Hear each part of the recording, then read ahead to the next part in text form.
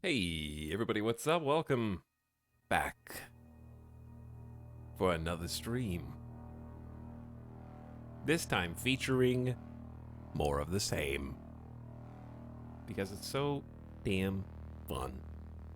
It's so damn fun. So damn fun. So damn fun. What? Emphasis on different words. Making different sentences is weird. How many languages is that possible? Is it's only some languages or every language?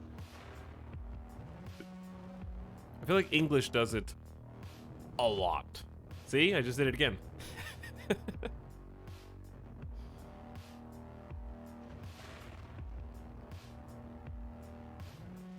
Let's see. Does every language use emphasis on individual words to change meaning?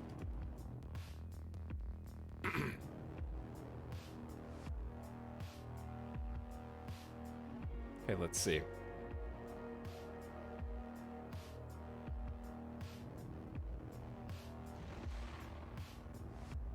Some languages prefer to use word order, for example, Swahili.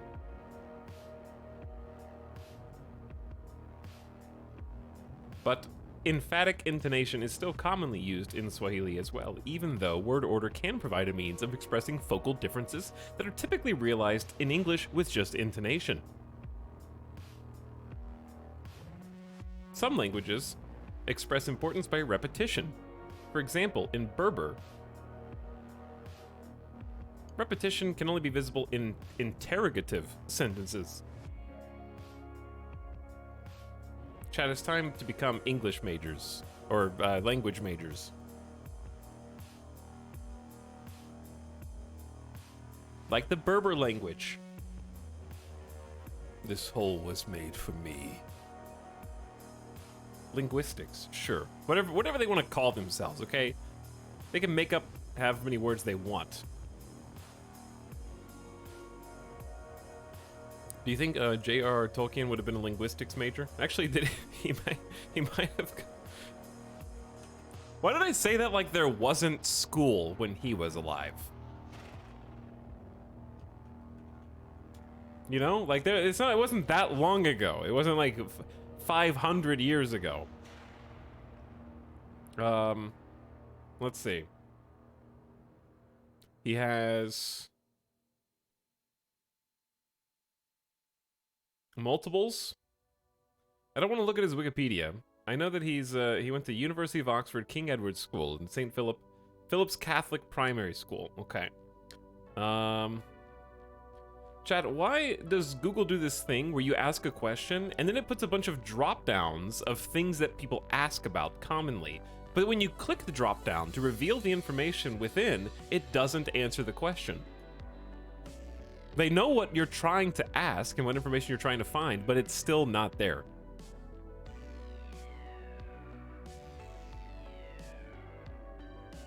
Because like I have to drop down for how many degrees did he get? And it doesn't, no one knows. It's also fake half the time. It's auto-pulled from metadata and doesn't always get it right. Yeah, I think so.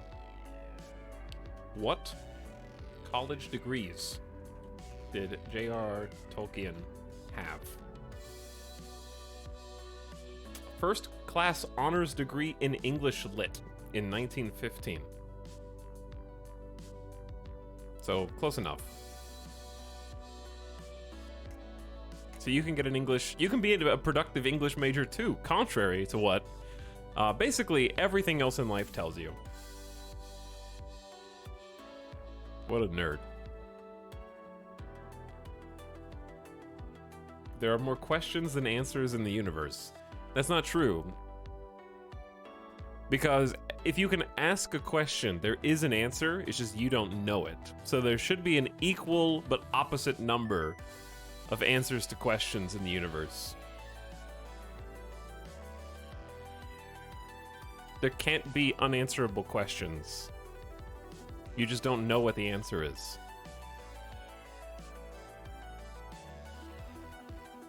Can there be multiple answers to a single question? Yes, sometimes, maybe. See, I just gave you 3. I don't know is an answer. That's true. I don't know is an answer. Rhetorical questions may not have answers, but some questions can have multiple answers, which make up for the lack of answers given by rhetorical questions. Think about it. A question is neither created nor destroyed. E equals MC answered. Very correct. The most correct.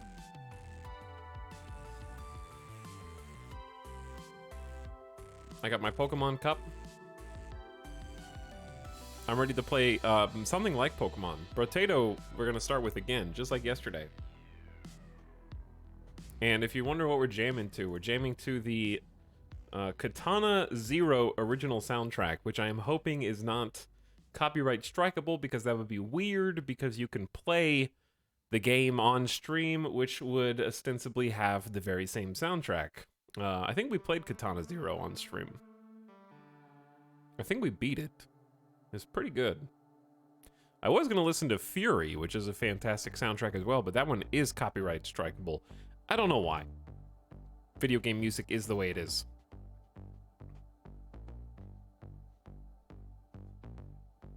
Don't how much would chuck me. That's the easiest tongue twister. And also, where did it come from? We've done a whole tongue twister stream before. Like we've already done this. But just because this is a reruns, we've already done Brotato and Terra Invicta too. We're doing it again, so it hasn't stopped you before. All right, fine. How much wood would a woodchuck chuck if a woodchuck could chuck wood? All the wood that a woodchuck could chuck if a woodchuck could chuck wood. That's the answer. You ever see a question and an answer? It's easy. All I gotta do is spit it out. Don't twist my tongue and my brain. You guys are already twisted enough, I think. Hello, beginning of stream says, "What's up, fine chuck up? People arriving for 12 months." And Young Riles says, "Mr. Streamer, how are you on this fine day? How has life been treating you?" It's a good day. I'm having a nice time so far. I went to bed too late because I was studying. I was doing my homework for the stream today. Learning about how to make ships in Terra Invicta. I watched an entire tutorial, and I probably still have no idea what I'm doing. But I have more than no idea what I'm doing. So I did my homework. At Chatanita, which of the RimWorld DLCs would you recommend, if any? Depends on how much you've played the base game. If you haven't played the base game, I would recommend no DLCs. If you've played extensive amounts of the base game, I would recommend both DLCs. And you'll know how much is an extensive amount if you're bored of vanilla. If you're bored of vanilla, just get both DLCs and or mods. Or better yet, DLCs and mods. But speaking of RimWorld, I know there was a new bit of info today. However, we're not gonna take an hour to talk about the new blog post. Instead, because I can't spend an hour reading RimWorld blog, then an hour or two in Brotato, then try and change gears to Terra Invicta. That's too many things. Don't deface me. We didn't even read the last one the day that it came out. So I'm just gonna wait until the next one comes out, because they gotta do 2. Also, I don't think that, like, I'm interested in a bunch of things from the new DLC, but the combat mechs are like 3rd on that list of things, between gene modification, babies, and combat mechs. So I'm just gonna wait until the next blog, and then we'll just do both at the same time. They'll move the boxes when the next boxes come in, guys. I'm just gonna go hide that somewhere. That can just go out of sight. It's got a whole Lego set. There's no way to unpack it. It just has to stay like that. It's got 10,000 Lego pieces in it.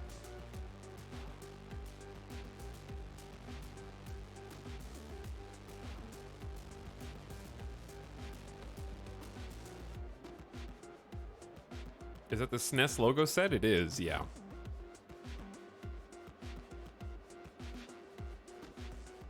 It indeed is the Super Nintendo with Mario inside Lego set.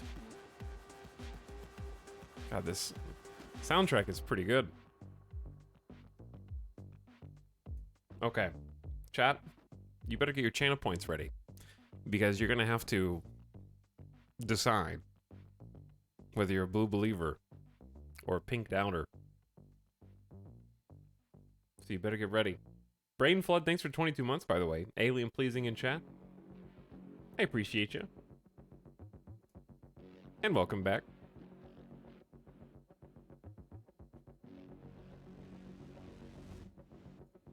Lego Worlds 2 win. We actually played Lego on stream already. It was during the Minecraft. We played Lego Worlds 1 on stream, I think. That was Minecraft Christmas special, I believe.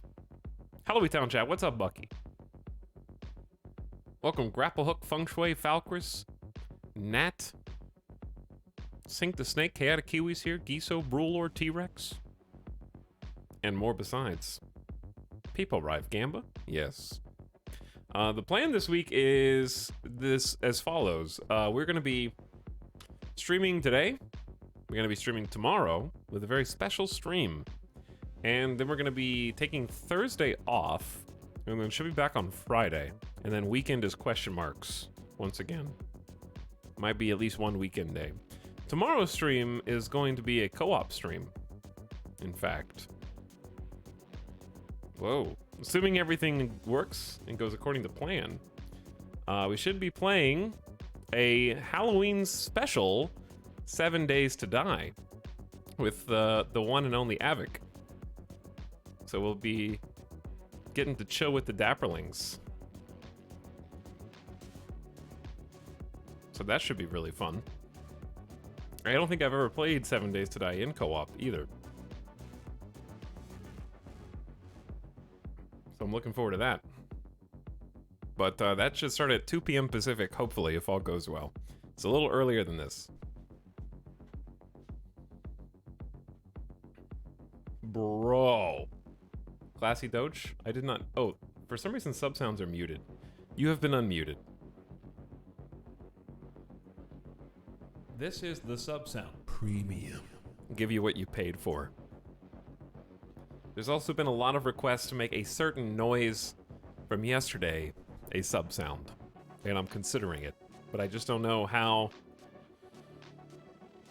I don't know exactly where to slot that in. Do it. I might do it. But yeah, we'll get some spooky streams and maybe some more surprises in the not so distant future. 100 subs, you'll never hear it. You hear it like once every few weeks. Okay. Whoa.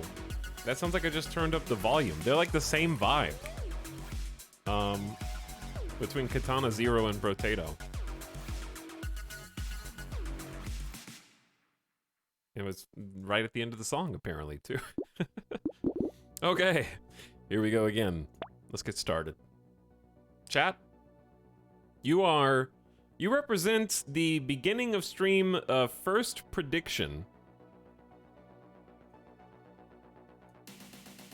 I'm not going to tell you what character.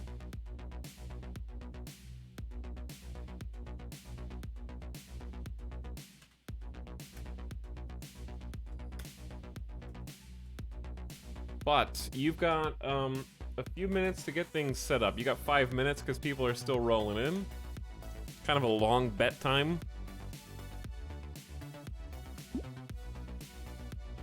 Hi, I'm here to doubt the streamer. Okay, for reference, we lost one yesterday and won one yesterday. The only thing I will tell you is that we're playing on what is currently the hardest available difficulty for me, which I think is tier 3, so if I just, yeah, it's a danger 3. New enemies appear, inflation is higher, enemies are stronger. So that's the only bit of info you get. Enemies are stronger. Have you gotten better since last time I saw you play? Well, you saw me win the lucky run yesterday and basically win the primitive stick build, but I lost to a technicality? I don't know. How can you get better than the best?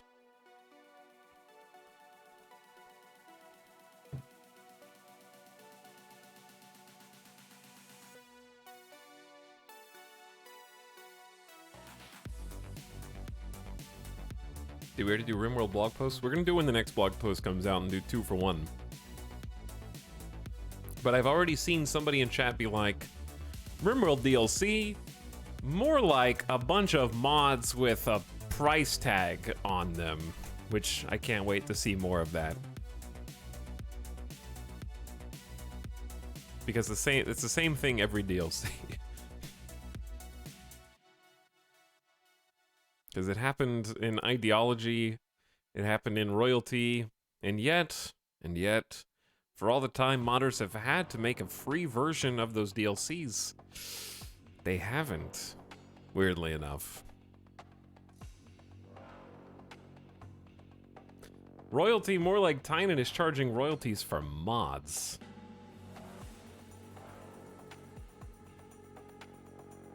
I'm pretty impressed by how much biotech is adding. I think it's way more. Like, I almost think it's too much, if that's a strange thing to say.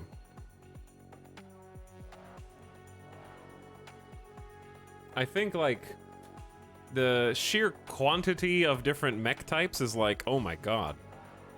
I gotta, like, remember all the different types of dryads, all the different types of regular mechs, all the different types of combat mechs, how to, get mechanitors.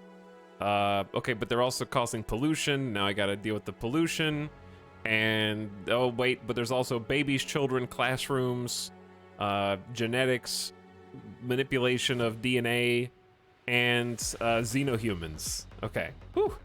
Like, I'm having trouble keeping up, to be perfectly honest. It's a lot. They did say they were thinking about splitting it into 2 DLCs, but decided against it. I mean, more content is better. More content is better.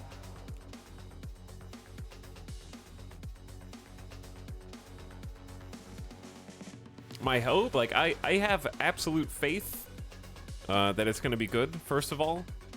But there's like a 1% chance in the back of my mind that some of it will be too much. I don't want to say bloat, but like, when there's so many things, it's gonna be hard to pick one. Like the paradox of choice. When do we get a DLC season pass system? Could probably use one with 3 DLCs in. It'll have a lot of choice paralysis. Yeah, that's what I'm thinking, and a lot of balancing for sure. Think about how much ideology's changed. It has changed a lot. You've got a Psycaster Mechanitor pawn with 2 different dryads and 5 different mechs attached, and 2 children. Because at first I was like, oh, cool. You got some labor mechs you can do, there's kids, and there's some mutations. That's a good DLC. And they were like, but wait. Have you ever wanted to be psychically linked to your robots, control the centipedes, but not only control them when your robots die, you can bring them back into pods and heal them, and also you can fight bosses, and then those bosses will give you special upgrades for just those mechs that you've been crafting. And they create pollution, which you will need to deal with, otherwise the insect hives will start spawning and your whole tile will become polluted. I'm like, wow, there's a lot of content. Feels like a ton. So I'm very excited. Because that much different content, I'm just gonna have to pick a direction, focus on that thing, and then the replayability will shine through, because you can do a full run, like Mechanitors as the start. Like a new start condition. You could do. If they're gonna have a Mechanitor start condition, I feel like they have to have another new scenario. It'd be weird to only have one new scenario. So I'm hoping that they have like a few new scenario types, which obviously you can get off of the marketplace or the workshop for free when people create them, but I like the idea of having new official scenarios. Okay, chat, you've had time to gamba. Now let's pick.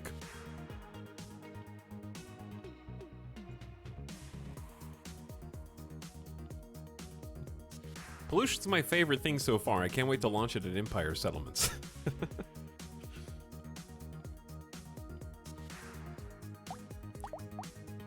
Who are we gonna play as? I'm gonna play with the controller again.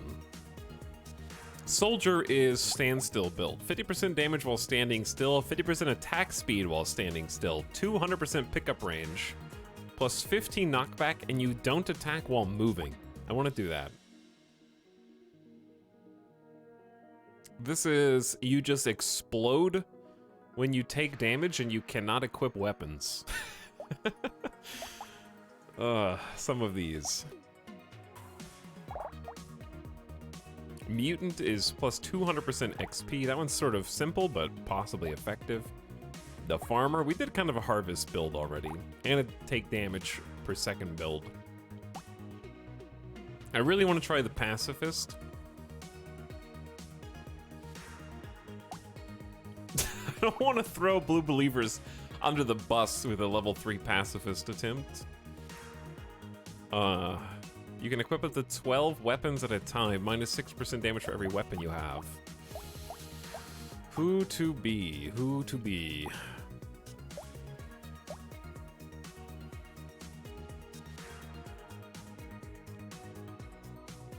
I'm going Bull.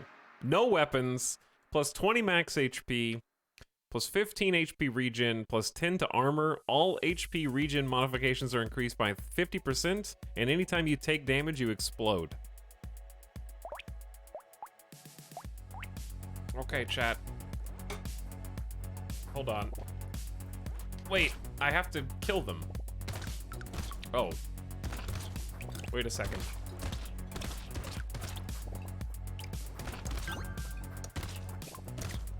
I need to look at my stats, dude. Okay, that actually is working really well in the early levels. I have 22 HP regen. You heal 1 HP every half second. What do I... It feels like more than I'm supposed to have. You can, 31 max health, and we take 40% less damage.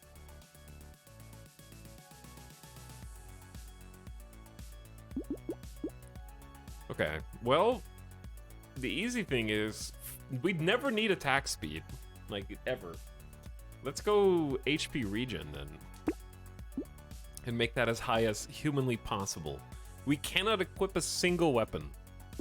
So, the only thing, though, is that range damage and elemental damage. Wait, no, it's melee, ranged, and... Yeah, all damage actually does increase the explosion damage.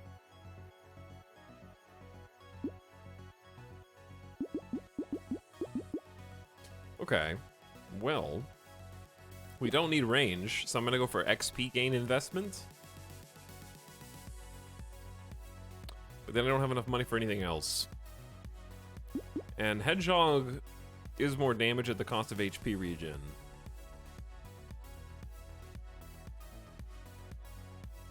This sucks. I want everything.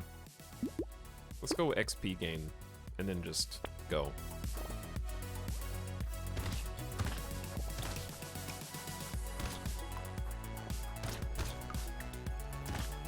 By the way, if you haven't seen this game before, it's got 20 waves. I guess I should have told you that while you were betting. Typically you need weapons, but not this time. This time I just go boom. So we're gonna want, like, move speed?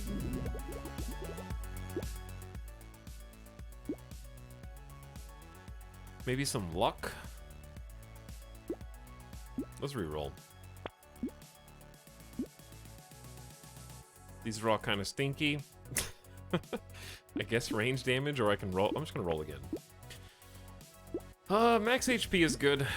Max HP, I don't think you want dodge, because dodge is how you do damage, so Trees die in one hit, but how do I hit them? I have to be standing next to them and explode.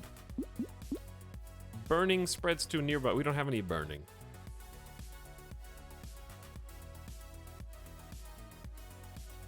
Does range increase boom? I don't think so. Range is not the same as explosion size. Range only affects weapons. And lifesteal is your attacks have a chance. The explosion's not an attack, I don't think. You just explode. Trees die in one hit should still work.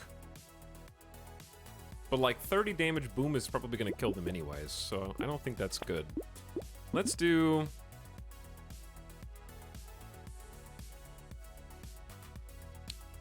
Goat Skull is good damage. But then HP regen from Mushroom is also good. And then max health is also good. I'll just lock Mushroom in. How many channel points? I saw like at least 2.5 mil. Is that correct? All right, let me see how the tree works. Yeah, I just have to blow somebody up right next to it. The trick is gonna be keeping our explosion damage scaling up with the enemies, because like on difficulty level 3, we got enemies are tougher, basically. Recent patch made Danger 3 harder, so maybe Bull's not easy mode anymore. I didn't know it was. I never played this character. I just picked it because it sounded fun. For sure, melee damage. We got 2 level ups. All right, let's go max HP. I'll just take the blues while they're there. I think some luck would be nice. Mutation helps, because every time we get 1 damage, either ranged, melee, or elemental, it's plus 300% for our explosion. So we're already exploding for 51 damage. We just need to make the explosion big. Is it too late for wheelbarrow? Probably. Bull is my favorite character, says Pink Doubter Anjay. Anjay, how do you feel? Betrayed? Hello, Nogmod Squad. What's up, Chargoth and Metalbit? Welcome, everybody. Like, I don't know what trade-offs are worth it. Like, minus luck doesn't seem good.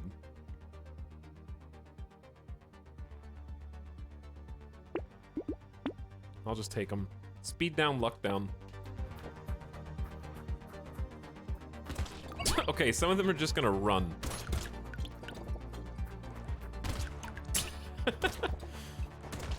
I think my nemesis is gonna be ranged, because I have to chase them down. My best counter, however, is clusters of melee.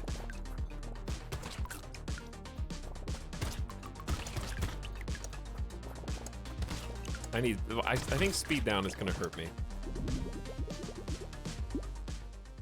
What is harvesting? Saw it yesterday and don't know. Harvesting is how many materials and XP you get for free at the end of a wave. So if you have 50 harvesting, which is pretty high, you'll get 50 free materials and 50 free XP at the end of each wave, and it compounds 5% every time it activates. So at the end of each round, you get 5% more harvesting, so it just keeps going up. It's like an investment.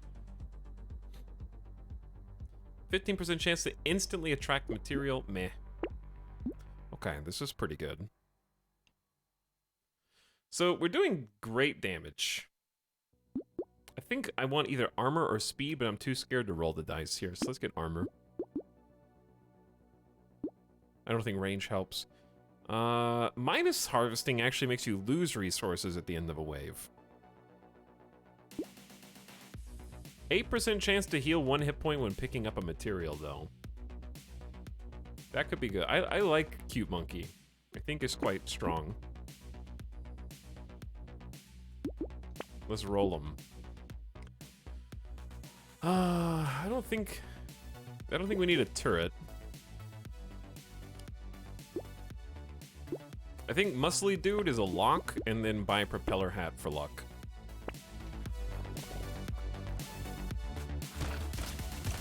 Okay, so anyways.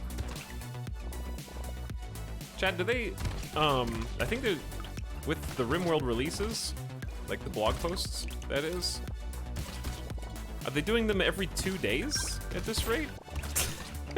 He's still trying to math the release date. All right, we're taking quite a lot of damage.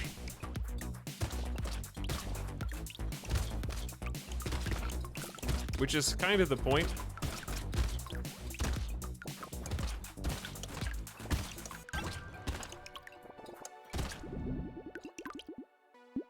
Yes, I know one released an hour ago, Felix. Did you just get here?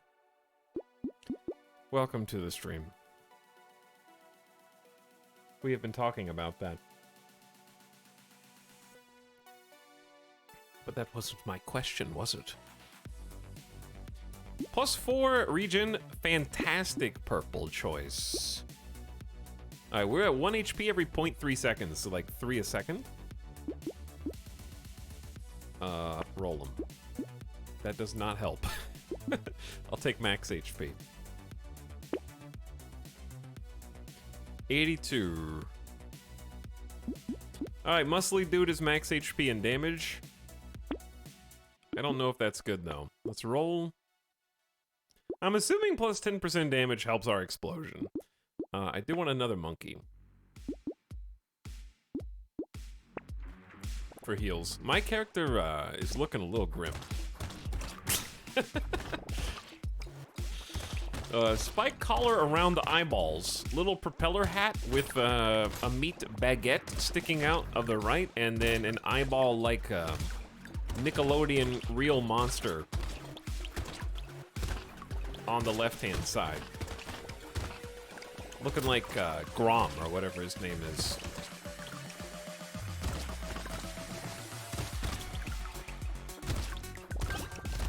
This is a very strange build. We're gonna have some trouble when we run into the bosses that are doing like 30 damage per hit. This is not good. HP regen it is. This is probably the most, 1 HP every 0.28 seconds. It's getting even better. I'll take chance to heal 1 when picking up a material. Explosion damage, hell yeah. Okay, that's excellent. And then roll him. Sad to mate. +8. Start waves with minus 50% HP. Yeah. Yeah. Charcoal is good damage. But I don't know if, again, we're struggling with damage. I'll take it. -2 harvesting is not super fun, though. All right, our explosion is now up to 78 damage. That's a lot. But it's only, we don't have like 4 weapons, like 6 weapons like usual, so it sounds like a lot, but it's not really gonna scale at higher levels. And it looks like it can crit, actually. Maybe lifesteal does stuff. Maybe it does count as an attack. So I have a 16% chance to heal every time I pick up a green.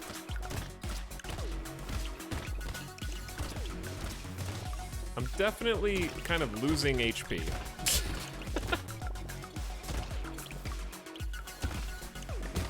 Not sure how I feel about this.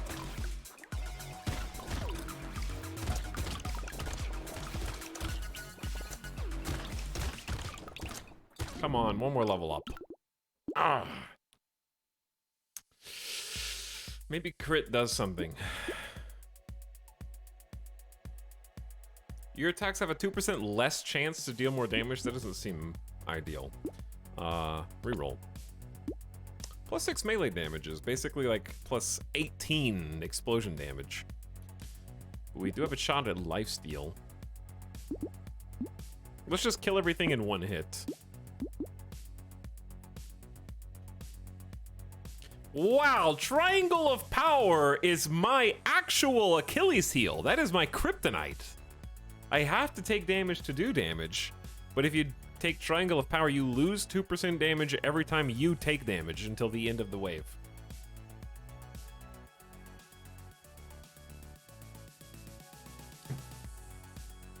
Aren't the plus ones from Cute Monkey? No, it does a +1 every time I heal from HP regen. Which is about to be even higher.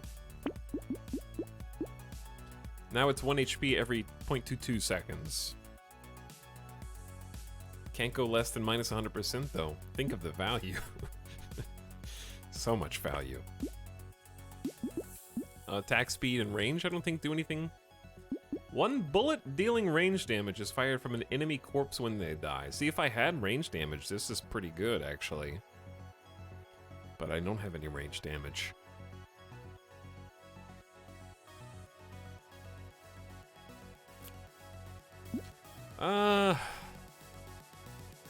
Bat seems overpriced for 2%. Gotta take explosion damage.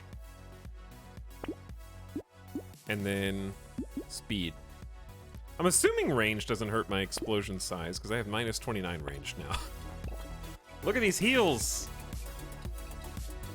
Alright, now the big time. How do we fare against the thick boys? Oh, we actually one-tap them.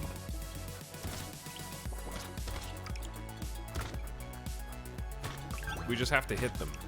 It's like a Raging Bull scenario here. God, I'm so slow. This is one where you have to like chase every enemy. Oh my god, you guys. I see trees.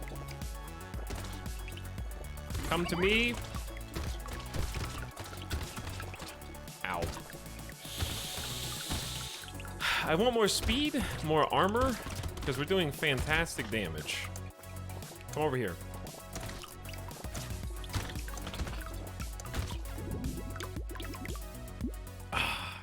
Shoot 6 alien eyes around you, dealing 30 damage every 3 seconds. Not bad. I'll take that. Maybe more armor. We just gotta survive. 15 armor is translating to a 50% damage reduction. Okay. I'm not happy with any of these.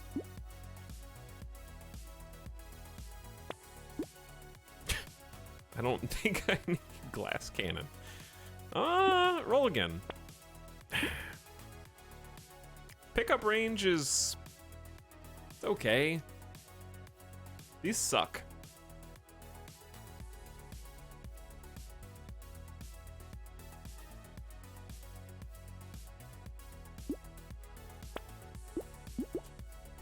%20 of your mats.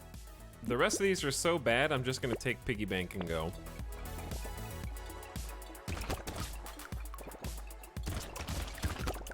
Yeah, pickup range synergizes with heal on pickup, but it's only 16%, so it's not like the build hinges upon it. I think the money's just better spent on, right now, investing, because like the armor combined with the heals is pretty strong, as you can see. Because I'm dealing 111 damage hits.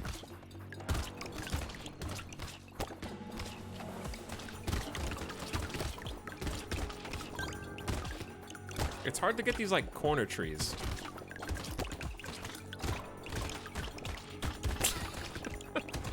Just little, like...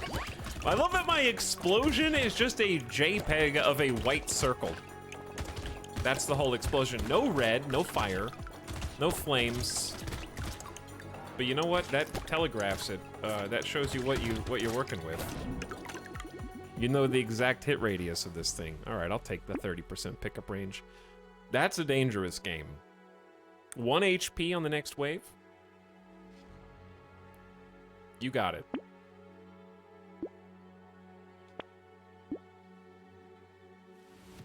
Roll them again. More, I guess I'll just take the blue region. Okay, we leveled up twice. I feel like we can do better, but I'm just gonna take the chest armor since it's there. Thinking about metal plate. I don't think I like alien worm at all.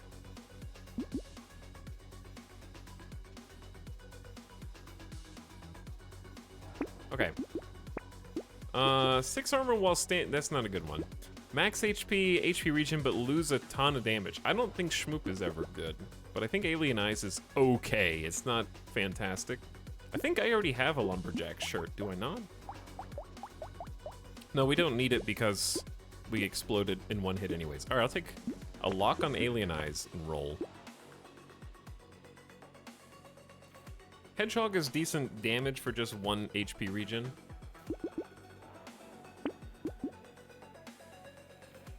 Because we do need to keep scaling damage as we level up. All right, we'll just hoard the rest.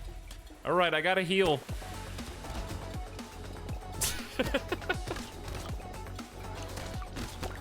Heal over time, though. And the little eyeballs getting shot out is actually kind of nice. Because it's a weapon when we're not allowed to use weapons.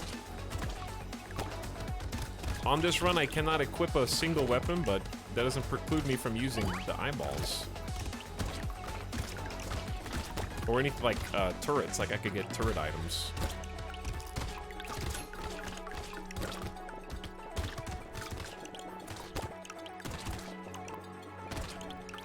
Trying to get each of these, like, tree items. I believe, but I hope Etau fails this run so we can watch him walk into people by habit on the first few waves. You like I just start the next run and just start intentionally ramming into all the enemies?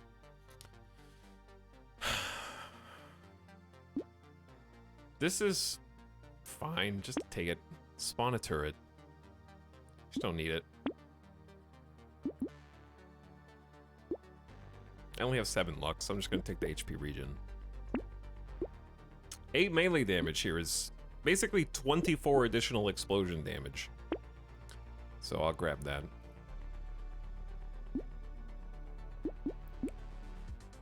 Why are these all so bad?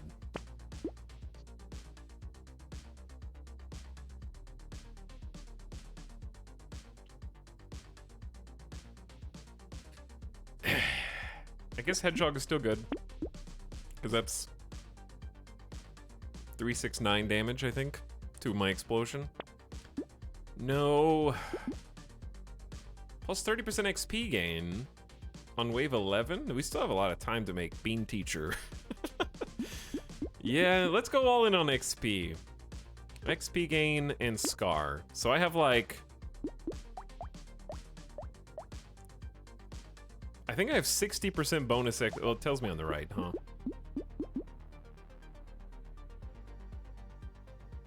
Actually, does it? Where's my XP gain? I think we have 60%. Alright, save the rest. People Rife. Hello, Hipster Doofus. What's up, Wanmean? If you're just joining, this is the first run. I walk into people, take damage, and explode. And then self-heal. We're starting to take a little bit more damage from the new guys. So I guess the strategy is just don't run into them, use the weaker enemies to cause the explosion. And then you can sort of pop them with your damage without taking the damage that they give to you. Okay, so there actually is a strategy, but you have to like visually identify all this stuff going on.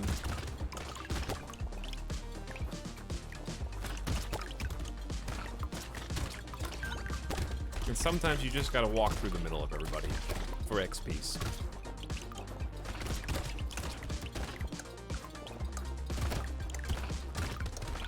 Oof. Does negative lifesteal do anything? I don't think so, no. I don't believe so. I think just keep snacking regen. I'd like a higher max HP pool, but they're really not giving it to me. All right, we're at 1 HP every 0.18 seconds. That's 5.7 per second right now, which is okay. Could be better. I don't need dodge. Campfire's just making me very slow. But it's good. It's a good buy. Spawns a turret that shoots piercing bullets. It's fine. Weird Ghost is probably actually not worth it at this point. Maybe it'd be funny if I died. Okay, fine, I'll get it. Sorry, blue believers. I apologize.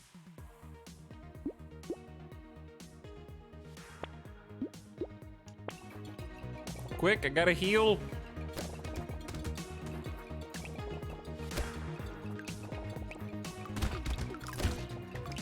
Because if you have enough speed, you can sort of lead them into a very large cluster and then pop a ton of them simultaneously. That's the other strat, I think. That way you're only taking the least amount of damage possible each time. And getting them into a big enough cluster where the explosion hits. I'm trying to tell if the explosion is smaller.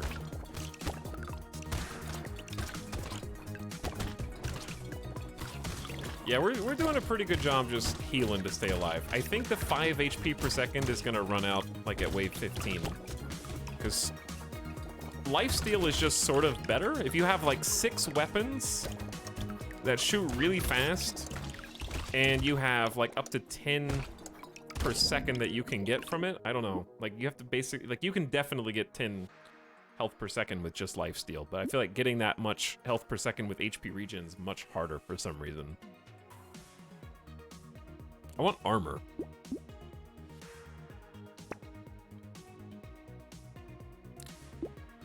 I'll just take the max. But you're hitting 10 to 15 enemies, lifesteal may work. You missed what I was saying. I was saying lifesteal feels better or like more effective than HP regen.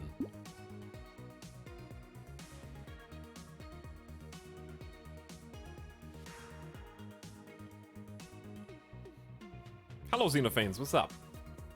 This is a disaster build. Do you mean disaster as in you can't believe it's working? Or you can't wait to see it crash and burn? Because I just got 25% to my explosion size. Is that a plus 25% to radius or area? Math. How does it work? I'm gonna get muscly dude.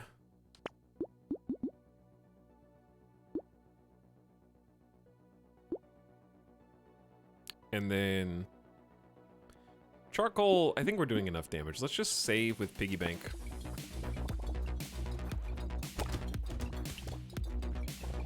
Okay, yeah, that's much larger.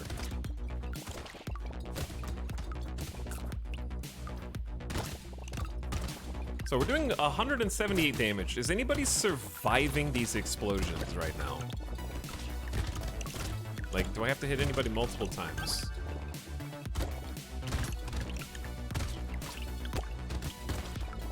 Hard to say.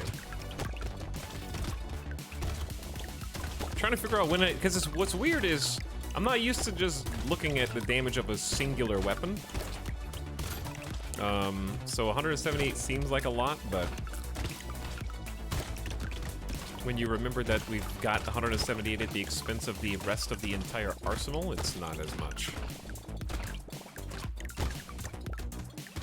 Come on, we can level up one more time. Ow, ow, ow. It's too late to go lifesteal.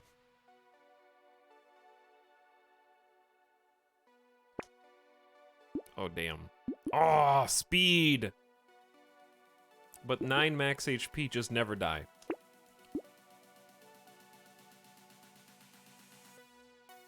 Hello, what's up, Kyozo? How's it going? I think the tall armor dudes are taking 2 hits, but that looks like it. Yeah, I think so too.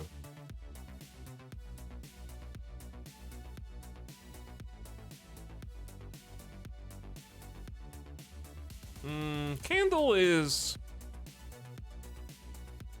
actually like decent as if you just only care about winning, but you do lose 10% enemies, which is basically 10% XP. I'm gonna roll. Goodbye, luck. I feel like luck is the only reason I'm even seeing this purple, so that's why that feels bad.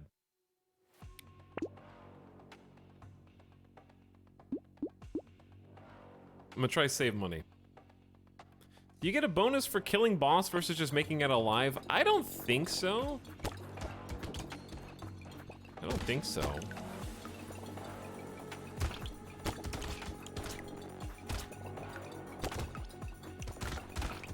But yeah, it's the dudes I gotta chase down. That's why I need the speed.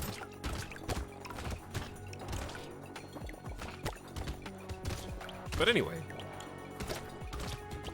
I think I can actually talk about other stuff whilst playing this game, unlike Dome Keeper, where I have to give my full undivided attention to staying alive. Not that this is that easy, but like, some people just are built different and can walk and chew gum simultaneously. Play things that require my full undivided attention without really giving it much attention themselves, and Dome Keeper really revealed that in me. Because like right now, I can dodge reds and just like, chat, we can have a conversation about the meaning of life and the universe. Easy. I love the energy of just bumper car everything to death.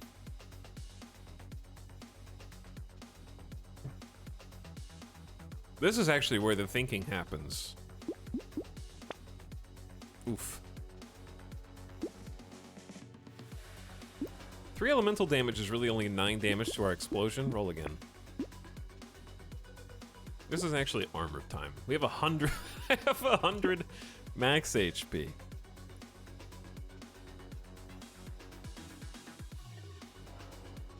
Hello, owl.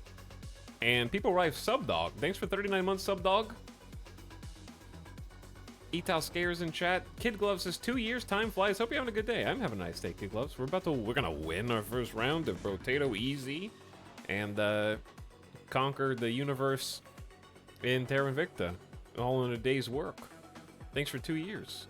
Is this Neopets? I wish it were Neopets. Thanks for 8 months. I miss Neopets. Measure815 also for 46 months. Howdy. Welcome to stream.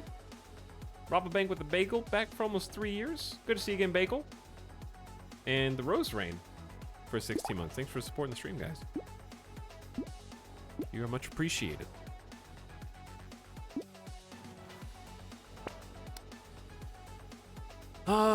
No.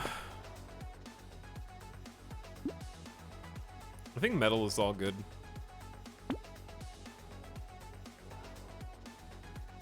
We have -1 luck. Not super thrilled. Oh, lock the explosion size. And then we're just gonna win. Handcuffs is not the worst thing in the world. Capping max HP at 105 is a respectable amount of hit points.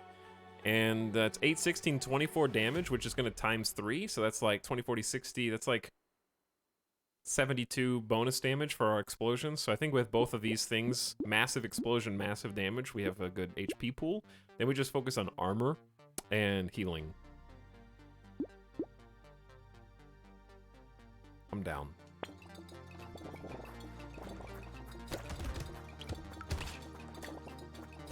All my Neopets are dead. Neopets are the OG, like, oh, I wonder if my Animal Crossing island misses me. Neopets are like the original, okay, maybe, I don't know about the original, but they're basically, if somebody made a full game about what happens to the Pokemon that you put in the PC, and then never go back to take out of the PC, it's like a Black Mirror episode. Like, how does time pass for them in the Pokeball in the PC?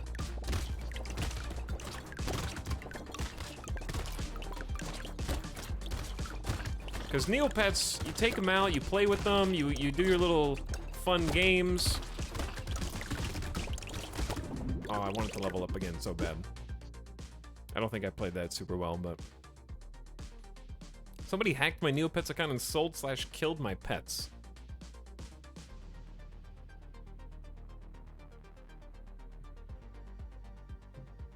Nintendogs. Sure. God, these are not good. I only reroll one more time. I lied. One more time. Okay, that was worth rerolling for. Now, I can't afford... Yes, can I afford both? Chat, how does math work?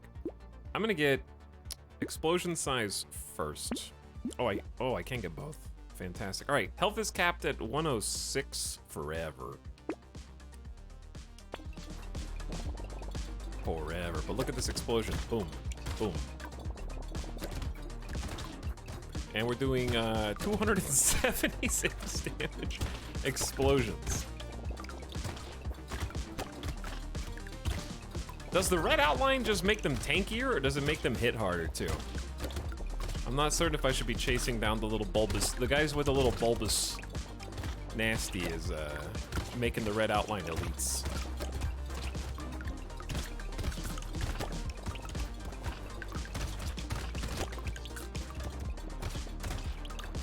Creeper. Yeah, I am kind of a Minecraft creeper right now.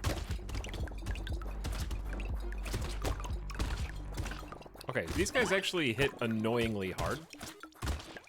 It's getting a little risky, chat.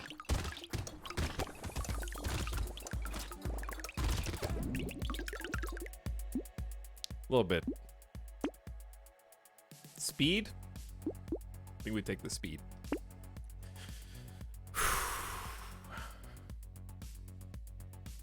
Tamagotchi? Oh yeah, Tamagotchis too. God, I miss Neopets.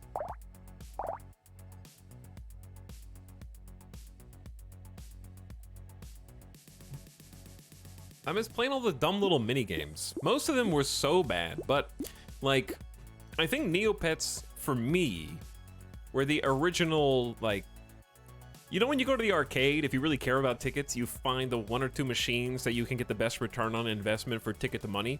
I think Neopets is what really kickstarted that for me mentally, because I just remember playing through all the games, but then just gravitating towards the, like, 2 that I knew I could consistently do well at to get the most rewards and XPs and different types of cheese pizzas. God, that was so much fun. That was the first, like, collect-a-thon for just hoarding different types of rare items.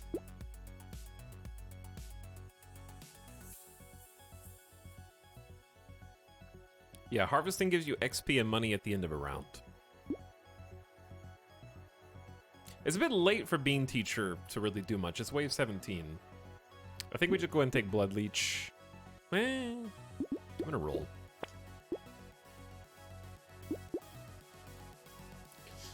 I'm not really happy with any of these.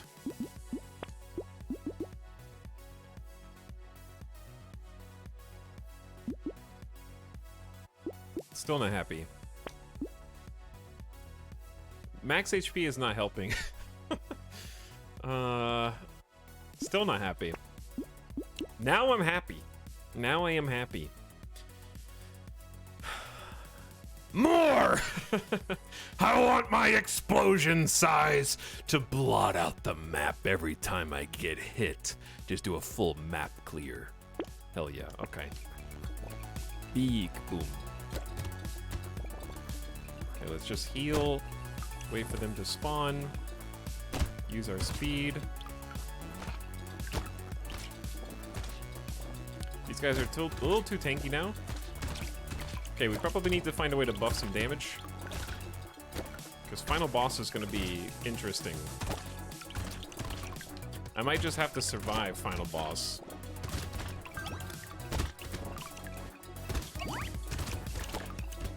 We'll see how it goes. The white flash is getting larger. Just going around and like solar flaring all these enemies. Men in Black build.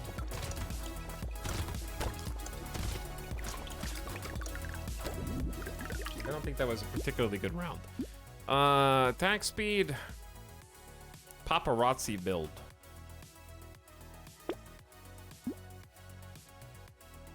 We have -1 luck, so this might be the best armor I get. I'm just gonna take it. Attack speed doesn't help. Range doesn't help, I don't think. Harvesting doesn't help. Reroll. These are all bad. I think -1 luck is maybe gonna kill this run. I also don't... It's too late for Lost Duck, though. We just have to commit. I think weird food is fine. That's survivability.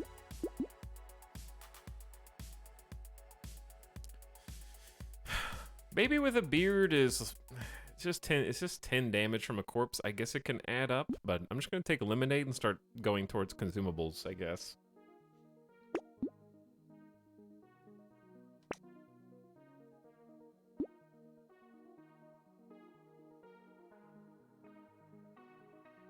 This is actually a net gain. All right, I'm just gonna go. It's wave 18, chat. I feel like we've plateaued. Having some bad rolls.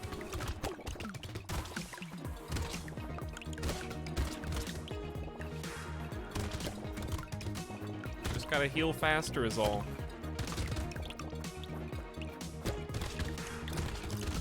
We're getting +6 from consumables now. So that'll do a decent job keeping us alive. I have to be careful just running through an extremely large pack. But yeah, the good old days of playing Neopets. I also used to play this online. It was text-based only. There were like no graphics, and I think it's still going to this day. I used to play Utopia. And God, I was addicted to that game.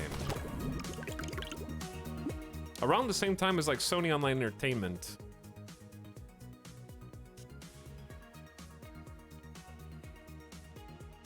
Was still a thing. AOL Messenger, sure. That was there too. This is pretty good. I do think we need some damage, but I also think this is what, 12 bonus damage? I don't know if that's good. When I could just go for speed. Or just 8% to all damage is probably better. Okay. Yes. We have 4 plastic explosives. SOE. Don't lol! Laser Sand, I don't know what those are. I do not know what those games are.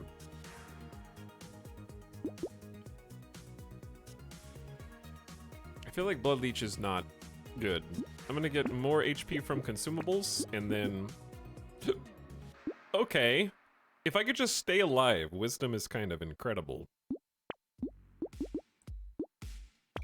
It's wave 19, chat. Soon. Look at it. We're getting close to the map-wide explosion now.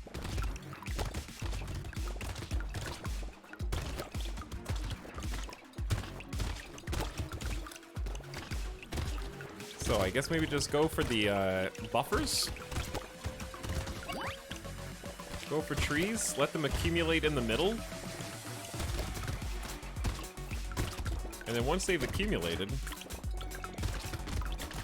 just go in and blow them all to hell. Those explosions need to come with an epilepsy warning. You might have a point. It is getting, like, if it did take up the full screen, we'd have a bit of a problem. Are they big enough to actually probably trigger epileptic reactions? I'm a little concerned. I do want that luck, but it's too late. Give money. Too late. Too late. 12% damage will have to do. Alright. Should I spend it all on Wisdom or Survivability? Let's go Wisdom. And if we can just do enough damage, we can kill everything that moves. So it's every 5 seconds you get 5% more damage. So you start off super weak for the first 20 seconds. So we just need to survive for like 20 seconds.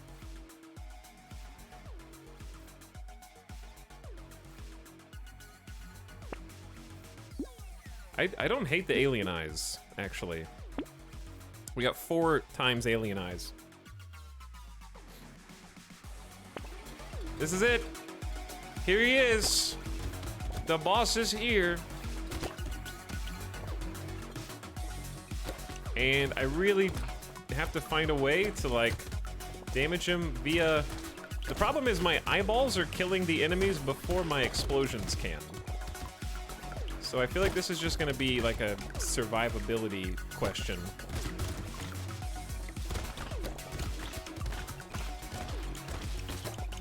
Because I don't know if I'm fast enough to actually run outside the circles, and I'm definitely not fast enough to just kill him. Or, not tanky enough, or... It's hard to talk. Okay, because this is the guy that, made the scream run yesterday. Okay, we should be strong enough to do some decent damage now. God, the eyeballs are actually countering this, my own build, because I can't get explosions off the weenies. Okay, now he's doing the charge thing, which is super obnoxious.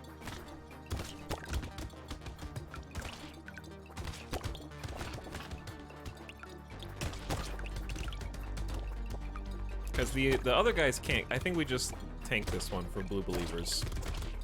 I can't kill him.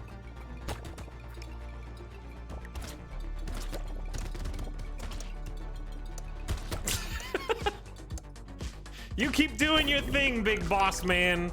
I will take my victory by decision. Easy points for blue believers.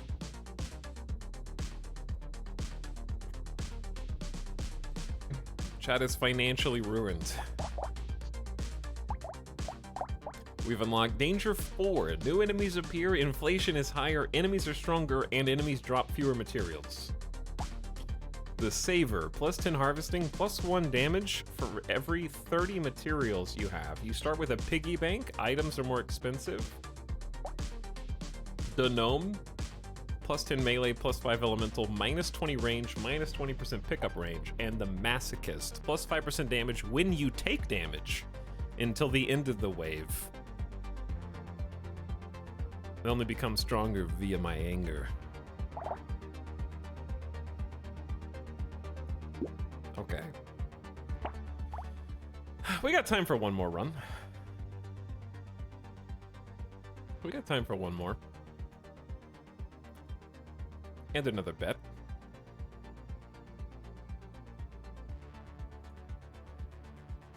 Here come your points, blue believers.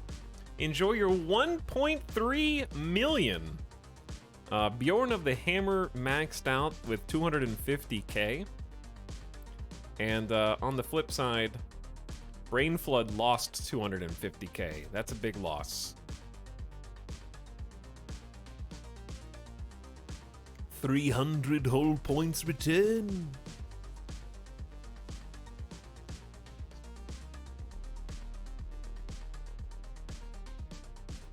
Time me out if you must. I can be silent no longer. Blood donation would have triggered explosion. I don't know what that is. And did less damage to you than face tanking enemies.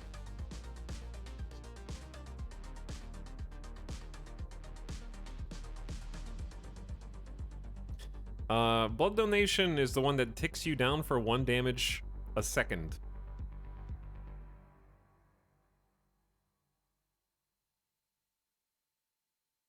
So, I guess, but I mean, I won, so.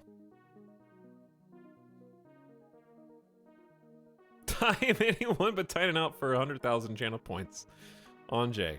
And I don't think 1 explosion a second is actually that much damage, because by the end I was doing like probably 3 to 5 explosions per second. So I don't necessarily think that that was some sort of magic run winner. But goodbye. Because I am the magic run winner. And it wasn't even close.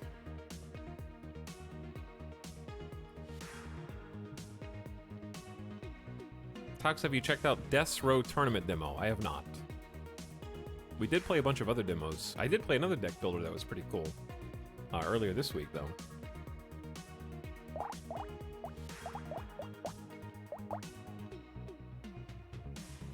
Subdog, thanks again for 39 months, dude. And I think I got CJ Mel at the end of stream yesterday, but if you're out there, CJ Mel, thanks for hanging. Chat, I kind of want to, oh, I need to give you guys a prediction. Will Ita win all 20 waves this run? You only get 2 minutes to put your channel points on the line. While I decide what potate to be. Melee, I haven't done any precise. I don't know why I don't want to. Mage could be fun. I think I'm just attracted to the gimmick builds. Because the gimmicks, when you lean completely into the gimmicks, seem to work.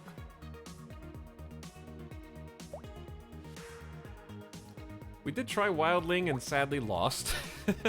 Like, I really want to do Pacifist. Gain 0.65 materials and XPs for every living enemy at the end of a wave. Gladiator is a bunch of different melee. The Saber was kind of interesting too, just like storing all your cash. He's going for a gimmick build. You don't think that exploding on damage is a gimmick? That was what we just won.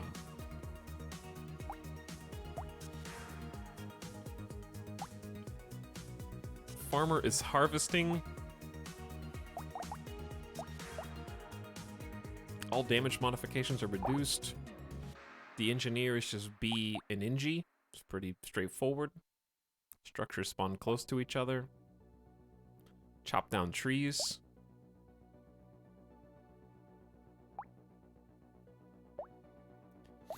Nah, explosing guy is meta. It's a gimmick though. Doesn't meta or not doesn't preclude gimmicks. It's literally a gimmick. He explodes on taking damage. That's his only method of dealing damage. Chat, did you know that winning is meta? Hey fellas, is winning on difficulty 5 meta?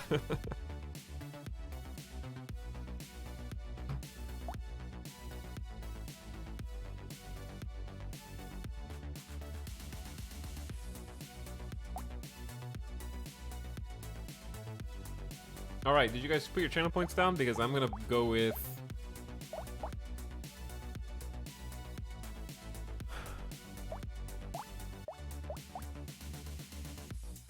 I've been wanting to do Pacifist. Let's do Pacifist. Gain 0.65 material and XP for every living enemy at the end of a wave.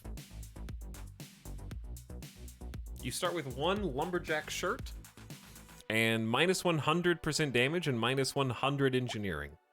So we have 2 support weapons, one with knockback and one that slows enemies. Both are going to be useful. Let's do hand for the knockback. Difficulty 4, enemies drop fewer materials, which is actually good. That's pacifist sort of count. Oh, dude, that's the meta. That is the meta. Ow. Okay, so actually just don't get hit. This is the... I went from wanting to hit everyone to please leave me alone.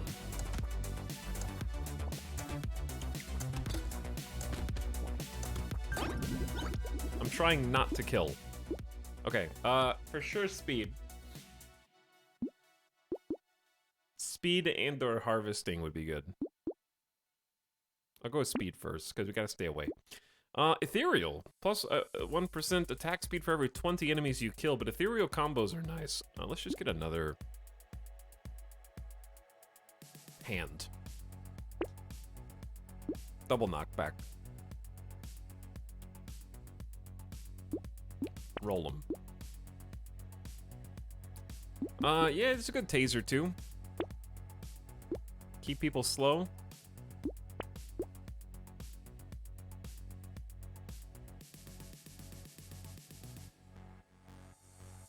We have minus 100% damage though. Okay, fair enough. So maybe Lost Duck is good to hold. Try to go for some luck. Just, okay, I don't want to kill them. I actually get punished for kills.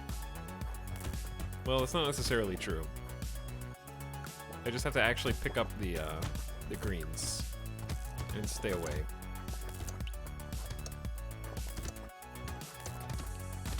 I need dodge. I need dodge, armor, and max HP.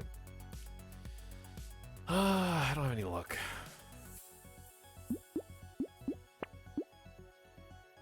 I don't think engineering is good either. We have negative 100 engineering, so that's going to be a difficult hole to climb out of. Let's go early on harvest. Sure. Give me Rubber Ducky for luck.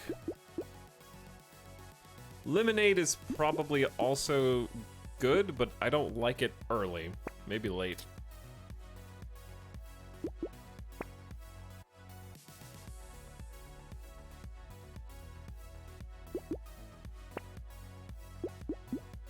Okay, we're gonna hold on to Propeller Hat and Taser.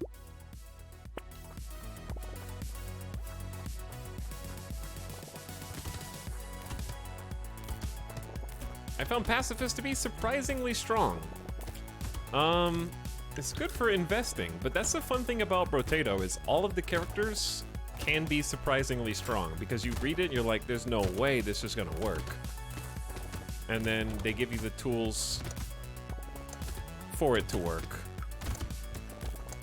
I wonder if you can get the 0 effective damage and go all knockback. I think that the minimum damage is still 1. I don't know if you can go below 1 damage or not. But like, lifesteal could be good. Max HP could be good. Let's just go reroll. 8 harvesting. Okay, let's do a harvesting run. Speed is good too, but...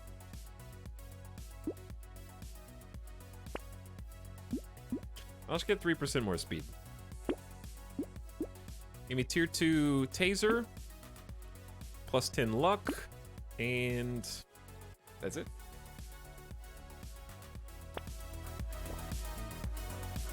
So I basically, have to win the war of attrition here. Chat, how many channel points did you guys put on the line this time?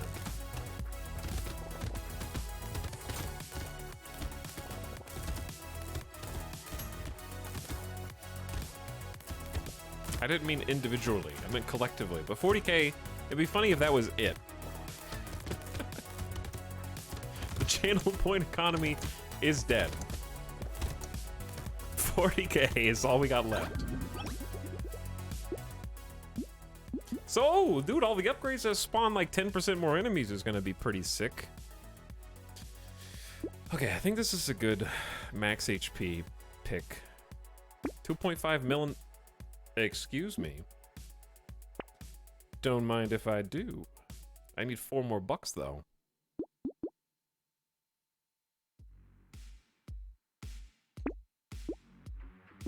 Alright, let's just save our cash. I'm hoarding 270,000 channel points. Why are you hoarding them? Bet. This is one of those games I love to watch. My anxiety wouldn't be able to handle it. I actually don't have any anxiety playing this game. It's very nice. But yeah, we're playing Pacifist is gain 0.65 material and XP for every living enemy at the end of a wave. So more living enemies is better.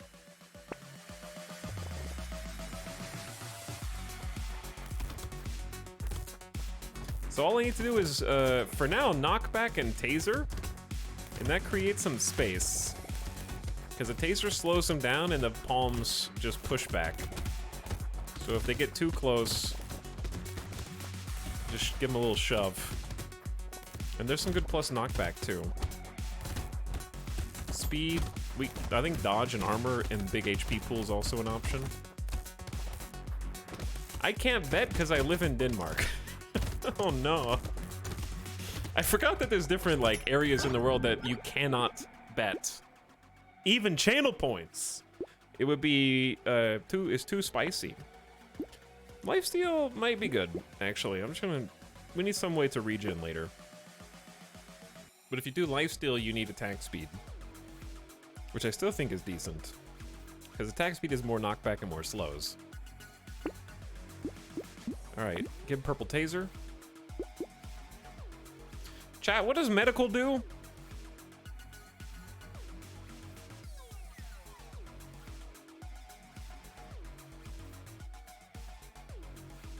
My pacifist run was strong until around 12 on 2 danger. Yeah, it's definitely gonna get harder. Lifesteal or HP regen, chat is undecided. It's lifesteal and regen. Wait, it's both?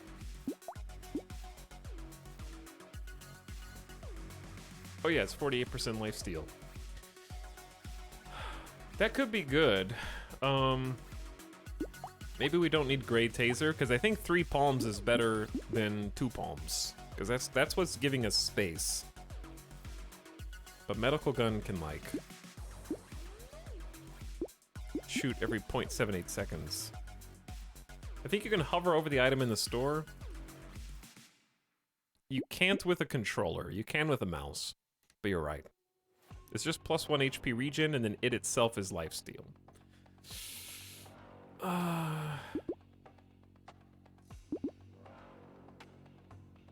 So it's like a 50-50 of 1 HP per 0.78 seconds.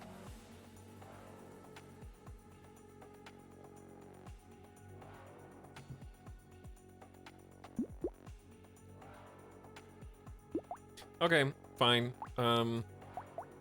Let's combo. We'll give this a try.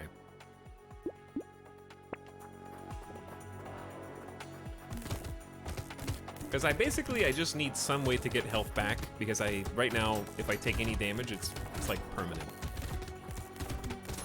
And the enemies are getting a little thicker.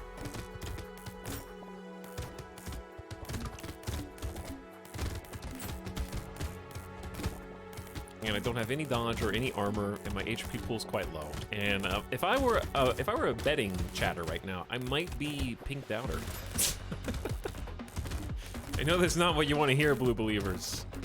And I know it looks very much under control right now, but like... Okay, alright! This is what I'm talking about! This is what I'm talking about! See? It doesn't take... I gotta take that. We gotta start building dodge. But I need more HP too. Alien Eyes! I want more luck.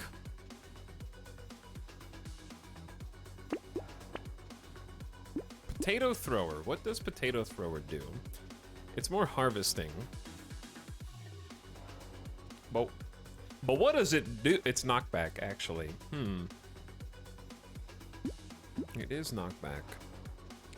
Maybe sell baby taser?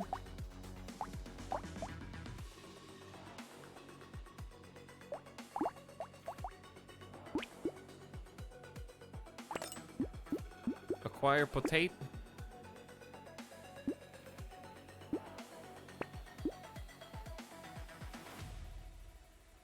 Is this actually the perfect run for Schmoop? I have talked so much shit about Schmoop, and I think I finally have a use for you.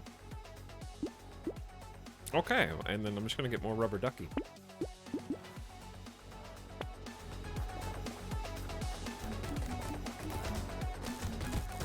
Wow, potato gun is actually like kind of awesome. Maybe. Okay, we gotta do better on the knockbacks and the slows.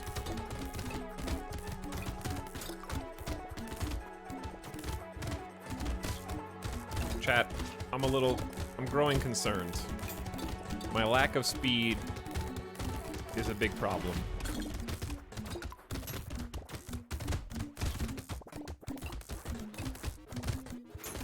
I want that item in the bottom right. I can't get it! It's off the map! My pickup range is too small. Oh no, you do get it. You automatically get it. Okay, no problem. We're good. You gotta take leather vests and just find HP somewhere else, because armor and dodge is too valuable. Well...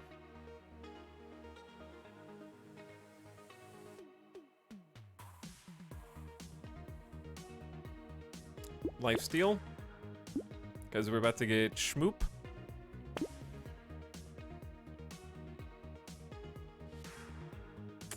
And then it's only wave 8. It's a piggy bank. It's okay, but I don't like it. I know that's not a good reason. Metal plate is good. That's just free armor.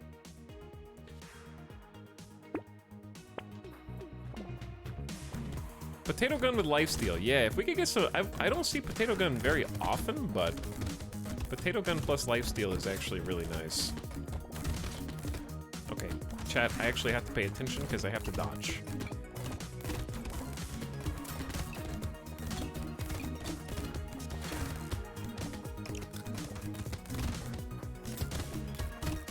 well, I don't owe Blue Believers anything because I already won for you. But yeah, we're talking about roguelites that actually stress me out. I think roguelites where dodging is a thing stress me out a lot more. Like, obviously you have to dance around enemies, especially as pacifist. And that can be a little stressful because you can't always just go around the outside. Like, okay, see, point in case. But like, Enter the Gungeon definitely made me a lot more nervous. Just because it requires very, very precise timing. For example. This is a tough pick. Like, Hades definitely made me a lot more nervous. This one feels like, oh, I lost? I'll just reset, and we can go again. No problem. Dude, 9% dodge or 9... I think I need the max HP more. But that 9% dodge hurts to pass. Throw him out.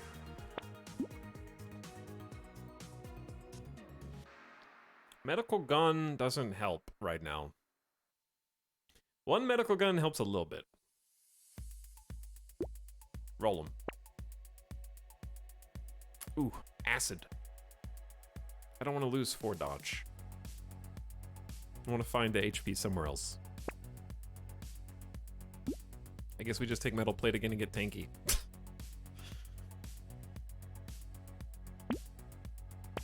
I don't feel like we got any stronger. We're not getting any good weapon rolls, to be honest.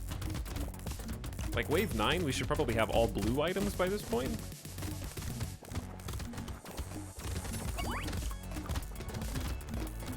There's a weird zen to Gungeon for me. I mean, yeah, after I got used to it, it's fine.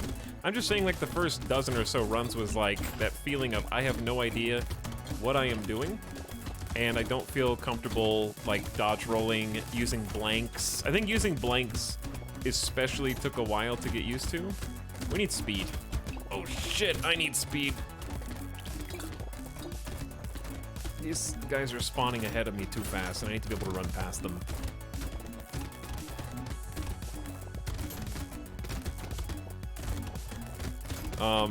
And then Hades as well had a lot of sort of mechanics where you really needed to learn about combos and synergies. And of course you could have dodge roll perfectly. And I think the perspective, like the angle of the camera, also took a bit to get used to.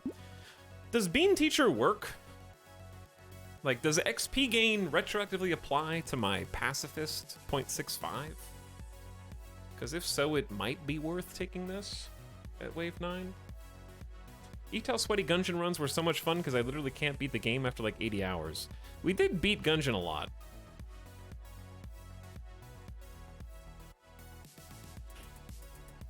I love Gungeon and Hades. Isaac was too much for me. Way too many items and rooms. Yeah, Isaac, I actually did play for a while, but I didn't play it without the wiki open on the left side.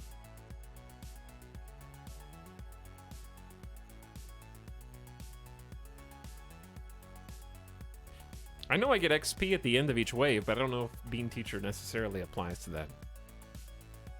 But chat says it does. We'll try. I think just take the max HP again. Keep rolling. I think attack speed and try to get more lifesteal. Because attack speed's nice. It's schmoop time!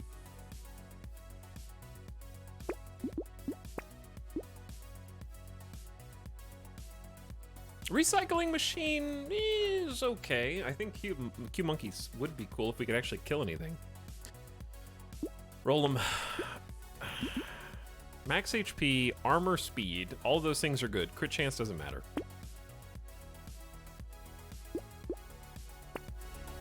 This is the second run, actually, 005. We won the first one, so now we're on difficulty 4.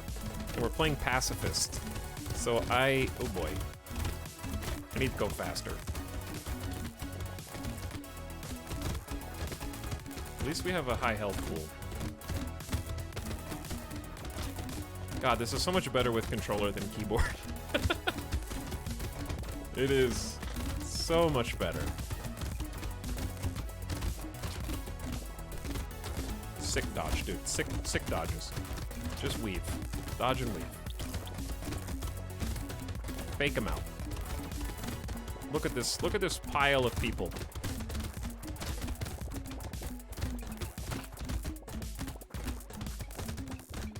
Some of them actually disappear after a while. So there is like a maximum that can be on screen at the same time, it appears. Oh, there's treasure.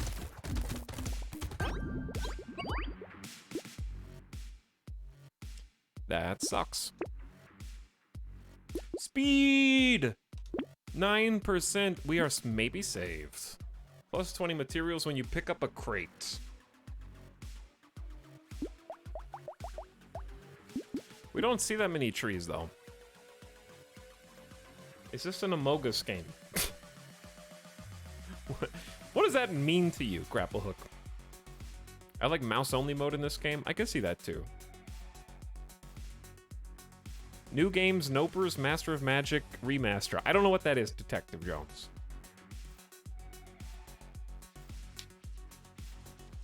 It means the game is sus.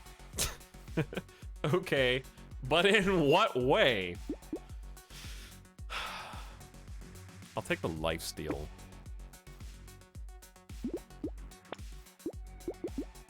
A little wandering bot that slows down nearby. Dude, another schmoop. Another schmoop. 166 plus 166 is 332, right? Damn, I'm like 10 short. The visual styles. This could be an Amogus style game. You might be right. Okay, chat, I am gonna lose this game for Blue Believers, which would be great for Pink Doubters, unless I go take a pee break right this very second. That will take 120 seconds. Count it, starting now, go.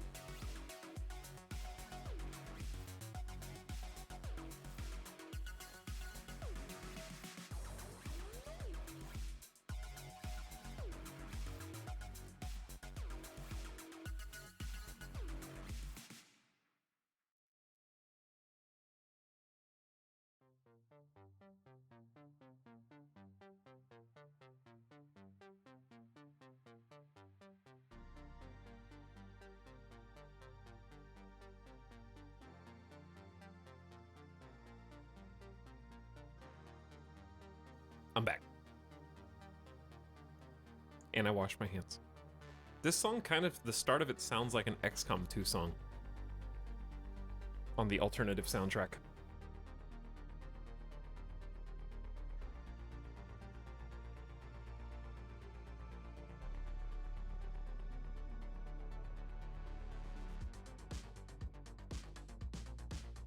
Okay.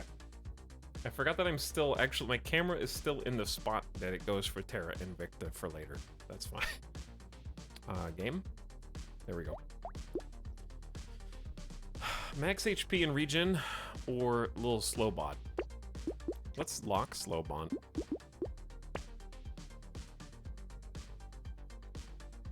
Small magazine is actually worth it for attack speed.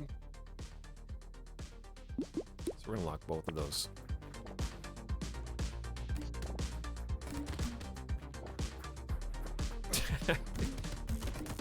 Chat, are you not listening? I said I washed my hands, okay?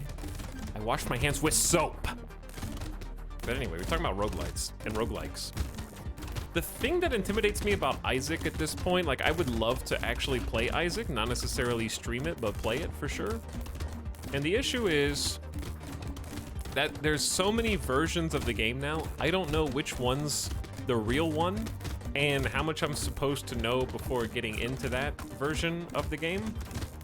And like, the wiki is so dense that even having the wiki open on the side is intimidating in and of itself, because it's like, I don't know what that weapon is. I have to look through an item guide and then identify it visually. Because you can't search for it if you don't know the name of it before you pick it up.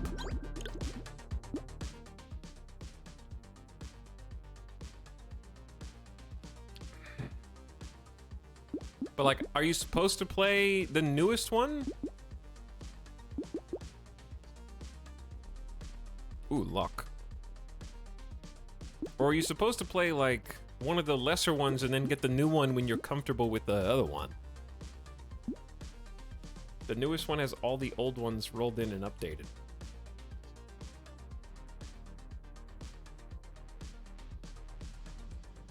Item description mod takes the wiki and puts it on screen when you get an item. That's cool, but I don't know. I feel like somewhere along the way, like Binding of Isaac at one point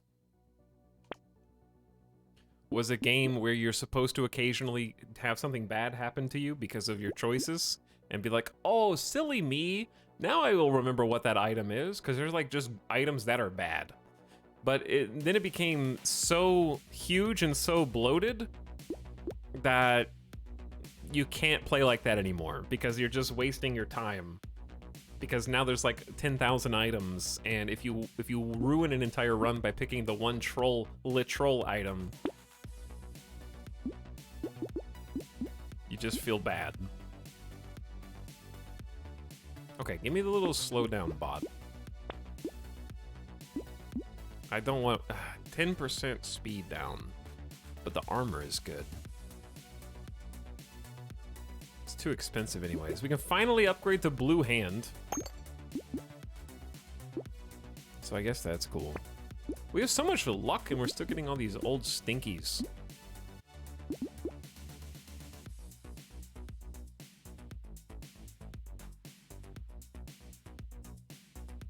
Items do unlock over time, so for a new player, there's some ramp up. Yeah, there is. Use streamer luck.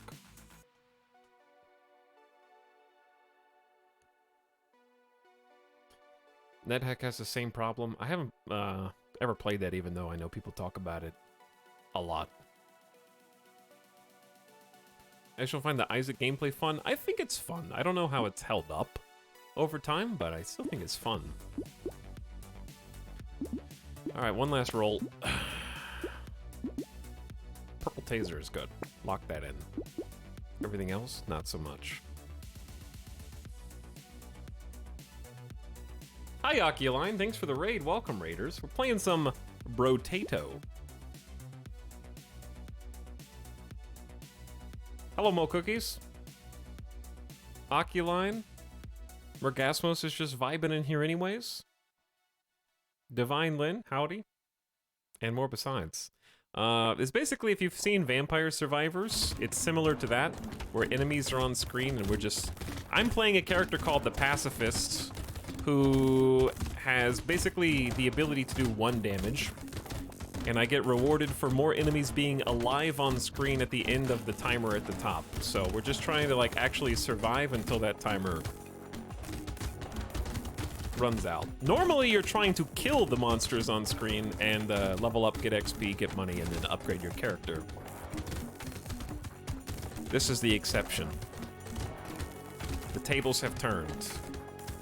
And we have hearts for eyes. And we're trying not to kill. So we're picking a whole bunch of different stats that hopefully will help us do that. Which is getting a little bit, a little spicy. It's wave 12. We're still doing pretty good, to be honest. They have a bakery. Open the gates! Ooh, this is a tough page. Do we want another 9% dodge or another 3 armor, chat? Right now, armor is giving us a 32% damage reduction. Dodge is 18% chance to just not get hit.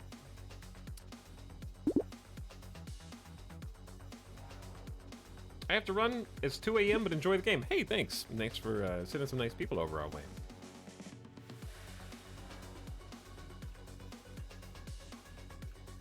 What were you guys playing? Ooh, Inscription. Now that is a good game. We did a full playthrough here and loved every second of it. But hope you're having fun in Inscription. And welcome new viewers. Thanks for hanging out. 9 dodges, technically armor. Kinda is, yeah. We'll go dodge. Okay, Taser 3, or... I think I'm just gonna... Is it better to just sell blue taser and have 2 purple tasers?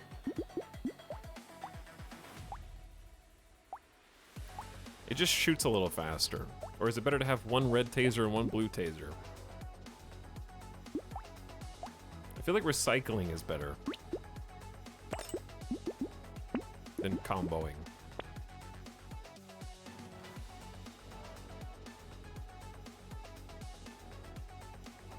I apologize for my grave and unpredictable error.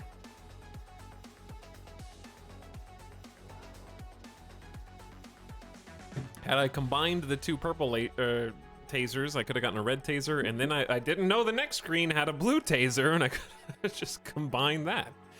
It's easy.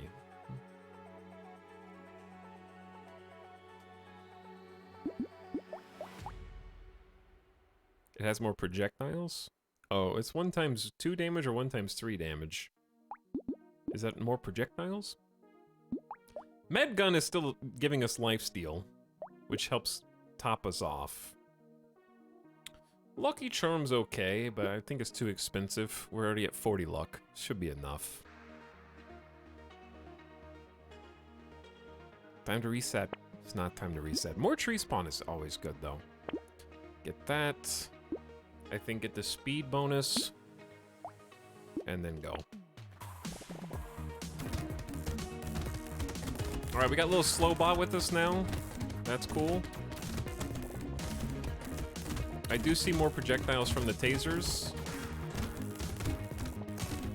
Taser's slow. We got more dodge. And more speed. I think we need more heals for when we do take damage.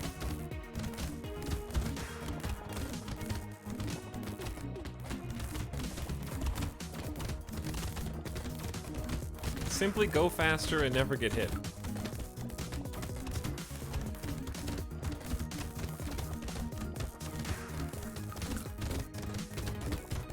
Okay, I think we got this. Reversing directions is often bad in this game.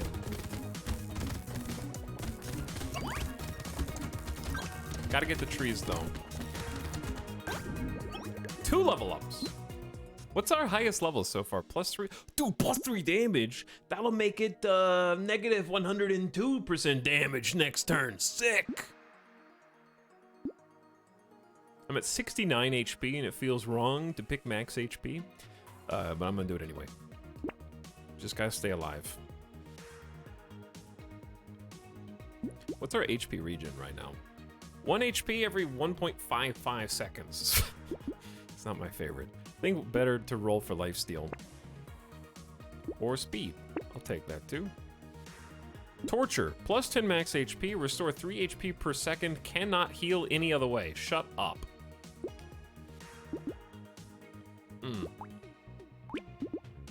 Purple hand. Meet purple hand. 2 purple hands. 0.7 seconds. What is this build good at? Not doing damage. It's good at being peaceful. It's good at showing the monsters that we are willing to turn the other cheek. The shadows are here. Shadow Light is back for 47 months, and Shadow Fox for 19 months. They only come up when the sun goes down. Hello, both of you. Shadow Fox says nice. Thanks, Shadow Light, for 12 turns, almost 4 years of sub. Math's hard. And welcome back, Shadow Fox. Turn the other cheek by shooting them in the face with a potato cannon. Here's the thing, though. If I'm a potato and I'm shooting potatoes through a potato cannon, what does that make me? Am I like a human using a human cannonball to attack other humans? circus going insane? Some sort of sicko. I think that's probably true. We could sack 8 luck for the HP and regen. That's just too good to pass up.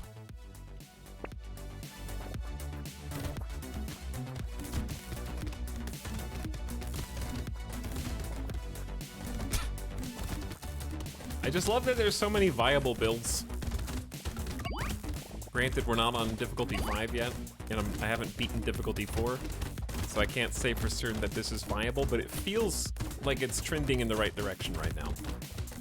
Like, I have a comfy health pool, we have decent dodge, we have okay armor, we have a teeny bit of lifesteal, we have a lot of slows and crowd control. We're getting a lot of trees, which is basically an easy way. Ooh. Okay, the range guys are where this is gonna get. This is okay. See, now it's too spicy.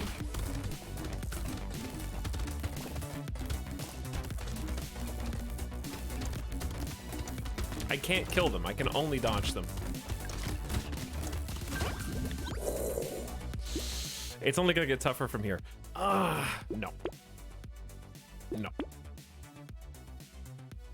Attack speed is good if you have lifesteal. So attack speed is nice.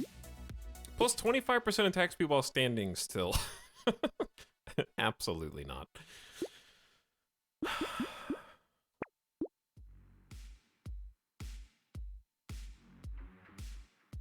think the luck is... Oh, it's okay. I have 32 luck. Forget about it.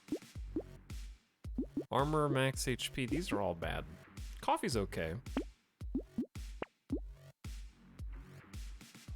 They're really trying to sell me on Propeller Hat, huh?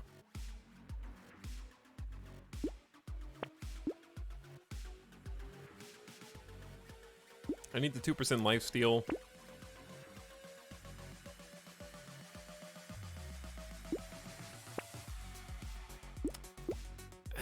Alright. Wave 15. Not super happy. We are pew-pewing very fast now. What's my attack speed's 45%? I can't stop those guys from just shooting red damage at me.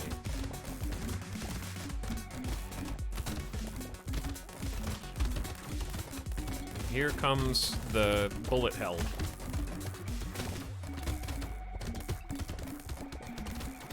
I need even more attack speed slash lifesteal. But yeah, you can, if you're a pacifist like I am, you can still win by not killing the boss. Simply outlive the boss. It's easy.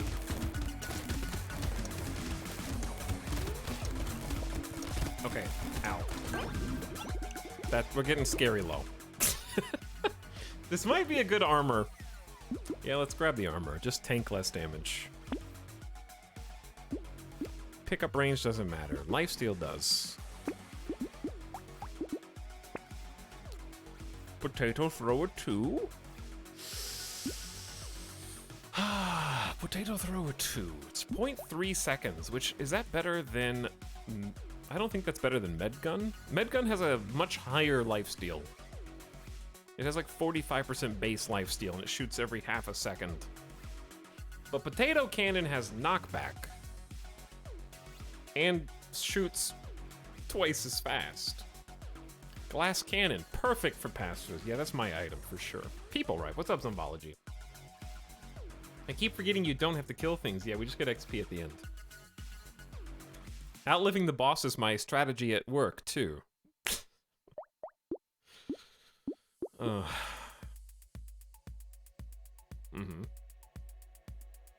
We'll just upgrade this. Just make it an even better potato. 0.24 seconds is nice. None of these. I don't know if that's good. I don't want them to be faster. But plus 15 is a good amount of health.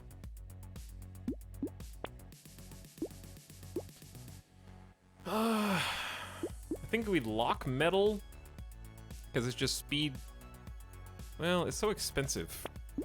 I'll just take Bat. We're at 15% lifesteal, which means each attack has a 15% chance to just heal us. We're getting close. Wave 16. We got 5 to go. And the problem is the waves get longer.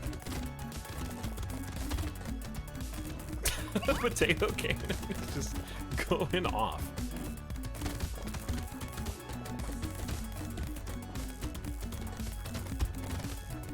So chat, what is the average length of a run in this game? Because Vampire Survivors is just 20 minutes per run, technically. Aside from any time that you spend paused deciding how to build your character, right? Like, if you add up all the wave time, what do you get? Because the waves start off really fast, and then by the end of the game, they become very long. Oh dear. Awful. Oh, there's some really good choices here. 9% dodge. Easy. 36%. I think it caps at 60 now. 30 for Vampire Survivors, 20 for 20 Till Dawn. Oh, yes, you're right. It's 30 minutes. I'm thinking of the other one. You're correct. Healing bullets isn't the worst idea I've seen. I'm just gonna take max HP. 20% dodge while standing still. That can only take you so far. Because I don't... Can I get away? I don't think I can get away with standing still. Unless I had all palms. I'd have to have all palms. It's too late for luck. It's not too late for Medgun purple. So that's a 0.54 second with a 65% lifesteal now. Good. It's too late for recycling machine. I don't know how to save money. Well, well, well. Hold that for next time. Maybe hold Blood Leech too.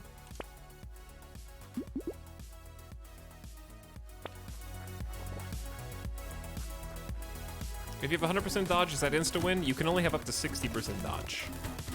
There is no... It used to be 70 and they patched it.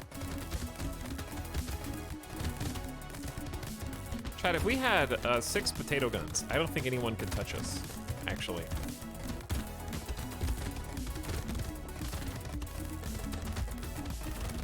It's only one potato gun.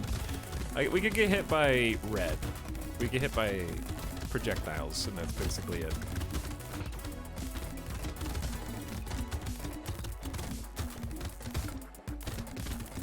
More potatoes. I was doing homework and missed the start of this run. Chat, who has homework today? Second question, who's at work right now? Don't say me, because wait, you can't ask 2 completely different questions. And if you say me, it could mean yes to either one.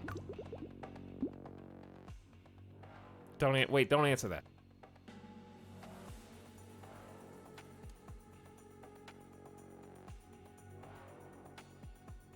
Me for any and all future questions. Who is trash? Okay, we already know the answer to that. This guy. No homework, and I'm not at work. Wow. It's after 5 p.m. It's 5:06. All right, we got our first red. It's 0.47 second cooldown, a little bit faster push. Lose a little harvesting for some lifesteal and HP. Wave 18. Can he do it back to back?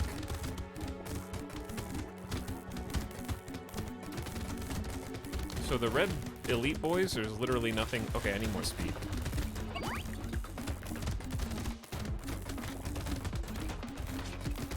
Chat, the walls are closing in. I don't think I can do it back to back. They're too fast!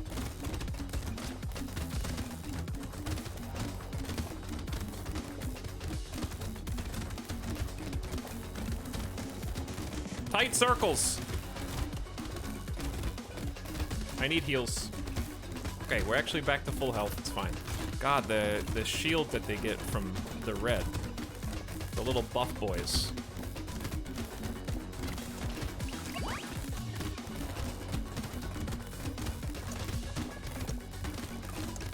Three, two, one. Good dodges, good dodges, good dodges. Yes, more trees is amazing. I still have 32 luck. I think attack speed is actually still fine. And save money for this. I don't think acid is worth. Bad rolls. Beanie's okay. Gotta take the speed. Everything's very expensive. Inflation is higher than ever. This is a tough call.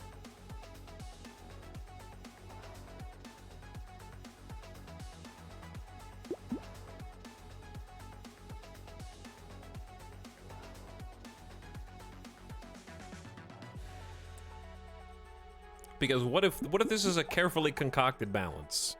Like, this is up to 2 HP per second from Medgun alone. When we're taking damage.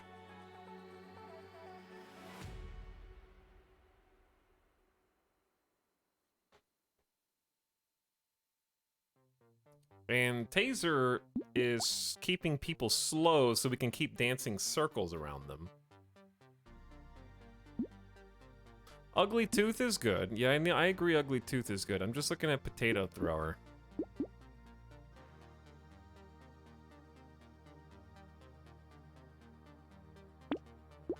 Because we're one off. It's 20 knockback. Bro, you are a potato. I know. We talked about the ethics of using potato throwers. Human catapult. Potato catapults.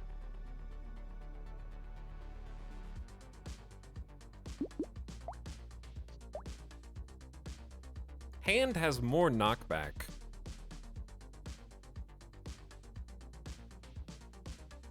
Than potato thrower, but fires like not as frequently. If you recycle, you get money. Yeah, I just think like 2 HP per second. We're taking damage. We can't stop taking damage. So just getting rid of medical gun is getting rid of a lot more heals. Because, yeah, we'll still have 17% lifesteal with Potato Thrower, shooting 3 times a second. But Medgun has a 2 out of 3 chance to heal every half a second. So we're losing out on stay alive ability, which is that's a keyword in the game.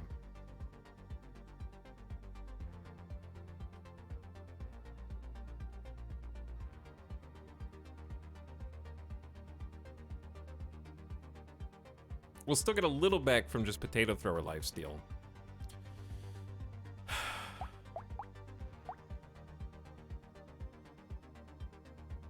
I guess we could afford to since we did just get Ugly Tooth, maybe combining Taser is fine because we just got another slow. Plus this will shoot an extra projectile and slows enemies in a radius around the projectile. Yeah. Oh, you can't. Shit, I can't afford. That doesn't give me money. Okay, you're right, you're right! It's fine! Okay, you weren't expecting the shit, I'm broke. Okay, well, whatever. This is just gonna be challenge mode. Boo Believers, he's throwing.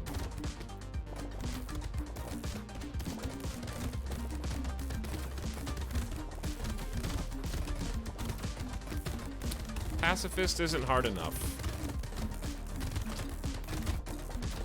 So I decided to make it more challenging.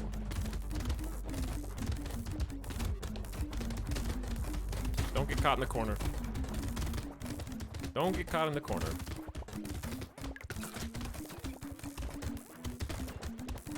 Look how slow they are. Oh my god. Kind of running circles around everybody.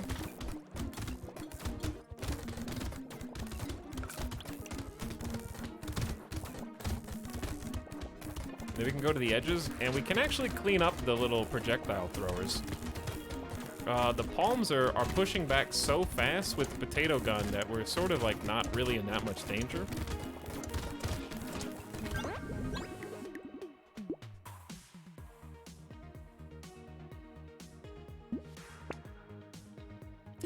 I say speed. 35% speed is not as much as I wanted. Okay, well now we have no excuse not to buy potato. 2 potato guns. Final wave. Plus another 8% dodge has got to be better than 1 armor because we can just get... Damn, I can't get both that and leather vest. Leather vest is just better than both. And then lifesteal. And knockback. Alright, this is it. What is my armor? 12? 44% less damage with a 42% chance to dodge. Game time, chat. We gotta live for like 86 seconds. I think we have this, because we can just... There's not that many ads, and we're speed incarnate.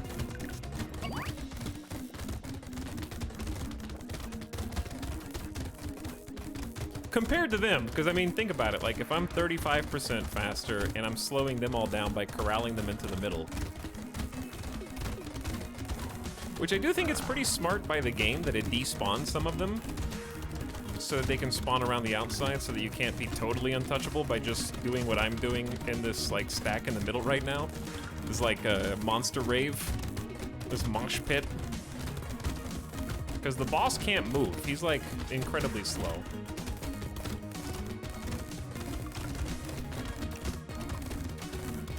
$30 seconds. Just don't get hit by Big Red.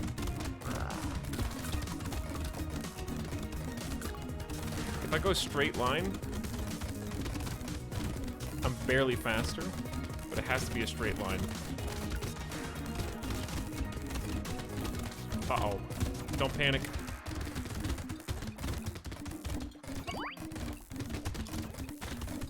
Oh, shit! Ow! I'm alive! Woo! Pacifist danger for blue believers. We did it again. Final difficulty. New enemies appear, inflation is higher, enemies are stronger, enemies drop fewer materials, and 2 bosses appear at once. Oh god. Panda. Panda. Plus 12 max HP, plus 25% luck, and the Knight. Plus 2 melee damage for every 1 armor you have. Plus 5 armor. You cannot equip ranged weapons. You can only equip tier 2 weapons or above. All attack speed modifications are reduced by 50%, and all harvesting modifications reduced by 80%. GG chat. Again! Here come the blue believers points.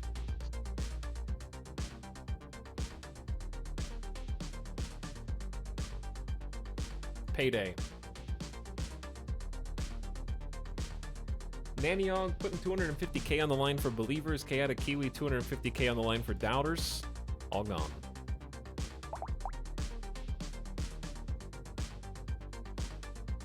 No ranged weapons. You can only equip tier 2 or above. What do you start with though?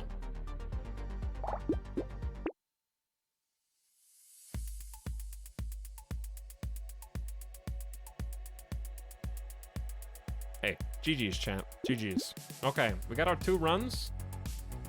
Now it's time to change gears. We got 2 wins. That's more than was stipulated even in the title. But I gotta win on level 5, hopefully sometime this week.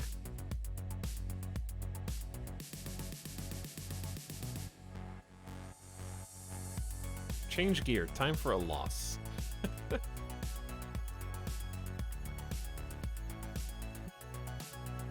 Title says win again, so you have to win 1 more. I won twice, Corey Gaming.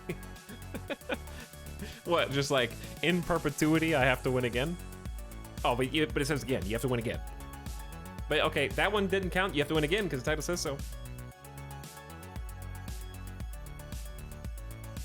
Let me see how it is.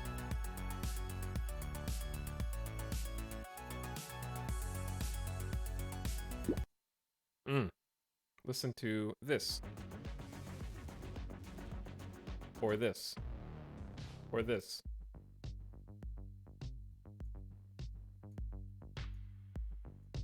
There we go. They make a strong argument. You play until you lose. When I used to play Rocket League duos, that was the worst. Like if you, I'm sure that you can say this about any multiplayer game, be it Counter-Strike, Overwatch, PUBG. Nobody references PUBG anymore. Fortnite, okay, Apex. Did you guys ever get stuck in like the lose loop, where it's like, okay, well you can't end on a loss. We gotta play again. We gotta play until we win, at least one, okay? And one of two things happens. Either you play again, you lose. You play again, you lose. You play again, you lose. It's been hours. And you were like, if I had just gone to bed, I wouldn't have lost the previous 5 games in a row. I have wasted my time, and I am now even more upset than I was before. Second, you might play a few games and then finally win and be like, well, we lost 3 and won 1. That doesn't feel good. We gotta win a second one. And then you get stuck back in it again. Like, it never actually worked to play, oh, we gotta win one more before we can sign off. And then you win one more and stop. That never happened. It was just like an addict at the slot machine. Even when you win, you're like, ooh, but I won 1. How about again?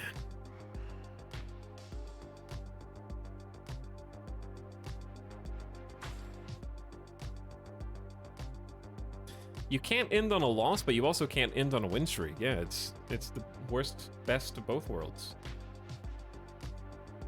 All right, chat. Thanks for watching Brotato. We're gonna switch to Terra Invicta now. After feeding Blue Believers very well tonight. Hope you enjoyed the runs. I'm glad we got to win on Pacifist. And now we have to win on the highest difficulty versus 2 bosses. So, I actually did my homework. I watched a full hour-long tutorial on how to do ships in Terra Invicta. You know how much I remember of that? Like 15 minutes.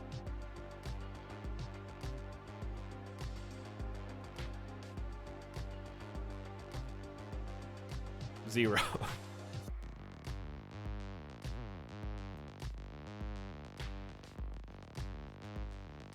If you want to see the tutorial that I watched, it's the one that everybody in chat keeps suggesting, but I didn't watch it because chat suggested it. I watched it because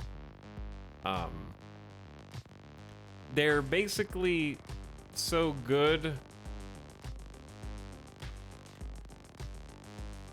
that even the developers are like, hey, you should watch these tutorials before playing the game. I actually watched them because the developers said so. But I'll link it in chat for anybody who wants to watch it themselves.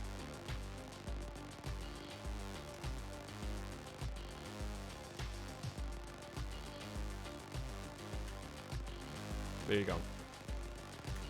This was the ship build. Good YouTuber too. Does a good job explaining.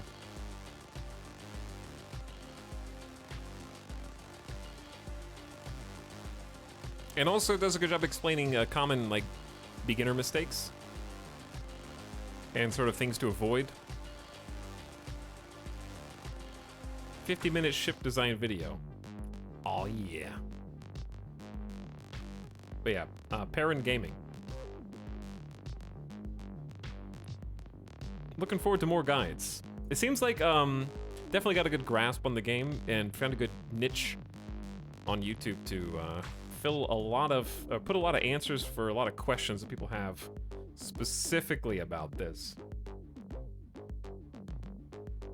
However, I have already watched the video, T Birdland, and can relay a lot of the things that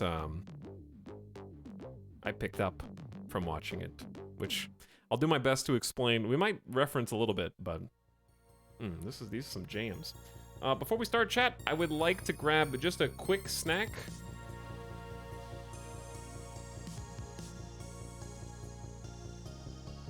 After we celebrate our wins, I'm gonna grab a quick snack while you jam to these tunes.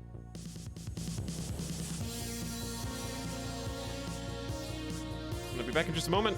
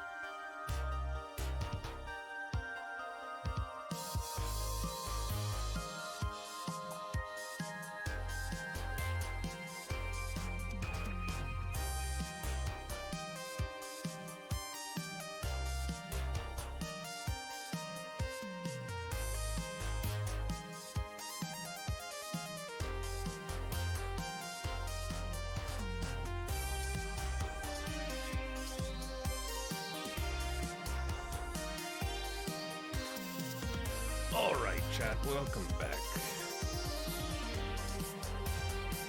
I have returned. Let me give a treat to the dog.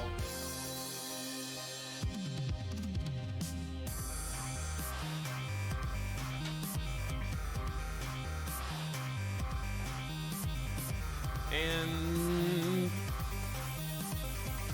interesting BRB music. Oh, never mind, it's mellow.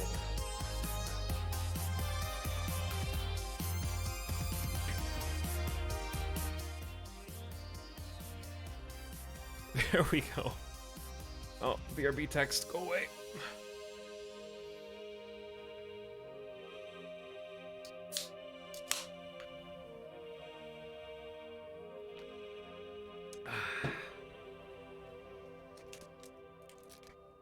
All right. Thanks for waiting. I had to run a victory lap after back-to-back Brotato wins.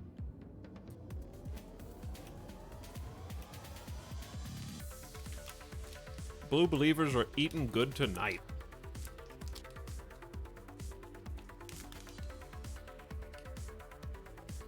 I had my own critics in the house while I was grabbing this snack. I learned that there was a little bit of a shadow of a doubt when I chose pacifist run.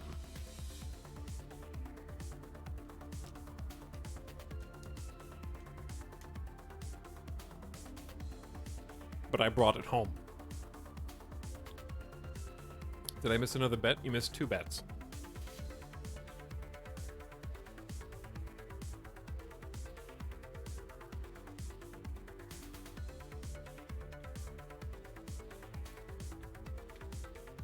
Okay. Food consumed?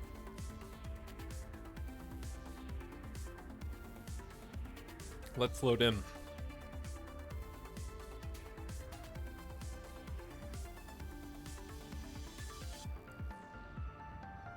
But yeah, it's a really good game. Very addicting. Super cool on Steam Deck. I have only good things to say about Brotato, and the fact that it is $5 on Steam. Highly recommended. I honestly wrote it off at first. I was like, meh. I see other people streaming it, and I was guilty of the thing. I was like, I don't know what it is, but the name was a turnoff. Like, I definitely did judge the book by its title. I was like, Brotato, what? I really didn't even like watch. I was just like, And then I saw people keep streaming it and keep playing it, and I was like, maybe this has some legs. I should actually look and do my job as a content creator and be aware and knowledgeable about what's being played. And then I looked into it and I was like, well, chat says it's good. Discord suggestions say it's good. Maybe it's good. And then I played it and I was like, oh, it is good. Who could have seen that coming when everybody says it's good?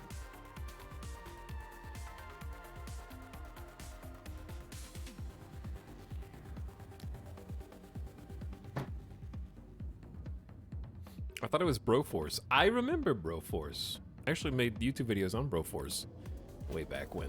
Chat, welcome back to the Wild World.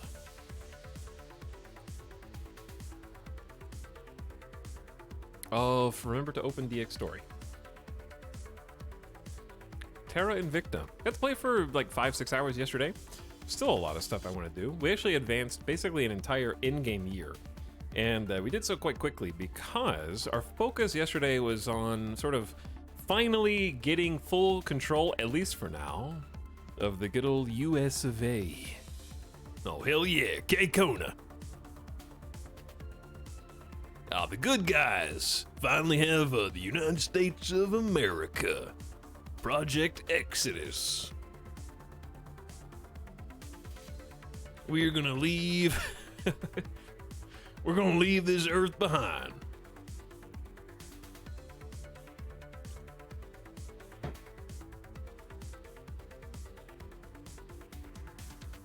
The sleeping giant awakens.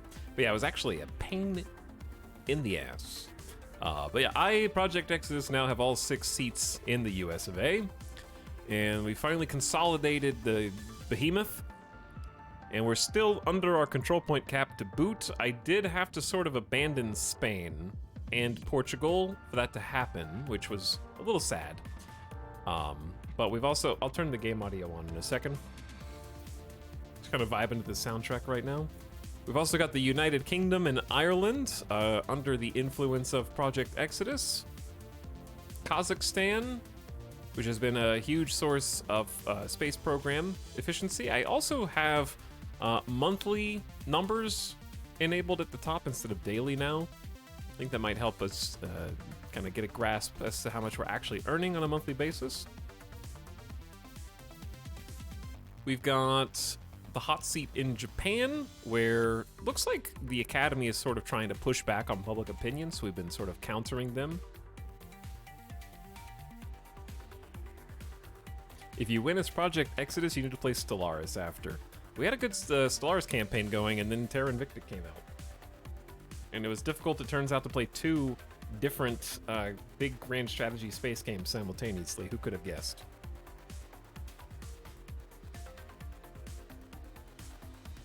But it is a pretty funny idea. Hey, Coronis, 47 months. Hi. Thanks for sub. Welcome to the beginning of our Project Exodus. So what we're doing today is, now that we've got the US, I want to get to at least 2030. I think we could do 2 years, probably. And because some of this is going to be fairly easy going, because we sort of need to wait. and prepare to tackle a couple of very key objectives. Well, the one thing that we can do is try to capture a live alien. So that's main objective number 1. So to do that, we need to infiltrate the servants, I think, and sort of track down the low-hanging fruit of the alien sympathizing faction, turn one of them over to double agent status, and give us intel. Just feed us that information, and through them we might find the location of aliens that are on Earth wreaking various amounts of havoc, especially in Canada. I know for a fact that there's an alien somewhere around Canada. We haven't been able to find them. You can surveil and discover aliens, I believe, now. We have the ability to do that. And then put them inside of a special cell that we've created. So we studied one of their cadavers and kind of figured out how their pheromone system works. We call pherocytes, to induce sort of a mind control-esque effect on humans that does fade over time. Luckily, it's not permanent. So we've come up with an isolation chamber that we have created that is guarded in a very specific SCP-esque way so that we can take a live Hydra in safely and do the necessary sort of learning and studying, possibly interrogating. Cells within cells.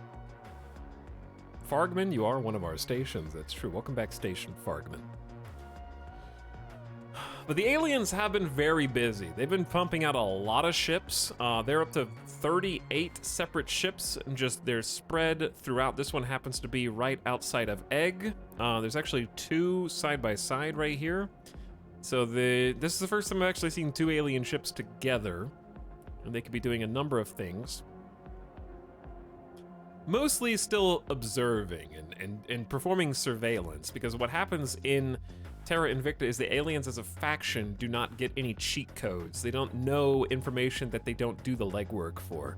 So they have to constantly sort of send physical teams of their own to Earth, and that's in fact what's going on now. But you can see all the purple icons. Those are sort of areas of influence that they have. They have a host of ships at different points throughout the solar system right now.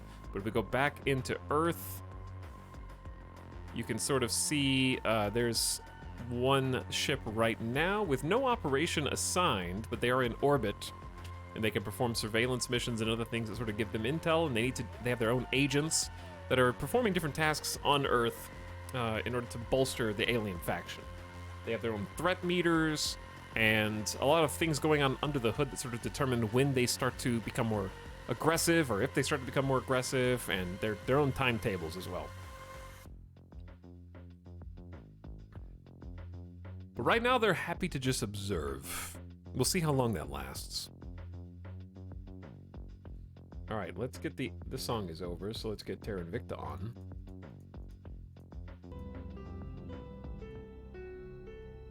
There we go. This feels like a precursor to Mass Effect, like how it came to be. I could see that, just how the Earth mobilized into a sort of interstellar peoples, which is also Project Exodus's mission statement as well. It's not just that we want to abandon Earth, but the premise is that because aliens are here, that means that there already is an interstellar empire.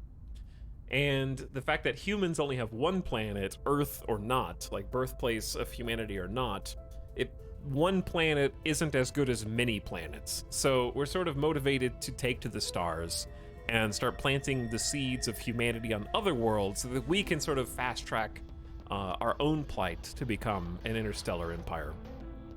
So it's more than simply just running away. It's trying to accelerate the process of colonizing more than one world rapidly, and trying to get the technology to settle other solar systems. Can you play as the aliens? No, but that's one of the most asked questions. You can play as the servants, who are alien cultists. I mean, they're not aliens, but they're cultists in favor of the aliens. So there's 7 playable human factions. Playing Project Exodus with the sort of mission goals that we just described. You can play as the Resistance. This is your XCOM faction. Your scrappy, You're everywhere. You're just trying to fight where you need to fight. There's Humanity First, which is your pseudo Warhammer 40k exterminate all Xenos. The only good Xeno is a dead Xeno, and anybody who helps the aliens is also worthy of being put to death for jeopardizing humanity. Your corpos, who are trying to profit off of the chaos that is an alien invasion and sort of establish an even stauncher, firmer power base in lieu of all the chaos, or in light of all the chaos. The servants are supporting the aliens and trying to welcome their harbingers of humanity doom, like apocalypse predictors that they are. The Protectorate wants to appease the aliens and protect humanity, sort of play both sides of the fence and acknowledge the superiority of the aliens while ensuring that the humans are at least treated with some modicum of respect.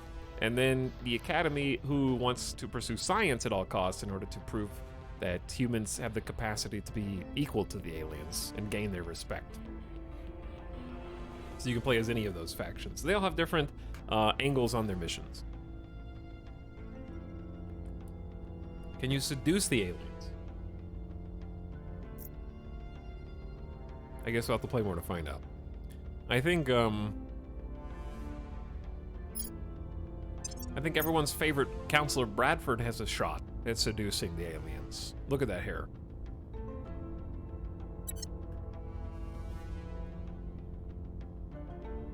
Okay. Last things that happened in stream. We have completed construction of a new and very important construction module for Fargman Station in low Mars orbit.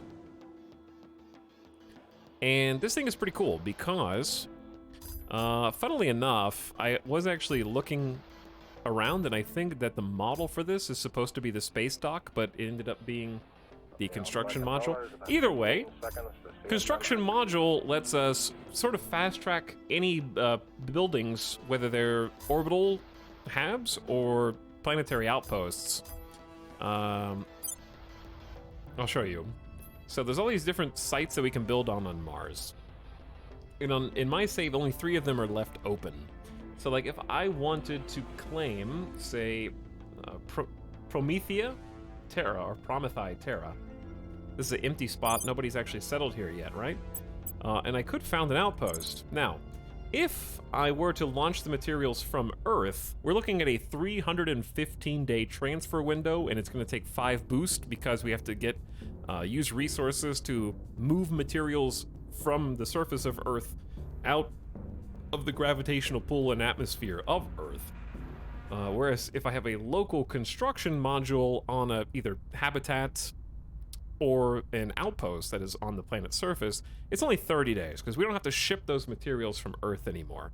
And we don't have to pay any boost because everything is already being produced in system, and we don't need to deal with any sort of atmospheres because we're building the things from Mars orbit right now.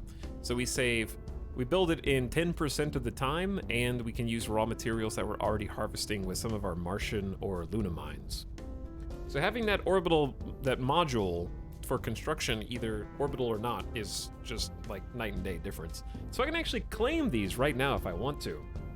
However, the downside is we need to have the mission control available to support those structures. So each new hab or each new each new hab or each new outpost will take some available mission control, and we're very tight on mission control right now.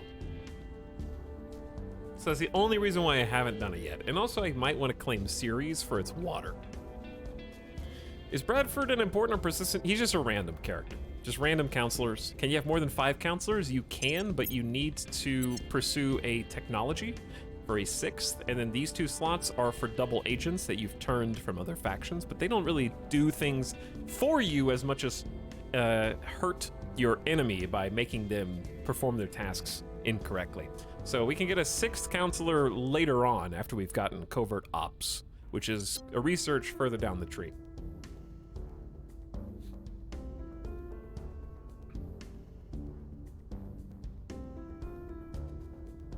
How's the interplanetary transit going? That's kind of what we were just talking about. Because we produce resources on Mars and Luna, we can basically space catapult, for lack of a better term, those resources where they need to go. And they're readily accessible. So all the resource pools at the top, this is how much we've been able to sort of stockpile. Because of our colonization of Mars, we have 4 of the current available sites, and we can also take more. So if we ever get the ability to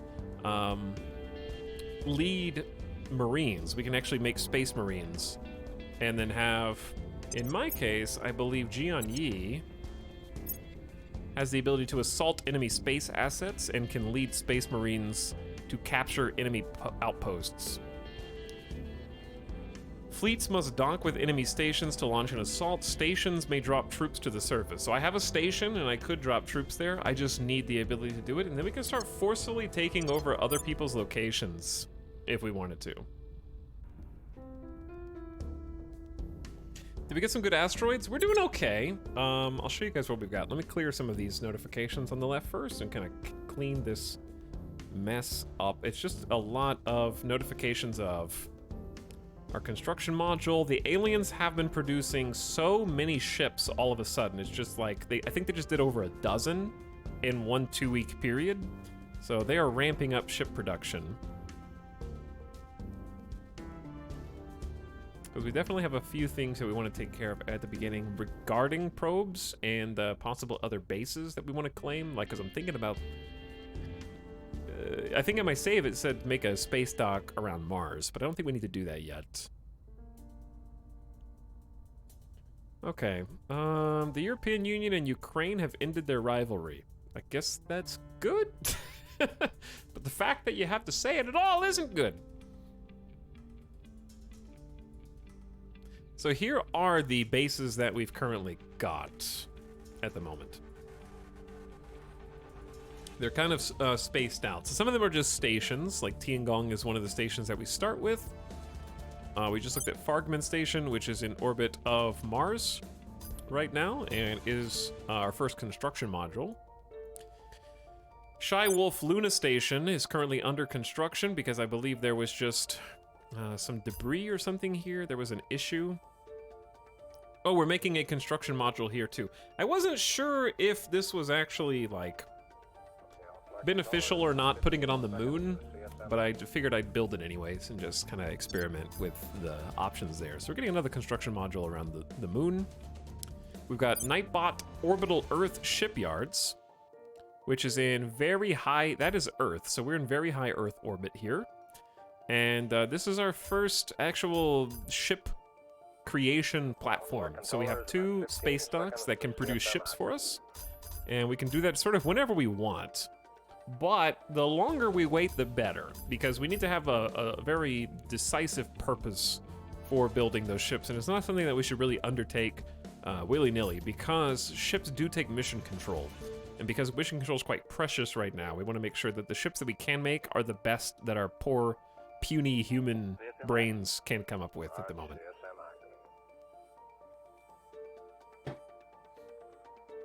Do you have a clear idea of the aliens' intentions? Right now, we can basically confirm that their intentions are to survey and study humans, gain intel about them through surveillance missions, try and brainwash them to some extent, whether purposely or accidentally, via their own parasites, which might be conscious on their part or unconscious on their part, to like the aliens and welcome them in. So we know that there's like a PR campaign sort of going on where they're trying to get talking heads and political figures to appreciate the aliens' presence as a helpful presence, but they're simultaneously spreading various alien flora and fauna to different regions of the globe that we know turns into sort of sprawling, non-sentient megaflora, which I believe is actually still on Earth right now, and there should be one in Africa. So we know that they end up spawning this megafauna once the alien life forms overtake enough of the landscape. So we know that there's at least like some hostility buried among the supposed stated intentions that their talking heads are saying. So we have some mixed results.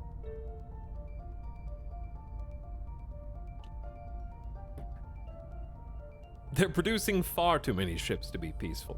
Oh, they're all survey ships. They're all science ships. What do you mean? I don't know what you're talking about. It's all perfectly normal. Okay. We also have like 4 low Earth orbit total stations. And these are just tier 1 stations right now. We've got some solar collectors, since we're close enough to the sun for that to be helpful. And generally speaking, we've added some xenolabs so we can study the aliens more easily, give some research boosts, and social science labs give us boosts to our public campaigns, and I think we have 4 of those. So we're boosting our own PR via our satellites. So that's been helpful.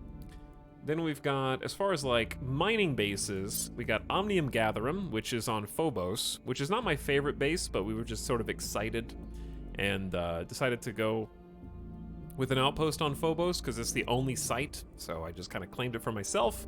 On the upside, it has a good chunk of water and a very high amount of volatiles. So pretty good 73 volatiles a month, 46 water, but not much else.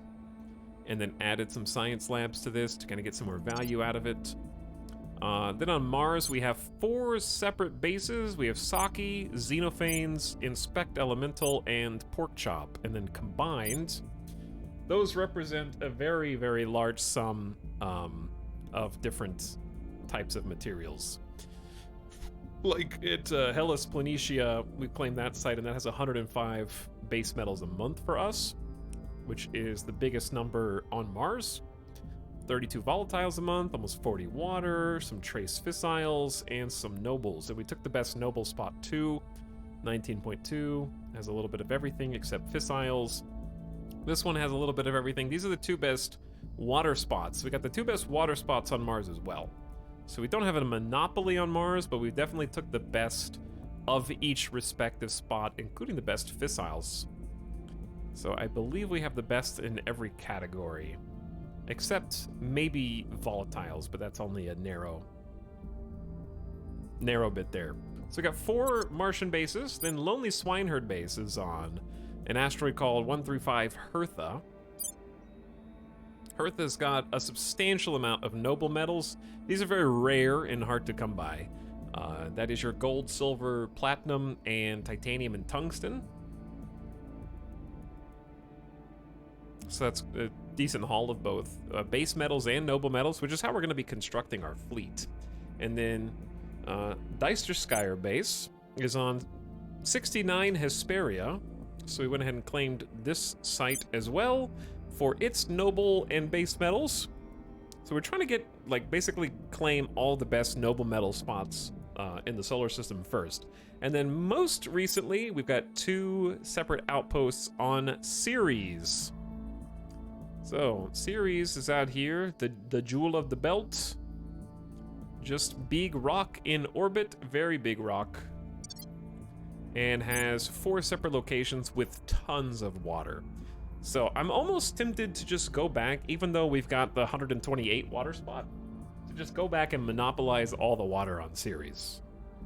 Hearing Ceres triggers something in me. It makes me want to watch more. I'm on season 3 of The Expanse now. It's my favorite season, so I gotta start that soon. I'm pleased to see there's a lot of stuff going on off Earth in addition to what's going on Earth. In fact, at a certain point in the game that's coming up soon, you transition to really not focusing so much on Earth, and I would say the mid-game to end-game is all about space industrializing and space economy with your resource hauls. Because you're going to be playing a lot of interesting games with the aliens. And by games, I mean, like, there's something very interesting about the fact that if you, let's say, made a fleet, and you're like, you know what, damn it, I am tired of the aliens having control over the moons of Uranus. I'm going. They'll know. Like, they can see you. It's not difficult to math out the trajectory of your ships, their relative speed, and like they know you're coming, and likewise you know when they're coming. So there's this sort of foreboding when something crazy happens. You're gonna know about it before it happens because you're gonna be like, uh-oh, there's a big fleet heading right this way. What? I don't know if I can even do anything about it.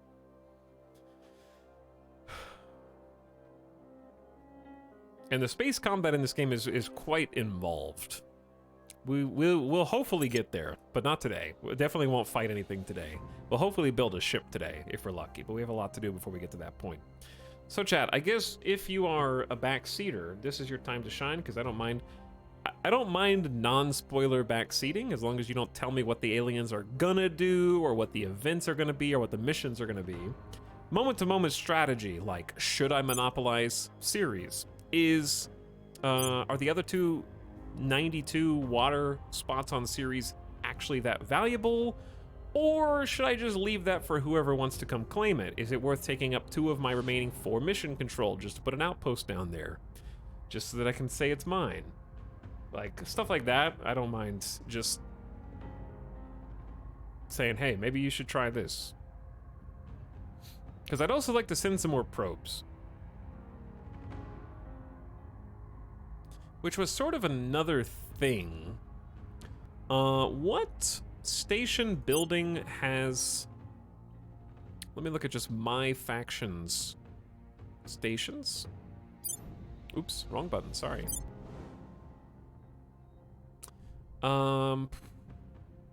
Like the space dock, for example. Nightbot orbital shipyards.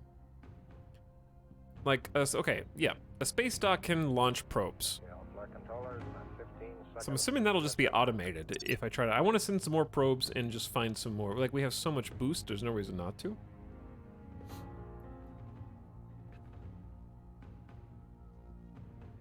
Dude, I think the aliens might be invading. They might be!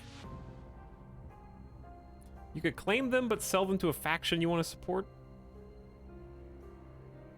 Water is fuel. A lot of different things can be fuel, but water is very important always. Probably going to be using water-based drives. Water is always good for the drives you're probably going to be using for a while. Yeah, I don't think it's bad. I don't think you need that much water once I had a steady supply, though I've not had a huge number of ships to resupply. Personally, I would take them. Water is hugely important for fuel early game, and you can always sell them if you need the cap later. Okay. Do you have shipyards? I have 2 shipyards, but we're not going to be building ships just yet. I need to advance another couple years and get some better tech. Early game? Yeah, we're still early game on our cog. This is just a very long game. I also play slowly, so there's that. Yeah, we haven't really reached the mid-game yet.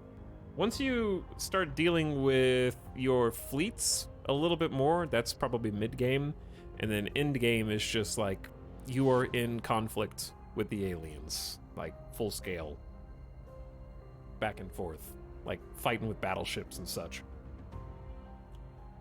When you can actually make strategic strikes, and then they can make strikes on you.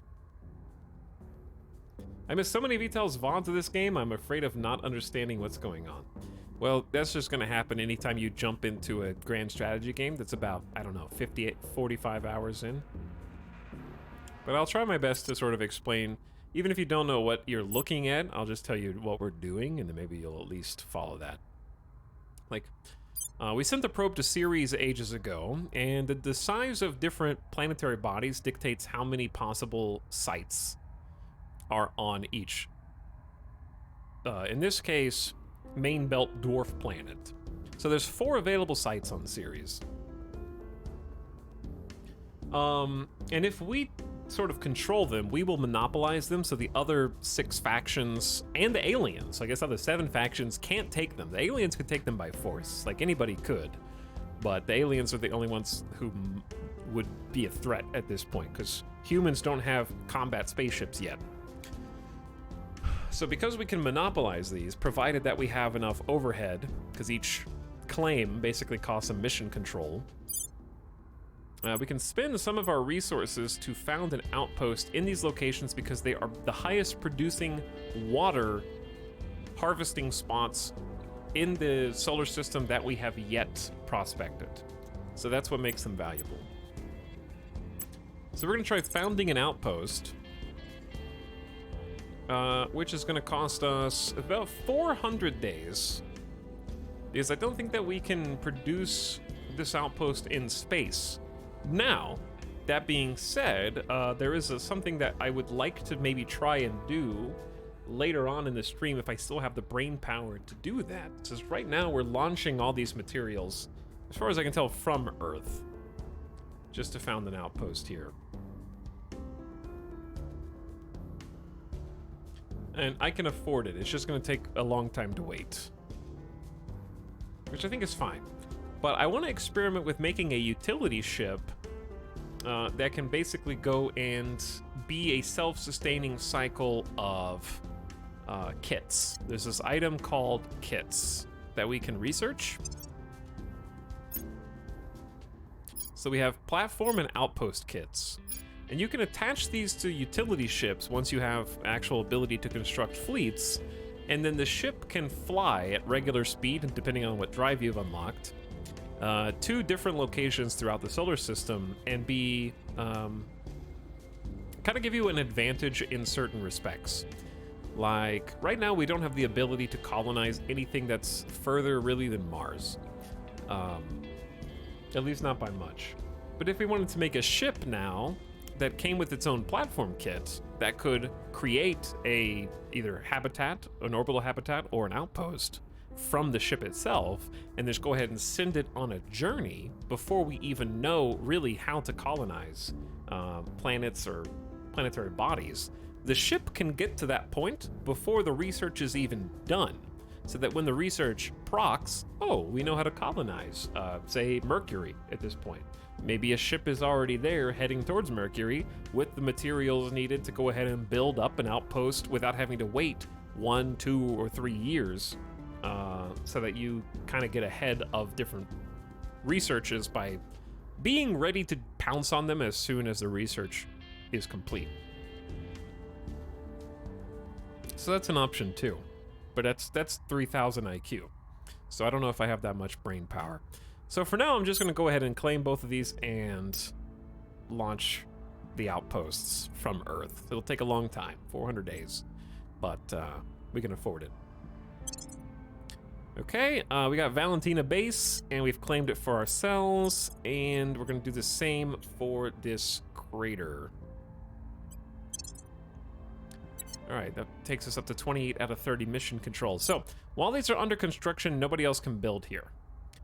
And if I wanted to, I could go ahead and get an outpost mining complex going up, but each of those is going to cost 1 mission control when they're done. That being said, I don't think there's any reason to wait.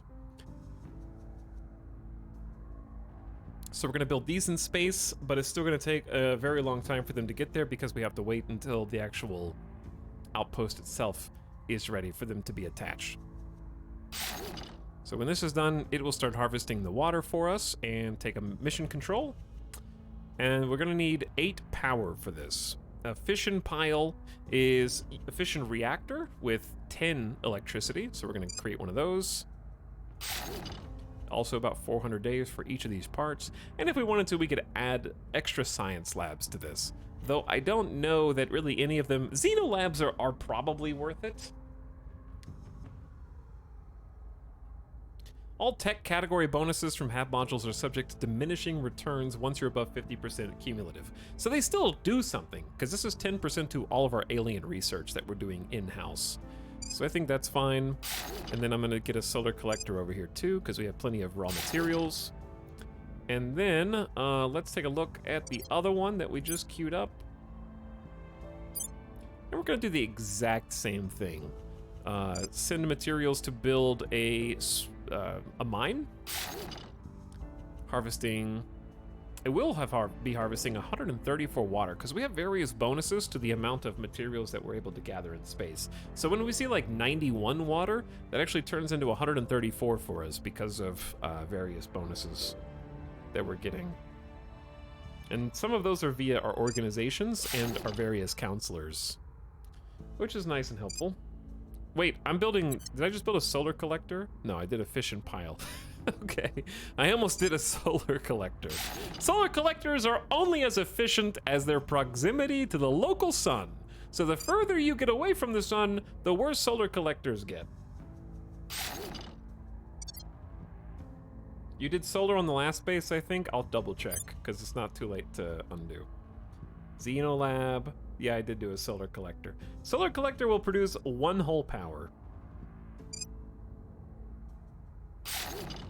Good call. Okay, I'm glad that I recognize it. It's funny that I did it correctly the first time on autopilot, but not the second time. All right, let me read some of chat. I've been playing alongside and I still don't understand. There's a lot to understand in this game, but that's what makes it fun.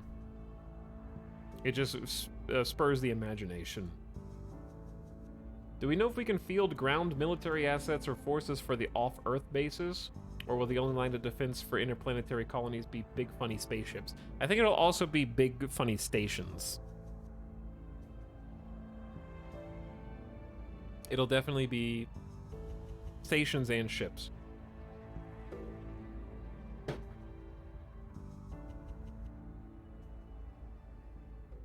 Those early probes were clutch. Feels like you're swimming in resources. We're definitely like leading the charge with both boost and research. So we get first dibs on a lot of this space. No colony ships yet? There's rarely ever any ships. You're really not supposed to be even building ships at 2028. Like, as far as building a colony ship, general practice is that once you start building spaceships, if you're not ready to use them, like, the aliens will be happy to help you there. So very, very late 2020s is the earliest that you should probably be building your first ship. Early 2030s is, from what I understand, a good time to start properly putting out ships. Because you just don't have like good enough drives or resources to get to any place in a consistent manner.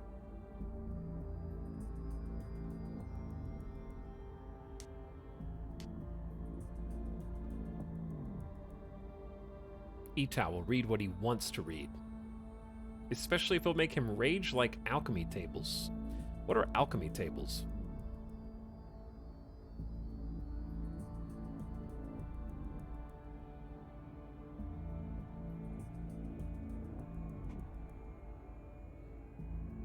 Timescale must be crazy on this game. One thing takes 4,000 days. Which thing takes 4,000 days?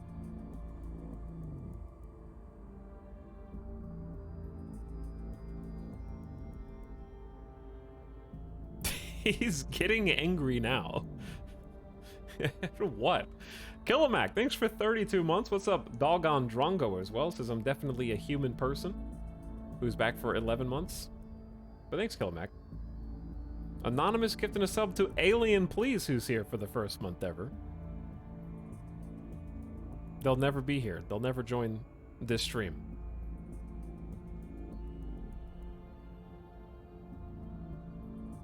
But anyways, Chameleon Blue, I don't really care for like the meta or the strategy guides at this point, other than the one that I choose to watch myself for building spaceships.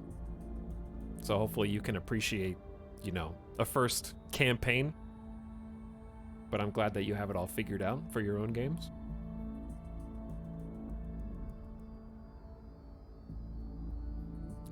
I saw you mouse over stuff on the planet. It said 3,900 days.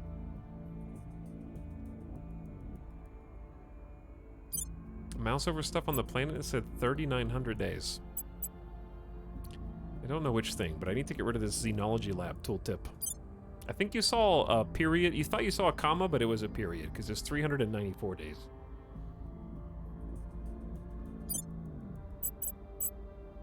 Okay, there we go. Tooltip gone. So now we've got series all for us. And what we're going to do next is go ahead and take care of stuff on the intel screen. So let's go ahead and see what we can prospect, because there's still quite a few things and we definitely have the boost to do it. So we're going to jump in and just see what is viable to... actually, we need to go to the solar system page first. So we can sort solar system by various metrics. These are all the just base materials that we're going to be gathering in space, from water volatiles, base metals, noble metals, and fissiles. I have memorized those now. And when we sort by the potential for water, you're going to see that a lot of the planetary satellites of Jupiter and Saturn are up here. We don't have the technology to go that far yet. However, the aliens do, and they've been happy to settle there themselves. In fact, the aliens are already at Europa, and they're at Rhea, Jupiter and Saturn, respectively. But what we can do is sort of take a peek, and you can see a little icon here anytime we've already prospected or surveyed. So we've already got Ceres, and that is an awesome source of water. So we're gonna have all 4 spots there. We got the 4 best spots on Mars, and we're on Phobos. So we've basically taken all of the good water spots that we can currently get. The rest are maybe 2 arrows instead of 3. I really probably want some more base metals, because I feel like we have a good amount of water, volatiles, and noble metals at this point, but let's just go ahead and sort anyways and sort of see what the options are. So, yeah, we got the best volatile spot on Phobos, and there's another one on Deimos, but I think Deimos is... Let me just take a peek at Deimos. Deimos is only 20 water and 35 volatiles, so I don't think it's worth using a point from MC in that right now. One thing I did learn that I had no idea that you could do, chat. There's a lot of hidden hotkeys. They're not hidden. You could probably just look them up in the options. But I didn't realize that if you press P on this screen, it will show you all the little symbols. They're really small for you, especially. But you can see places that you can possibly send a probe to go check out. You can also see places that you've already probed, which is a very useful tool to see the proximity of different planetary objects in relation to one another. So if you wanted to make sure that you probed a cluster in the same area because you might be sending a colony ship out that way, that's an easy way to look at a glance and see that you've already probed everything that you need to probe over there. But I think these red ones are just like, you cannot probe that yet. So we're looking, I wish it wouldn't even show the red ones, because I don't see any green ones. Or maybe we've already probed everything that's in this zone. Let me zoom out a little further, because there are a lot of icons. I know there's at least a handful of things that we can probe. But yeah, it's a nice hotkey to just keep in your back pocket. Let's go back to the solar system view. Show me base metals. Okay, we got main belt asteroids that have hopefully a good amount of resources. There's still some prospector probes. I'm just gonna go ahead and launch some. 375 Ursula. How about Juno? There's no reason not to. There's half a boost apiece and very small amounts of resources, if not that. And you can also launch probes from this screen, which is super helpful too. We've already launched probes towards all the best noble metal producers, as well as all the best fissile producers. So everything else is just going to be a little bit less. I assume the minor bodies probably orbit in real time, so they won't be near each other forever. That's true to some extent, yeah. Orbits are going to have different trajectories and different speeds, but it still doesn't hurt to keep an eye on. Aliens are just playing Stellaris and mining research stations and observation posts in our systems. Exactly. Also, in addition to Killimac, Chameleon Blue, thanks for the Prime sub. And welcome to the stream.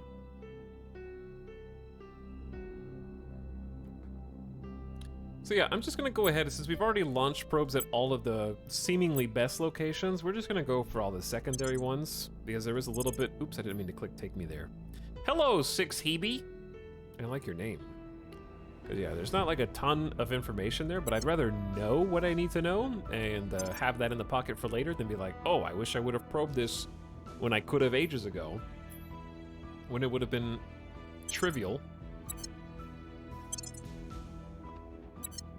They have cool names though. Chat, does the person who discovers the object get to name it? Or do they just have like a book somewhere? You know, like hurricanes. Do they just have a book for rocks like they have a book for hurricanes, and they're like, what should we call this one? I don't know. What's the next one on the list alphabetically? 30 Urania.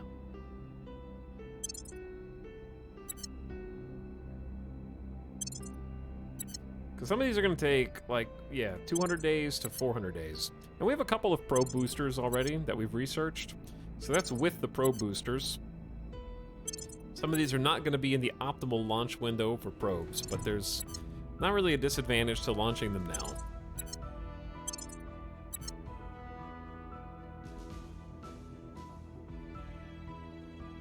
But you can sort by that too, maybe? No, you actually can't sort by that. I'm curious why. Okay, I think that's all we care about. I guess the question marks, fine. May as well do the rest.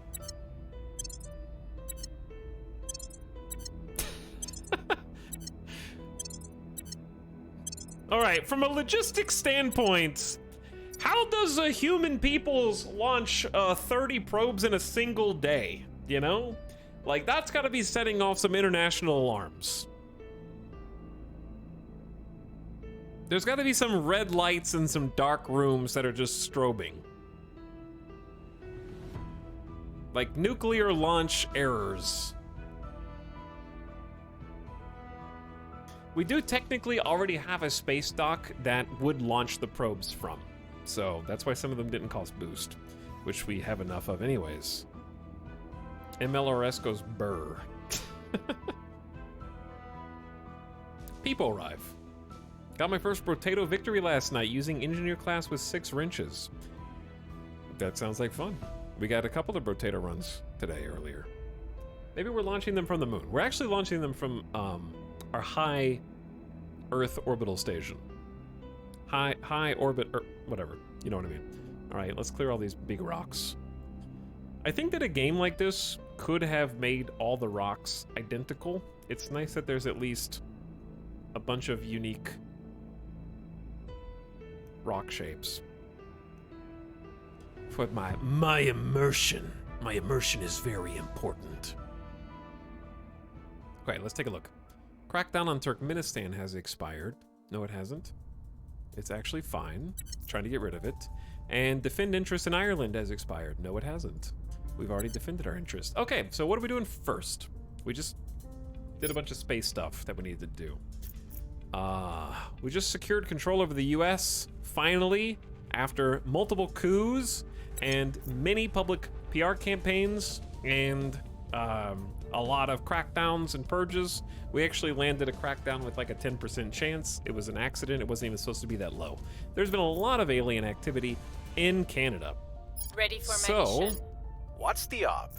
Ooh, we got a lot of potential agents here as well. Adam Kalina with the Academy has... Someone has been boosting the Academy public opinion. I want to find out who the other people here are, so that we can... what we need to do is find a servant. Tracking target. And then turn Ready them. for orders. Ready. So you're not very good. You're actually way better at investigation than you used to be, German Anzora. So German Anzora is going to check out the other mysterious Investigating Washington target. Standing by for person. orders. Reporting in. We also just got done installing cybernetics into all of our counselors. So they have been boosted up a lot with loyalty monitors, so we can actually see their apparent and actual loyalty. They got bonus persuasion in the home nation. That's not a cybernetic, that's just Bradford being cool in America.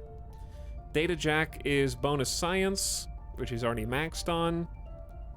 The P protection unit is bonus espionage from being detected. He's got like 1 espionage, so everybody knows where he is. +1, ooh, he's very hard to kill during mass violence. Better at detecting other counselors. Intelligent assistant is +1 admin. He's already got 25. And the scrambler is bonus espionage too. So a little bit more espionage now that they've got some cybernetics. But yeah, we were having him investigate the aliens in the area. Now what I want him to do, everyone knows where he is, so we're gonna go to ground. And I think the aliens are in Canada, so we're gonna go to ground somewhere else. Where have I had good luck?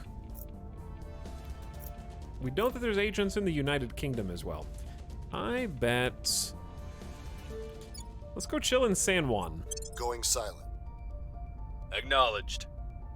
Okay, my astronaut Gianni has been inspiring people because we need to keep their loyalty up, but we also want to possibly turn our attention to another spot to consolidate power. We have Japan. I've been thinking about trying to go back for South Korea. So I think that one of the options is start public opinion campaigning in South Korea. The other option is just go ahead and loyalty up. So I think we just take a second to take a breath and increase everyone's loyalty a little bit. So, Petra, what's your loyalty? At your service. 13, Where do you Tarcisio need 16, Gianni's 9, Your orders? Germanizor's 8. What's the op? Alright, so At your service. Gianni inspire German and Zora with the maximum amount of influence. Actually, 32 is good I'll enough. ensure their loyalty. And then Petra, you Ready. inspire him. We're trying to keep their loyalty up. I'll make sure they're on our side. And I think I might go for South Korea this time. We'll see. Research-wise, I am researching the Dumbo drive. We need to sort of get a little bit more picky about what ship parts we end up picking. This is something I did a little bit of research on yesterday to learn more about for building our first ship, hopefully today. So, to that end, we're going to be able to look through a bunch of different types of ships and possible build combinations for just some little starter ships today. Maybe we can get one by 2030. I'm not really in a particular rush because, again, we need some more mission control anyways. And we're working on building mission control in all of our main seats of power. So, Council Engineering Projects is increasing our control point cap by 25. That'll help us take over another nation, because we have a little bit of room right now. And then we're leading the charge on all global techs by only putting 11% of our daily in there. It's basically just us and the academy. Everyone else is just researching their own engineering tech. So because we've spread out and we're researching 5 different techs, we're getting bonuses to our total available research. So on this, it says we're getting 12 bonus research from a research distribution bonus. So the more things we're researching, we're actually getting free research points per month. Whereas if you focus all of your research on a single pursuit, you're actually getting less. So it incentivizes actually helping with the global research techs. So you do get some bonus free research just for helping a little bit. So the AI is choosing not to take advantage of that, which, fair play. I'll do it myself. Because if you do the math on this, we're getting one... hold on, chat. I gotta do something real quick. I'm so used to seeing the daily counts that I feel like I need to switch back, but I need to make sure I don't crash my game, because last time I did this I crashed because I have DX Story open, which is a frame capper. Alright, let me try changing this. The reason I don't like playing on monthlies is I prefer seeing monthlies, but when other screens show me dailies, I like having a uniform amount shown on each screen, I guess. So let me change that back. Okay, there we go. Open frame capper. And we're back. But yeah, let's math this out. So I get 59.4 research daily. I assume unpausing will sort of fix this. 59.4 daily. So we should be getting 60. However, when you add these up, right, we're getting 5.6, 5.6, 6.2. So that's 5, 10, 16, 17. 17 plus 30 plus 33. So that's 17 plus 33 is 50, plus 30 is 80. So we're actually getting 80, even though our daily is 59.4. So we got 20 bonus research coming from the void. And that's also helping, our distribution bonus is helping with that. I don't know where the other 8 is coming from, though. Nice engineering bonus you have there. Yeah, I tried to pick up a good amount of engineering. My orgs are not perfect, but I find the org system pretty overwhelming, so I'm not really gonna mess with them. I'll take a look at the new orgs every so often, but most of them are close to cap. And I need to go ahead and maybe level up a couple of you guys too. Orgs? Orgs are organizations. Think of them like equipment for your counselors. They basically give them a majority of their stats.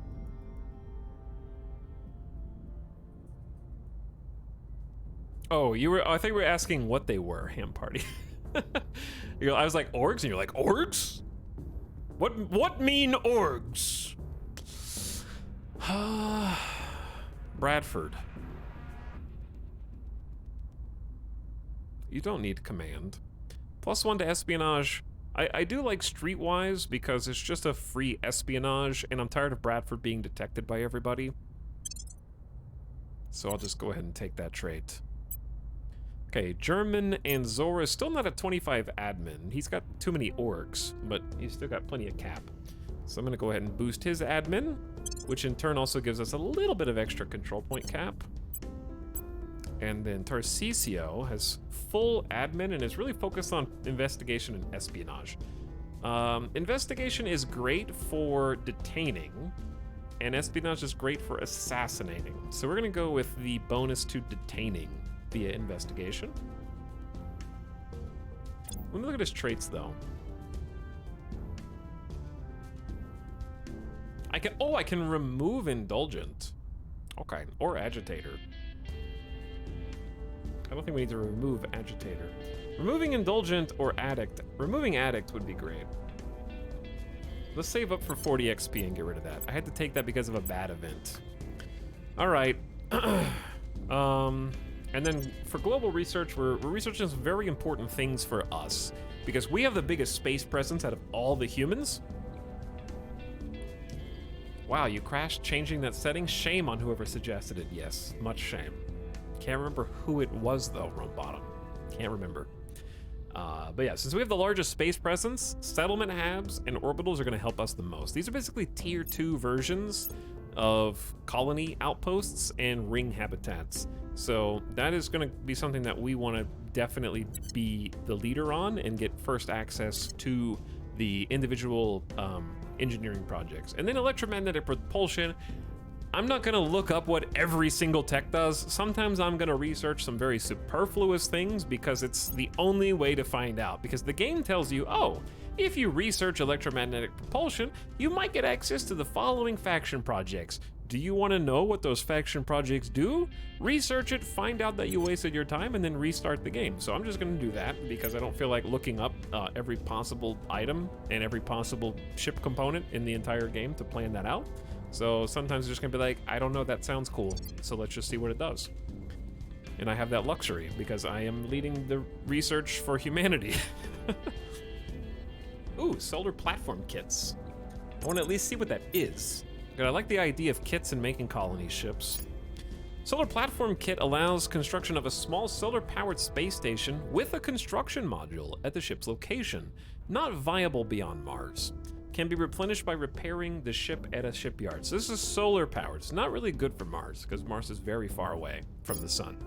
However, the nuclear-powered space station is definitely more of our speed as far as that goes. Solar platform kit is, I love that we got the ability to research that after fission, but that might be good for like going to Mercury, which we definitely can do at some point.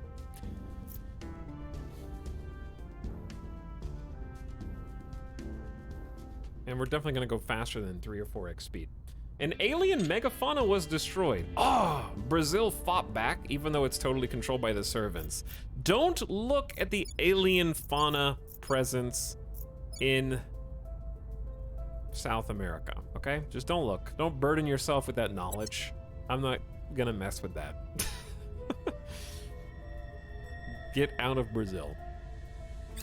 Yes, get out of Brazil. Evading pursuit. Did go to ground actually work? Wow, he went to ground and no one instant detected him? Tensions are mounting between the US of A and China. The United States of America may enforce a series of economic sanctions on China, limiting its ability to trade. Do nothing.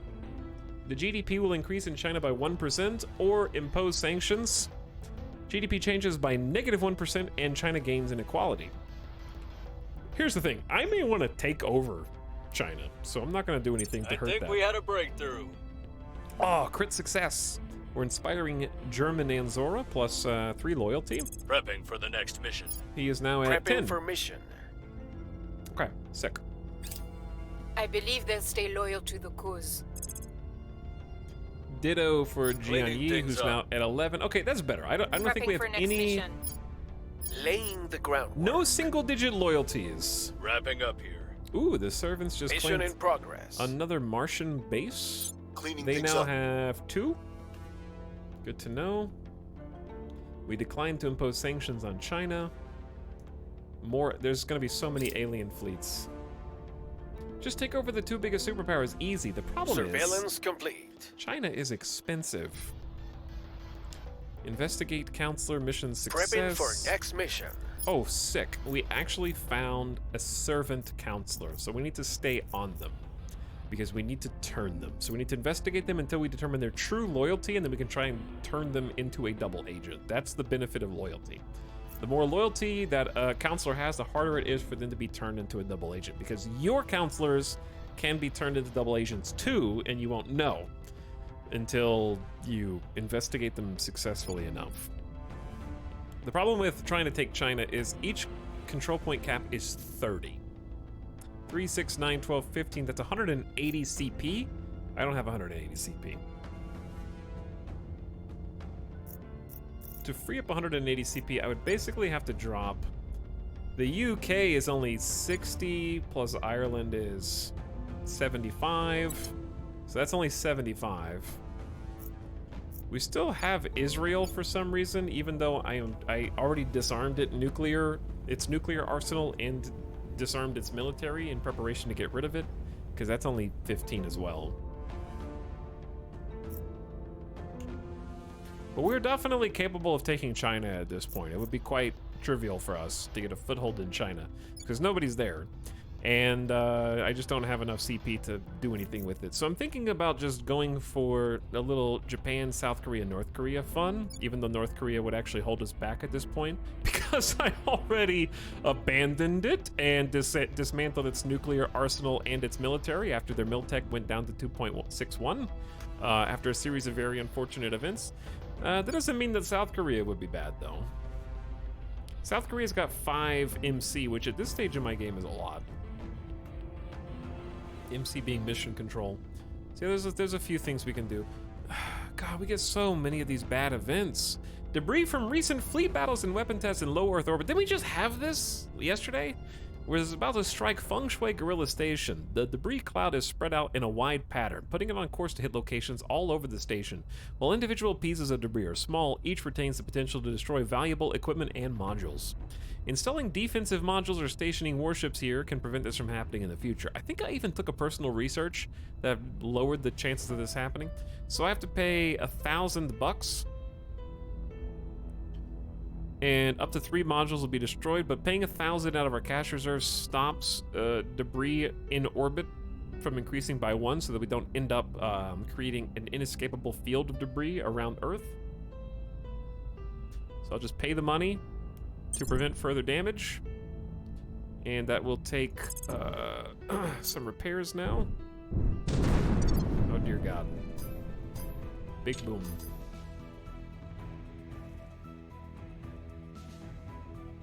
Okay, it's all blown up. Take your solar collector, build that in space. I wish it told you what. Oh, it was a social lab. Okay, so we had a Xeno lab. Oh, the Xeno lab's already there. And social science lab for more PR.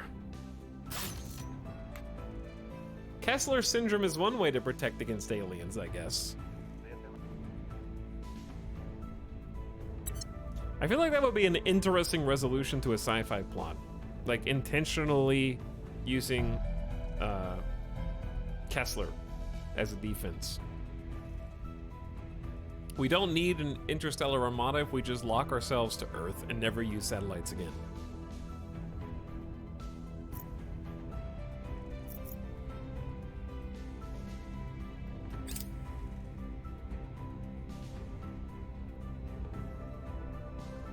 Nothing unusual found. I don't know. Oh, they went to Jakarta, Indonesia. Okay.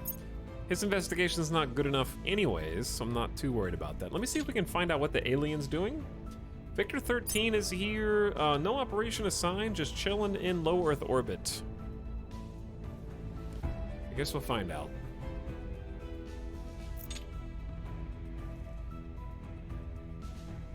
A probe controlled by the Resistance has arrived at Ceres. Too bad for you, I just claimed the last 2 spots on Ceres, huh?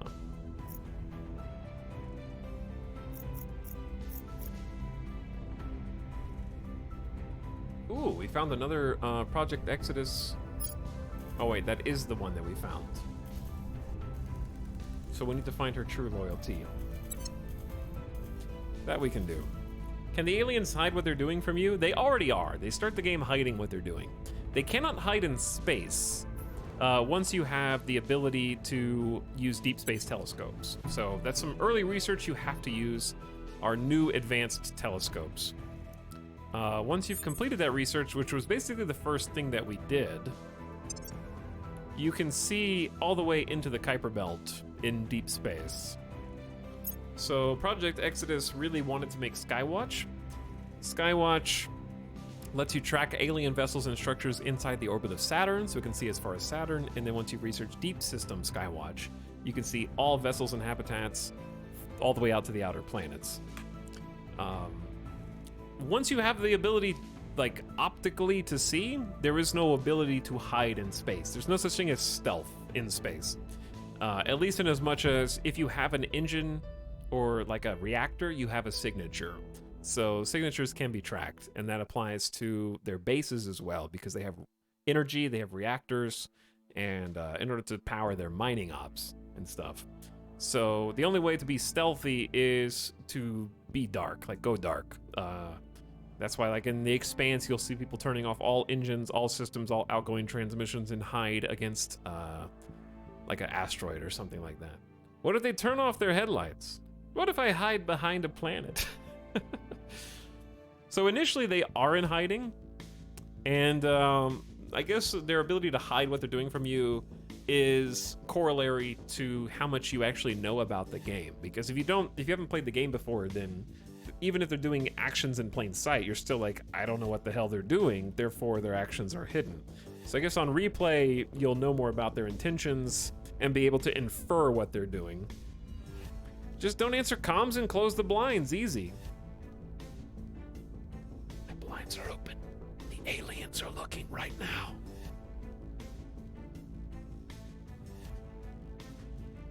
I better close those.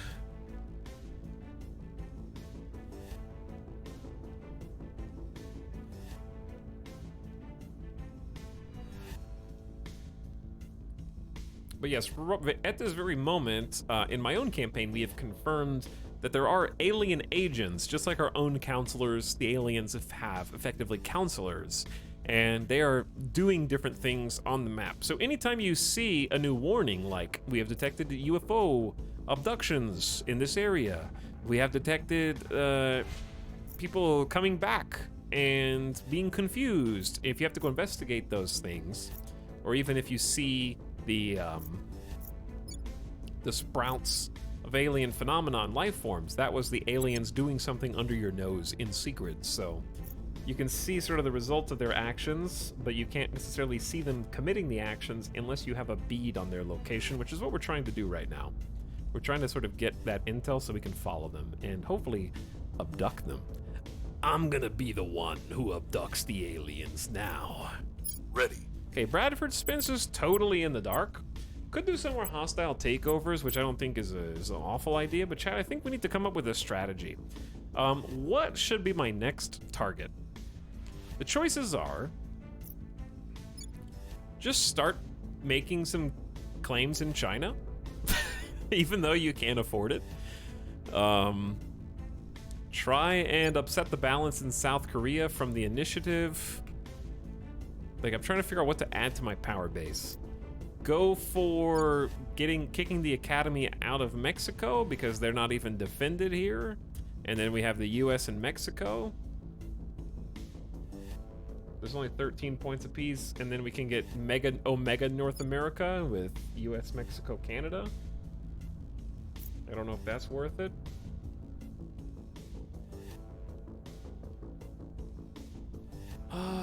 And then we could sort of try and... How much is the European Union? It's like 20 control points, and I think the Protectorate is honestly the strongest force in our game besides us right now.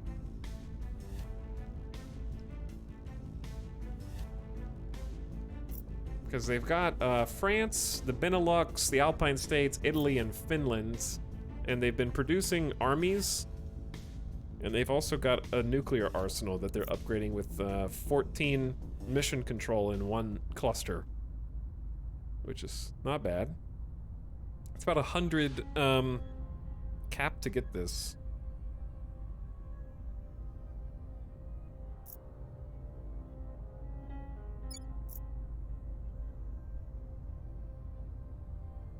Can we combine any territories to reduce control? Not yet, no.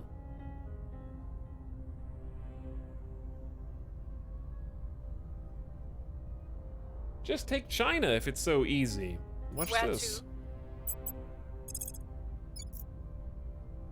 I have a 33% chance with only 6% public opinion.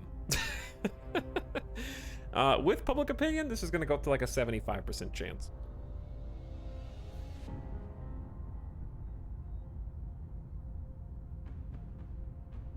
Because Petra is a 25 persuasion super diplomat.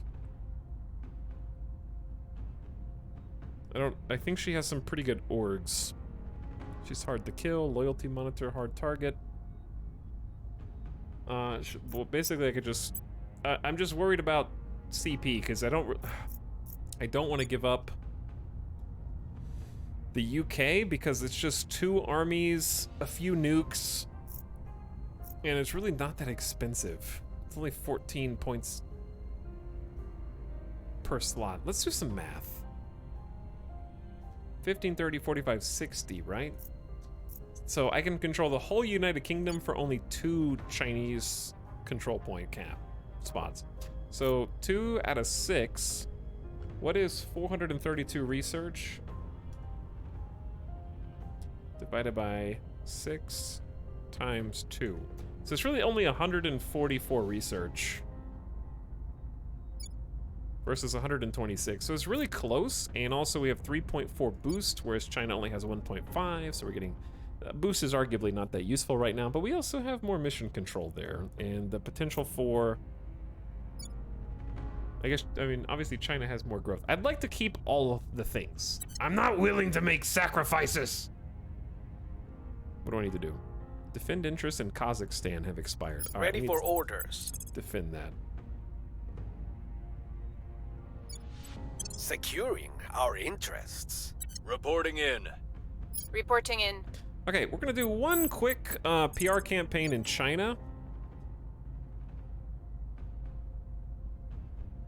93% We'll is make our good. appeal. Ready for orders. I have 3 people who can do decently at public camp. Well, okay, I guess Petra is the only one who can really do it because censorship is making this more challenging. 10% is not that good. We have other things to do anyways. Your orders? Tarcisio, finish investigating this servant and find their true loyalty so we can turn Surveilling them. target. I'm here.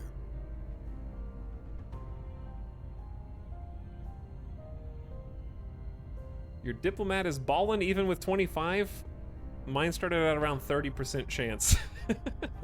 Yeah, my diplomat is very good, and we have at least 4 social science labs in low Earth orbit right now, boosting our success when we do win. Ready. Jian Yi probably isn't good enough to public campaign here either, even though he is from China. They will not accept him. In that case, you could assault some alien assets in China, because if we're planning on taking that over, we need to sort of thin Taking it to him. the Where do you megafauna. And then I might try a little hostile takeover of the servant that we're currently pursuing. Targeting their assets. Might be funny. Because we're trying to knock the servants down anyways. Is humanity at large aware of these human factions, or are they XCOM-like? They are both aware of them, and they are XCOM-like. They have forward-facing public relations, and the general public has opinions of them represented by these pie charts. So the more a nation likes you collectively, the easier it is for you to get influence over their various branches of government. But you also manipulate things behind the scenes. But yeah, the factions are widely known. But also do things in secret implicitly.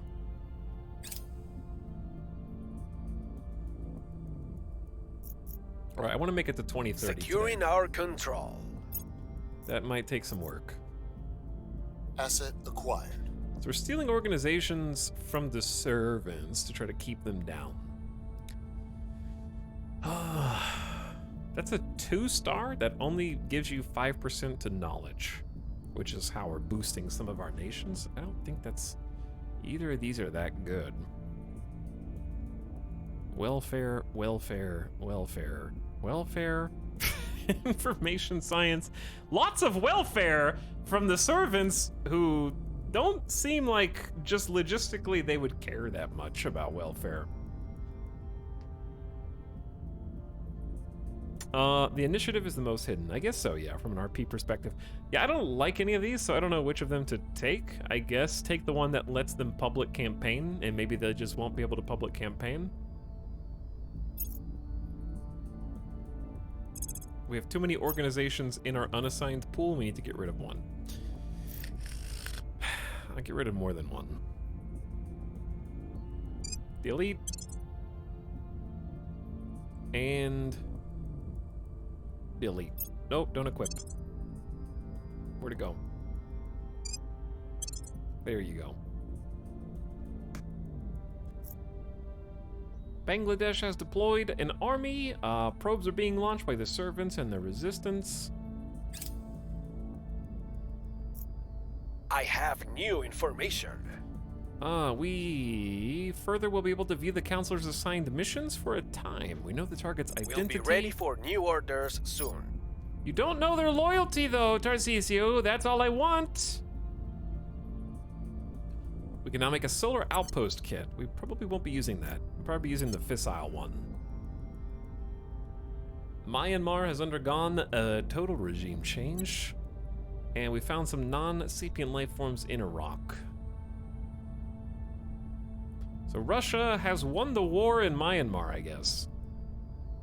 Saudi Arabia has their own spaceflight program. That is the resistance and humanity first. They're sharing. The people will come to our side. Good for them. Wow. Look at that. 9% swing in public opinion inside of China. We'll be ready for new orders soon. They're going to be listening to us soon.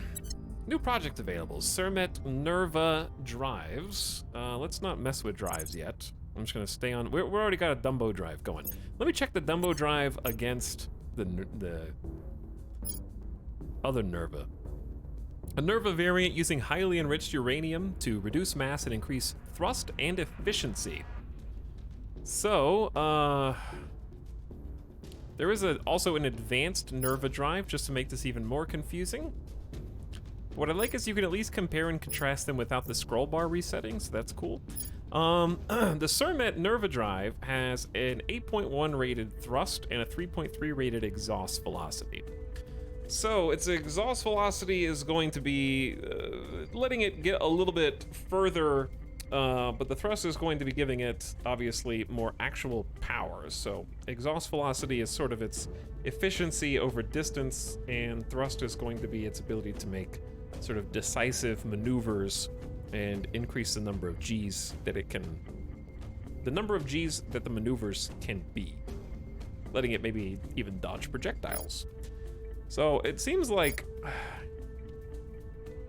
you're getting a lot more thrust out of the advanced Nerva drive, but you take twice as much power, but it takes the same amount of water as propellant. So you get a lot more thrust, but a lot less maybe distance / efficiency, or at least like 9% less or something. They're sort of side grades depending on what you want.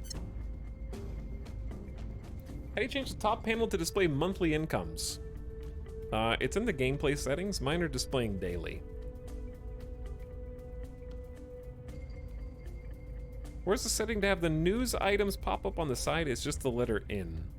Illard. It's a hotkey. It's a hotkey. And you can also zoom out to space and press P and see which spots you've already surveyed and which ones might be surveyable.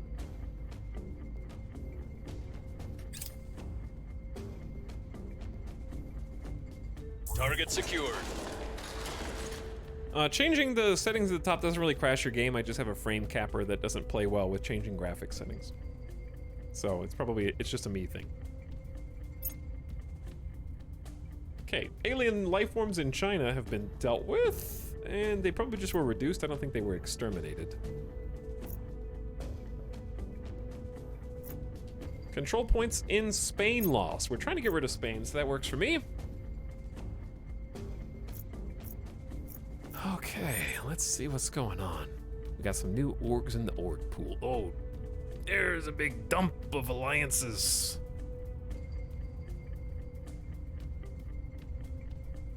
Lots of new things with Spain. Which reminds me, did we ever go through and make the US allied with everybody that is on our team? I do not remember.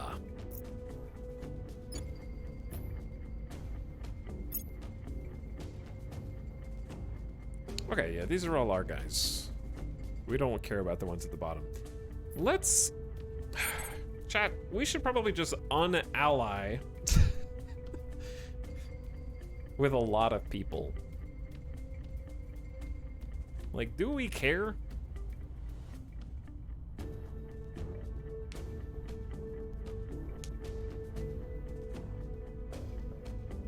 About places that we don't have an actual vested interest in? I guess to maintain some sort of order is fine.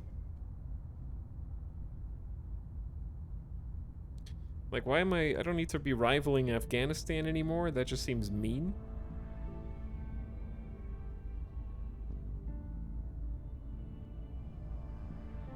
I don't know if there's any benefit to staying allied with this many people.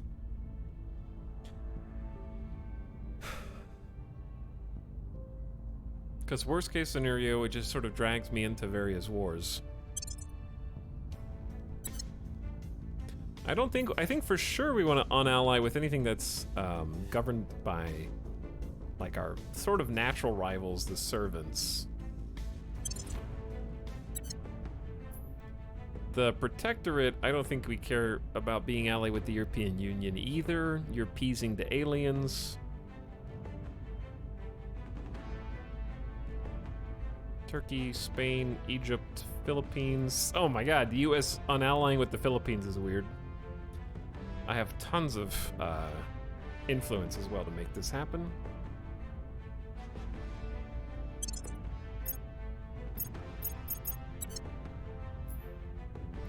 And likewise for the Academy. The Academy has sort of been a rival for us.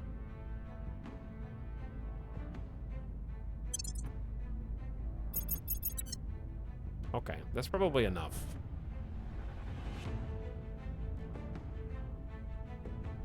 Anyone have any idea how to hire orgs in this game? Dr. Jones, if that's giving you trouble, I'm afraid you've got an uphill battle ahead of you. But I will help you. Your counselors can be accessed either via the council button or by clicking on the counselors. And then if you click on the counselor, you can see the org marketplace. And this is where you buy them. Or you can go to the council button, then click on a counselor. Then see these are the orgs that they have equipped with their respective caps at the top. And then you buy them from this marketplace.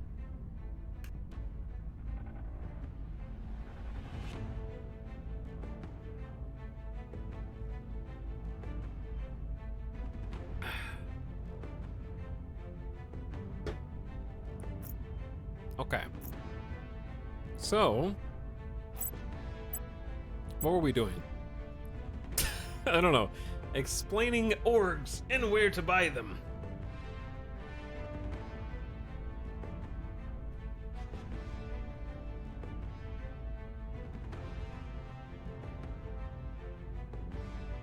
Standing by. Oh yeah, we're still trying to figure out who the heck.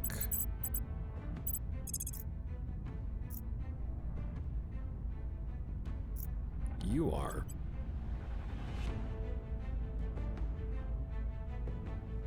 Alliance is required to move armies through that country, yes. That is true as well. Eyes on target. Standing by for orders.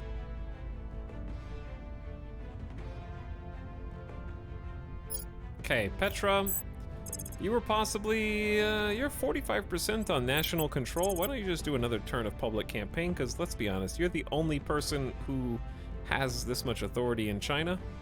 I Out of will probably tell our every story. other counselor in the At entire your game. service.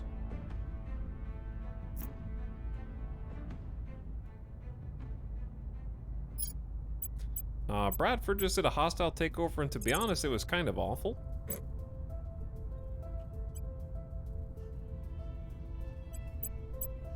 And why don't we try a little public campaign in Japan just to keep things up? Because for some reason, the Academy is at 41% popularity in Japan. We'll make our appeal. Ready to go. Ready for my mission. Jianyi's been assaulting alien assets and purging them with fire. Back to Iraq. Gear up. Standing by for orders. And last but not least, I don't know what you were doing. We don't need any purges or crackdowns. Maybe some nation stability. Kazakhstan is incredibly peaceful. Japan's up to 1.3, which isn't bad, but we'll stabilize anyways. We'll restore peace to this nation. All right, that'll do.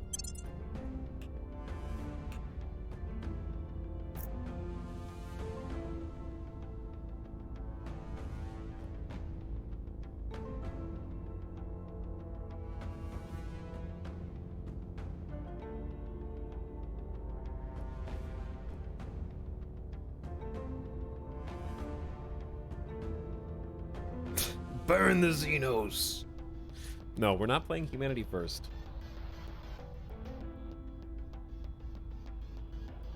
Also, no tech or campaign spoilers. Thank you, chat. We've also got some rogue agents.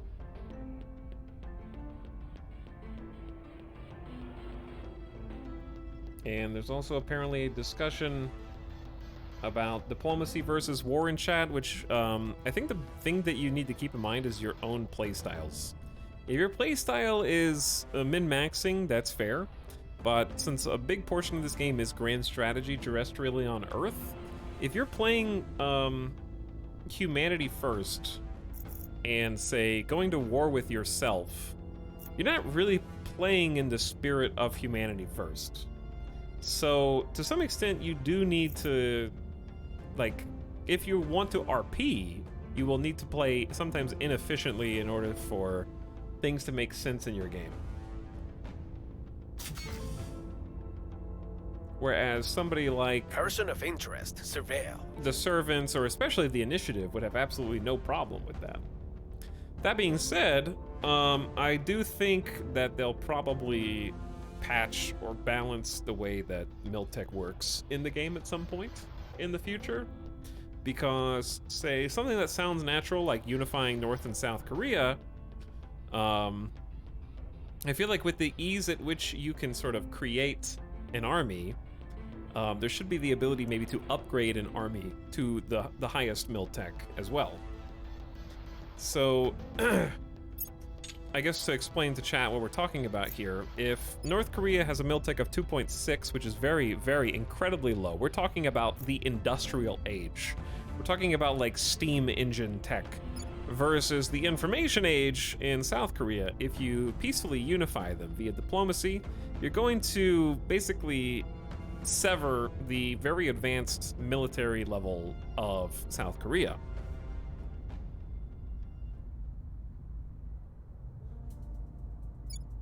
But if you think about it logically, if there was a peaceful unification of North and South Korea under your own jurisdiction, it would stand to reason that you would simply use the highest military tech information available. And you might say, well, what about the outdated army that North Korea possesses? And that's where I think the Miltech system could use a little bit of finesse, where if individual armies had a individual Miltech as opposed to just sort of adhering to their parent nations.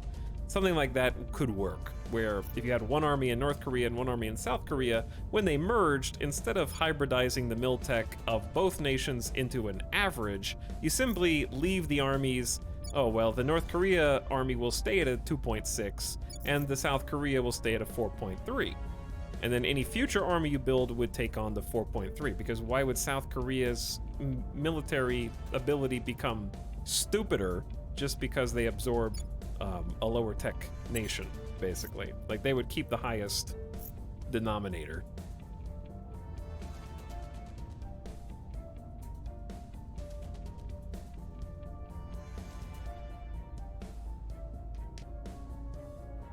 So I feel like something like that should probably be the case in the future, with more balance passes in the game.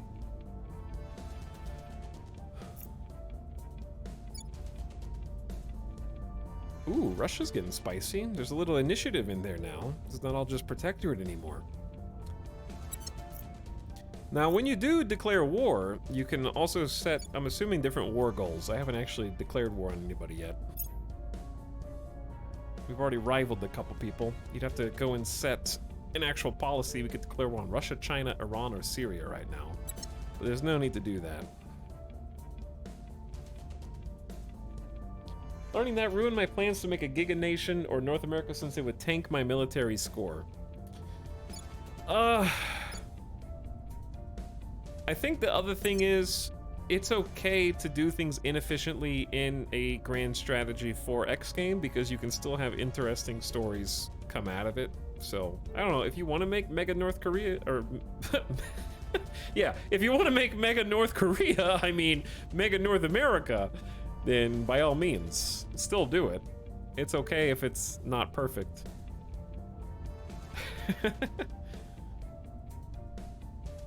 Order is returning. We've moved the needle. Whew, 10% success. All right, Public China thinks sentiment we're is pretty cool increasingly now. with us.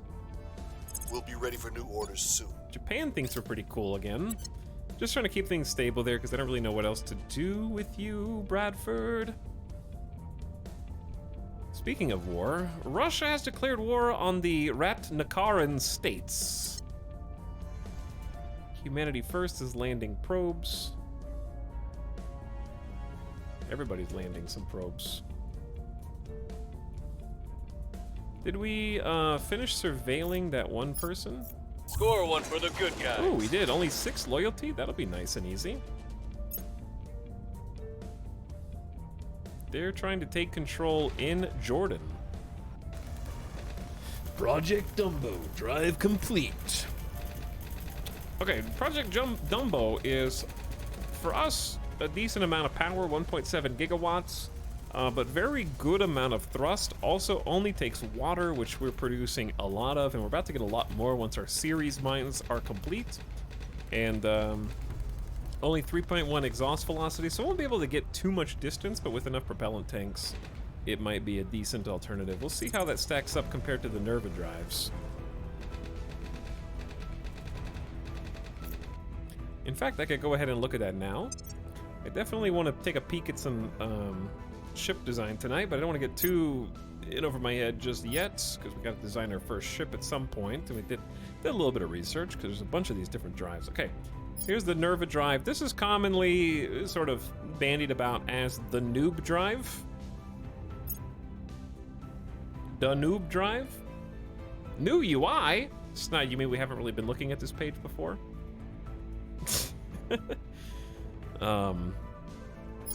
But anyways, the Nerva drive has only a 6.6 thrust rating and a 3.0 exhaust velocity rating, but it's only 200 megawatts, whereas this is 1.7 gigawatts.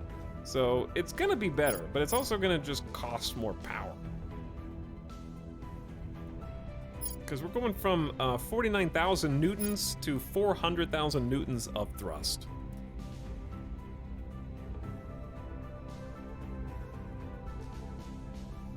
What is even the best power plant that we can provide right now as far as power goes? I can get 15 gigawatts maximum output from our solid core fission reactors 3. So 15 gigawatts. I'm not gonna make a gunship, but I'm just saying hypothetically, right? If I were to put the new Dumbo drive here and stick this power plant, the Dumbo drive was what?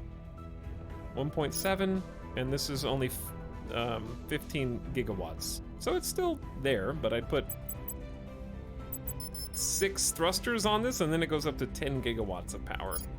And I can produce up to 15. Then we throw some propellant tanks. Yeah, this thing can get to like +7 cruise delta V pretty easily. So for reference, you need at least 8 delta V per the developers to get from reach the moon from Earth orbit. So somewhere around like 7 delta V is about how much we're gonna need in order to sort of have an easy time. Our initial goal is going to be making a ship that is capable. Why is this text on the screen? Of shooting down a surveillance ship from the aliens, like intercepting Victor 13. It's all by itself, it's lonely, and we're gonna need to somehow catch up to this, overwhelm it, and shoot it down. Now, once we do that, it's tantamount to kicking the hornet nest, but there's a few ways that you can learn about the aliens' technology, but we have to salvage this technology somehow.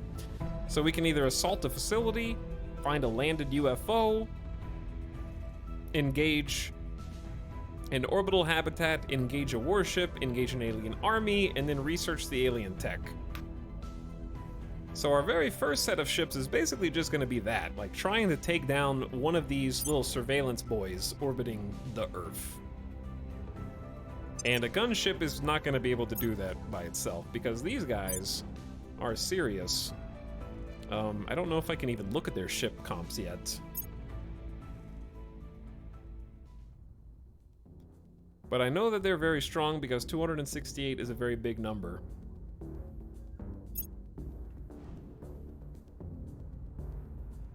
And I know we haven't researched basically any weapons. So we're gonna need to spec into them. Missile ship will shoot it down easy. Oh my god, did you watch Perrin Gaming's tutorial? No way!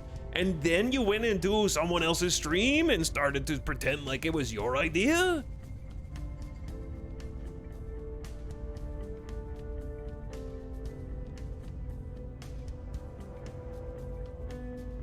I saw that video too!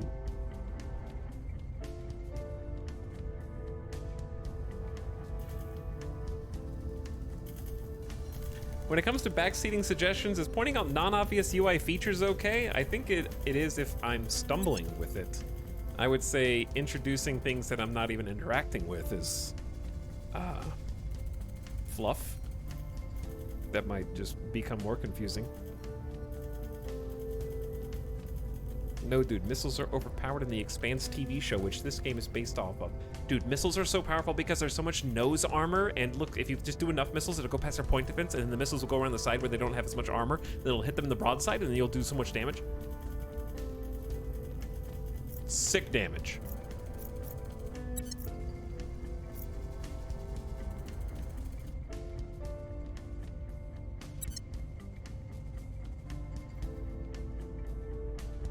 No, it was a good video, though. It was a good video. Is this gonna be on the test? Yes.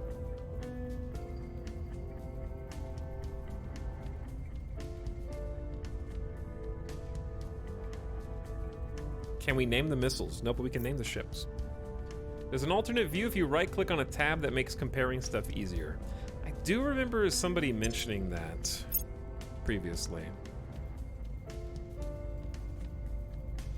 Ah. That's what they meant to right-click on.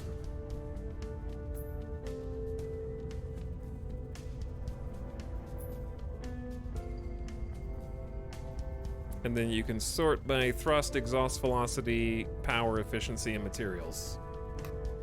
That is helpful. Okay, but we don't need to build one yet. In fact, we are... What did... Oh, I just finished the project. I knew that. we are in need of a new engineering project. And, I'm gonna try and be better than I was yesterday, because the one thing that I do wish was there was a right-click compare on this. Because I want to know, it's easy to say, oh, don't research every reactor, don't research every battery, don't research every drive. But like, if I can't see the rest of them in comparison to this one, it's easy, it's difficult to keep them all in the back of my mind without looking at a guide. So let's just take a peek. Graphene batteries. Probably don't need extra batteries because I've already researched like salt water. But this is 120 tons, 48 gigajoules, and 32 minutes to full charge. Probably don't care about the full charge time. Its build cost is also mostly irrelevant to us. But let's just say 120 tons, 48. 120, 48. Now let me look at the ship thingy. We have, ooh, 120 is heavy. What was the second number that I said? Just research the stuff with the coolest name. Now you know what's up. But yeah, 120 tons is way too heavy. I'm not gonna research that yet. Even if 48 is a big number. You really only need a lot of batteries, right? If you have a bunch, you need a lot of power and a lot of batteries if you have a lot of lasers, right? So I don't think that applies to me right now. However, I know we're gonna want a colony ship at some point, so a fission platform or a fission outpost kit is gonna be nice. We can attach these to different ships and send them off on journeys throughout space to help us build up our presence without having to ship everything from Earth and take 400 days. My question though is there any difference between a fission platform and a fission outpost? My theory is, like, I was watching the actual tutorial video last night when it got to the part about colony ships, and I feel like in the example, they used a fission outpost that goes planet side. But I almost think that the fission platform is the one that they meant to put, because then you could make a dockyard on the space station and make a construction module in space that can also have a dock attached to it so that you can refill this at the shipyard. Can a shipyard be constructed on an outpost? That seems pointless, right?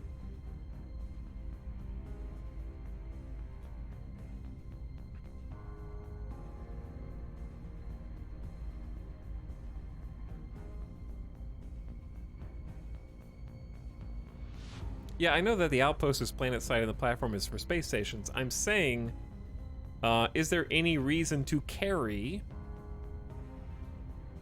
a fission outpost? Because if you just carry a fission platform, you already have a construction module on it, and then the construction module can create the hab in 30 days, right?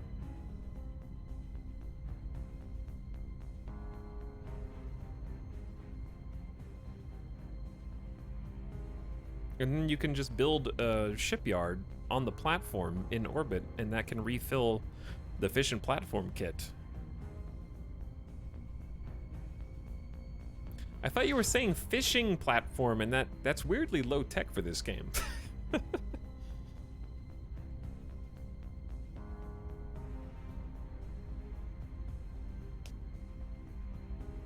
MC, basically, you may not want an extra station taking up capacity. I guess. But then you won't be able to refill it because you have to have a station. That would be a one-way trip, right?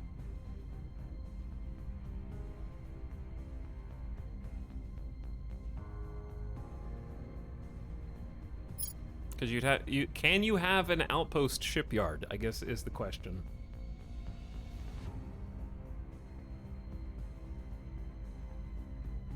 Because I haven't tried building one there. I guess I could just look.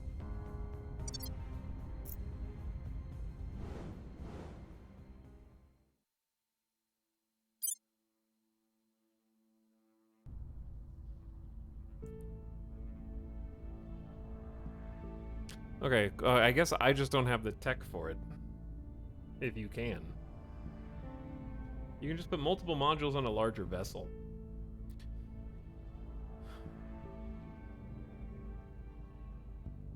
But I don't think you can... Oh, yeah, space dock. Yeah. And,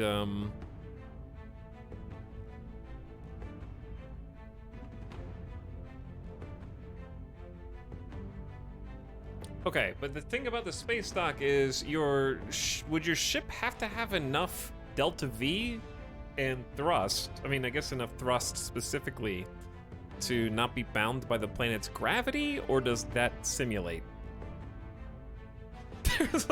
There's more questions than answers right now. Like, hypothetically, let's say you build a very low thrust ship in high orbit somewhere. And then you just send it to other places to build stations so it never has to get caught by gravity wells.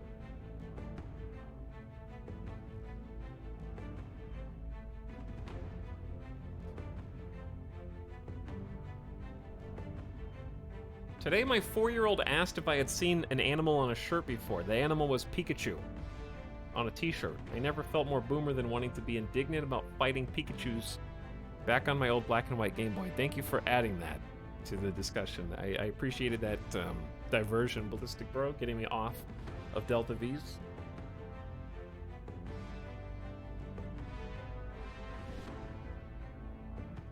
Yeah, I know that the planets show you what you need for thrust and Delta V. I'm just wondering, I've just noticed that the aliens, everywhere they go, if they put a space mine somewhere, they will build a station too. And I guess they can do that, because they have way more MC, cap than anybody else. But it just seems like it's beneficial to always have a space station in deep space locations, but I guess you just don't have enough cap for that.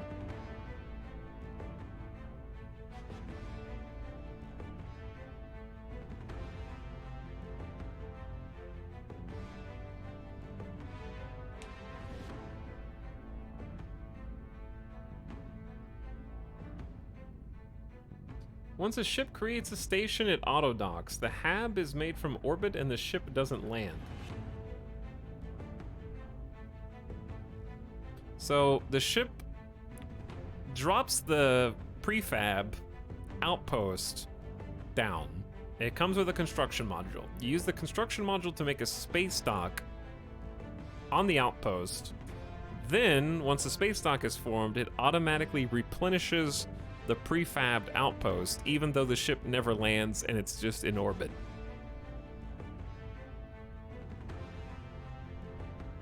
Is that what you're saying? I'm sorry that I'm dragging this stream to a halt, chat. I just gotta figure out these technical details.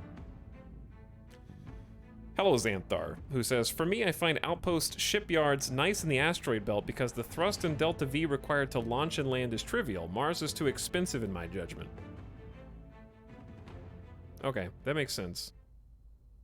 Because, yeah, the asteroids aren't going to have gravity because they're just little rocks, whereas Mars does have gravity, even if it's less than Earth.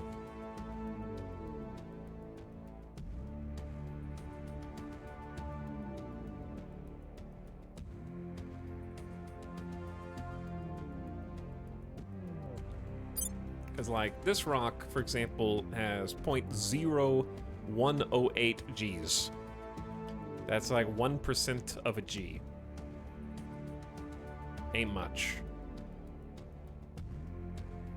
So you won't really need a station if you're just rock hopping, because the G-forces here are so small that you can just land and only need one thing. Okay. Anyway, I'm gonna take Midas a dog outside because he hasn't been out in a few hours. I'm gonna go ahead and pick my next project though. We know we're gonna want fish and outpost kits. Like, we just know we will. So I'll just research that first. That was sort of what we were stalling to pick.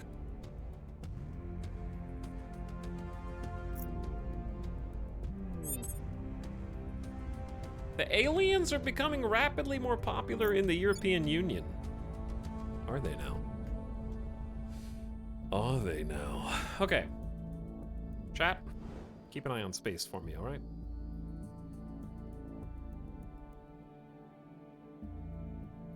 Don't look at that guy.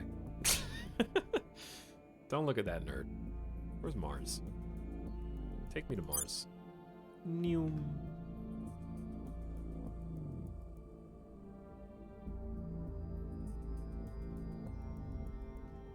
Ape Vest Simius, thanks for 20 months of sub. Sorry if I missed you a few minutes ago. Hi, Ape Vest. And now you wait.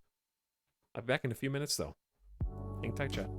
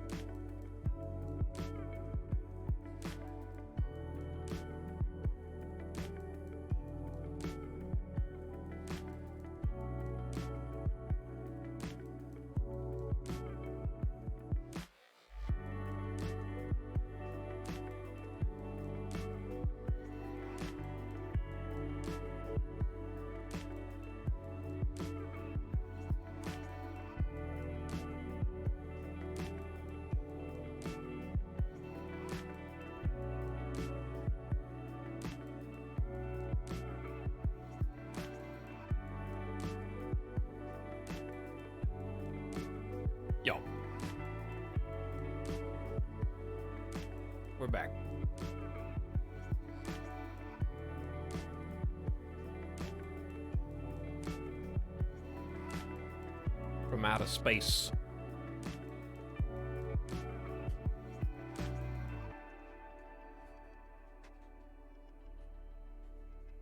Music. Music. Ah. Thanks for waiting.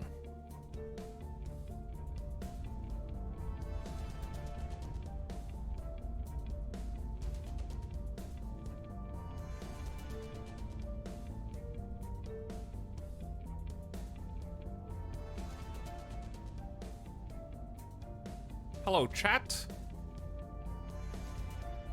We have brand new assignments to do. I don't really have anything for Bradford to do. His best thing that he can do right now is actually probably just go into an advisory role.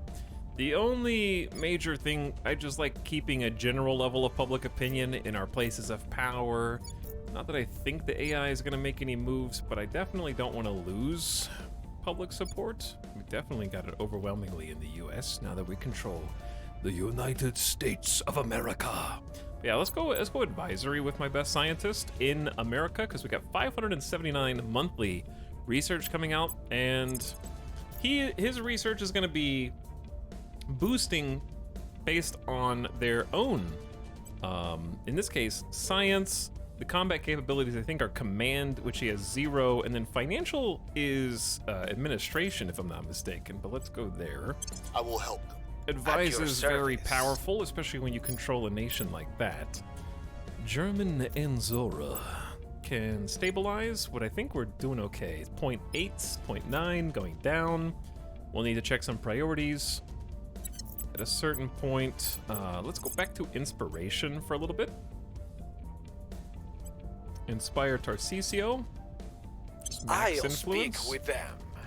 And then Where to? GNE Max Inspire German Anzora for a turn. I'll speak with them. Standing Tarcisio by. has finally identified the true loyalty of this servant. Where do you need me? Therefore, we could try and turn them to our side, which is based on persuasion, and Petra is fabulous at this. All we need to do is not lose them. So I guess if they go to ground, that's pretty much the only We'll reason bring them to our side. we would not be able to turn them. Reporting in. And Tarcisio, I want you to do some possible either surveillance. Because I saw there were a bunch of people in Japan. And there's always a bunch of people in the US. So I think surveillance has a chance to detect both alien assets as well as individuals. I don't know if it can reveal gray or not, but it might be worth it to just do a surveillance of Washington once. Unless we want to assassinate somebody. Do we want to assassinate somebody? Where is this person? This person's in Morocco. Oh, they're resistance. I don't think I want to kill the resistance or detain them. I don't really care what the resistance is doing. Yeah, let's just do a quick surveil. Initiating recon. See what happens. And off we go. Offering assistance. Okay, because Bradford is so good, we have a 25% bonus to research and investment points I couldn't get through to in the them. USA, so I that's... couldn't get through to them. I couldn't get through. I am not an inspirational speaker at all. Neither of us have decided to inspire today. We really phoned it in on this Call of Duty montage commentary. Surveilling target area.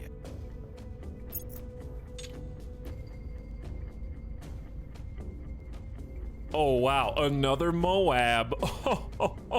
Oh, another Moab. Tell me about when you used to go to school, Grandpa. Oh, were classes hard for you? We did find actually some alien sapient life forms in Chicago. Need to go take care of that. We've gained an agent. One thing I'm still not sure of is, does survey affect the entire nation or just one spot? It affects the spot and adjacent spots, is my understanding. I'll show you what I mean. We have turned a servant agent to our cause. They will feed us intel and fail missions at our command. But the main reason... We've all gaped in awe Hello? at those images of the Earth as seen from space. Beautiful, divine. But if you saw that same sight every time you looked out the window, wouldn't you grow to hate it? Director Khalid Al-Ashgar. Guest appearance on the Thinking Bigger podcast. Are you saying that if we looked out our window and saw Earth every day, that we'd grow to hate it? I don't know, Chad, do you grow to hate the sun every time you look out of your window and you see the sunset? It's beautiful every single time, okay? No, wait, I'm talking to gamers. I forgot.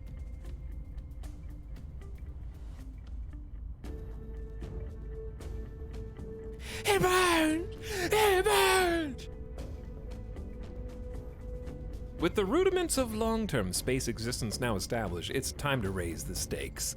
More personnel, more improvements to quality of life, far more reliability and autonomy, further reducing the need for shipments from Earth. Even if we settle on other worlds, permanent waypoints in the space between them are a necessity if we're to efficiently transport craft, resources, and people between them, and to oversee the many trade routes that spawn from such an expansion.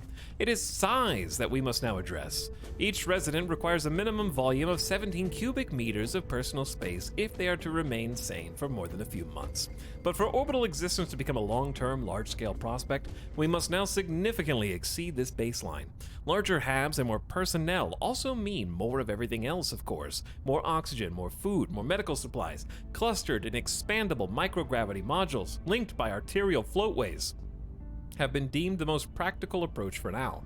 But once we move from scores of trained personnel to thousands of civilians, we will need not only larger habitats, but also a means of generating profit. Gravity. Yes, gravity. The following project may now unlock for us to research in the future orbital cores.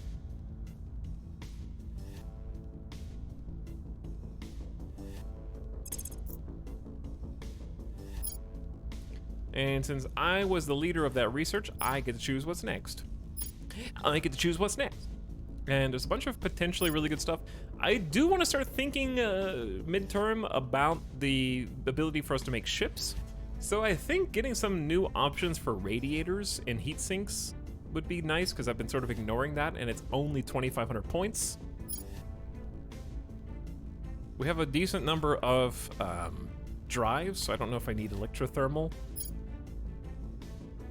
There's missiles! Dude, I love missiles! Is it weird that because the tutorial specifically mentions that missiles are the best, I'm like, well, interesting you say that. How about railguns? Yes, I do want to just pew-pew slow-moving projectiles that take ages to get to their target, and then when they do, they just hit the nose armor of the enemy ship.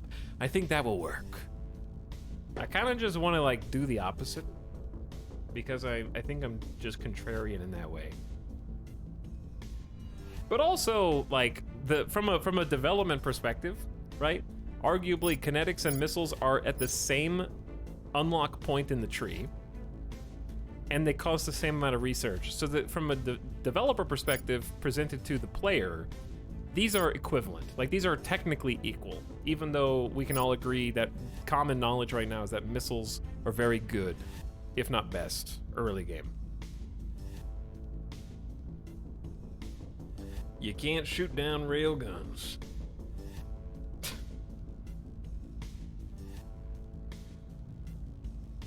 The urge to be in the top 0% of gamers.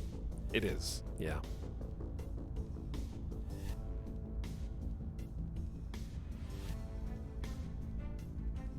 So we'll go. We got 3 different choices that we're going to be able to make soon, and I'm going to start cheap. We'll do weapons soon, but I'm going to get advanced heat management concepts first, because we will also eventually want to go to places like Mercury. But that's not really something that well, we're actually getting more mission control now. We're up to 33. We went from 30 to 33, so that's actually going up. Yeah, let's get heat management concepts. We're about to get electromagnetic propulsion as well. Oh, we turned an agent. Have we found any aliens? So the way that I found my first alien on Earth was to turn a servant, and their intel led me to an alien agent. This time I don't see one, but that doesn't mean they're not there, or they might appear. The Protectorate began construction of a new outpost on Vesta.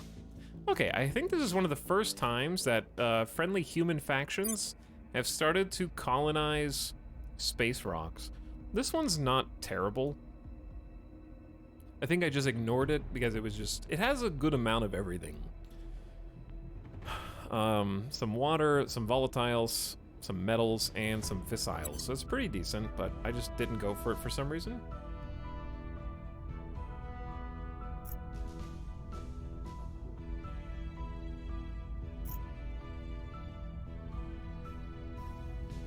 You can shoot down railguns, they're kinetic projectiles.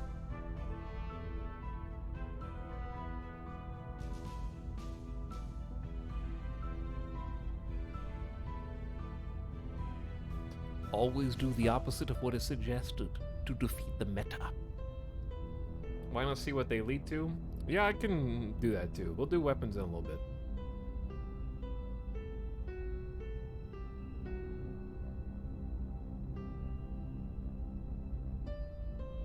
Tune into an Etal stream, first thing I see is space rock. What if I said every time you look at Earth, you're also seeing a space rock?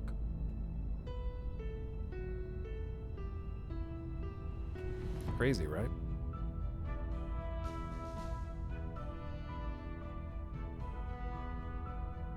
That's not true. Fission Outpost Kit allows creation of a small nuclear-powered base with a construction module on the surface of a space body. We can basically attach this little guy to a ship, take that ship out there into the great beyond, and then create a little outpost from the ship itself without launching the materials from Earth, which can have some benefits that we'll take a look at later. But we get a new regular project.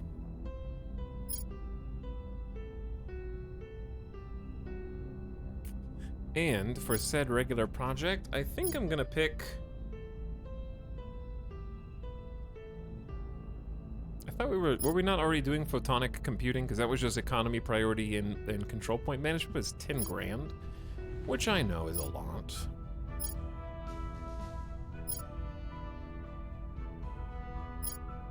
$25% more intel from interrogating detained prisoners. What does 25% more intel mean? For all intents and purposes?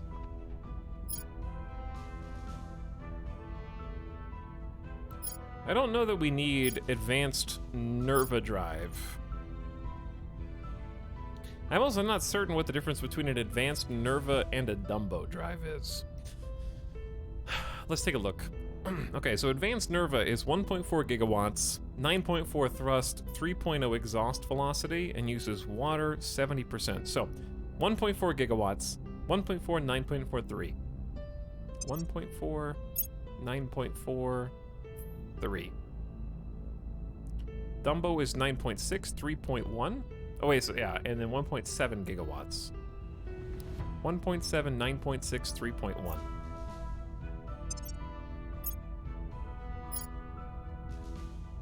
So, it's basically slightly more power, and the Dumbo drive is better.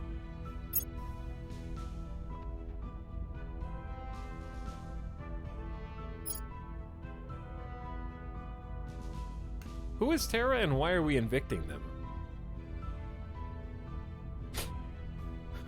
Who is Terra?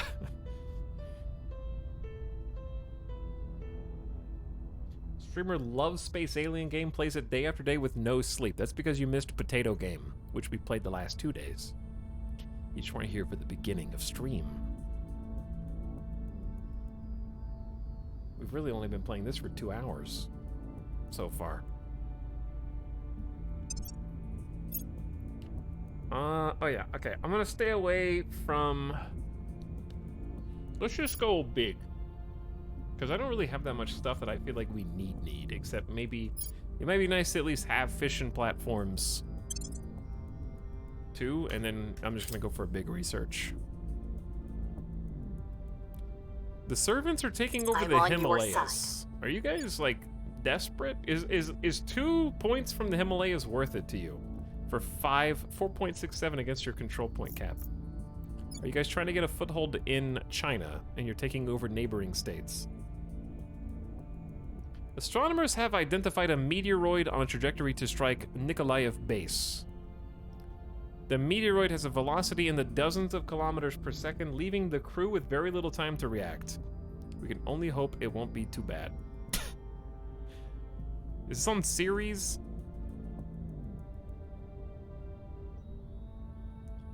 A single random module is destroyed or a puncture. We don't even have anything built yet. Our fission pile was destroyed. Clear the wreckage. Shut up.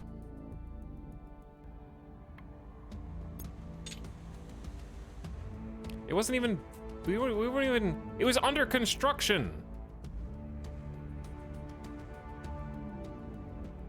It's not gonna be done until the 12th of Feb 2029, you nerd. Fission pile, xenology lab. Well, we're actually building this and it's gonna still be ready at the same time. We didn't even lose any time. Oh God. Science would tell us that we are nothing more than vibrating atoms. Everything in life is vibration, as Einstein put it. I put it to you that he was a duplicitous charlatan. You're saying Superior that Judith Einstein was a charlatan. Eternal That's a hot Source take. Introductory video. That is a really hot take.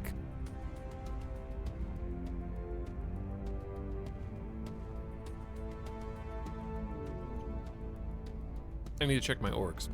Since the dawn of the rocket age, efforts to reach space have been limited to chemical propulsion and all inherent inefficiency and risk that entails. It is to electromagnetics that we now look instead, essentially jolting our craft through space. This is thanks to a curious quality in electromagnets that sees them vibrate when cooled to very low temperatures. While that itself scarcely is a new discovery, a breakthrough which enables us to contain this vibration and then send it in a specific direction very much is. When applied to experimental supercooled superconducting magnets made to vibrate some 400,000 times per second, the jolt can carry our spacefaring craft further and faster than chemical-based methods.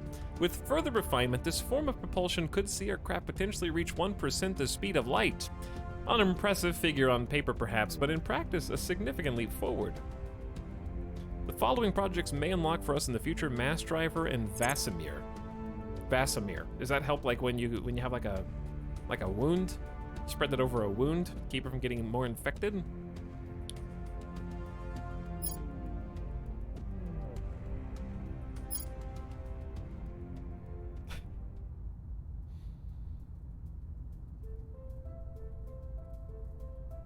-2. Is it a -2 if it went over at least one chatter's head?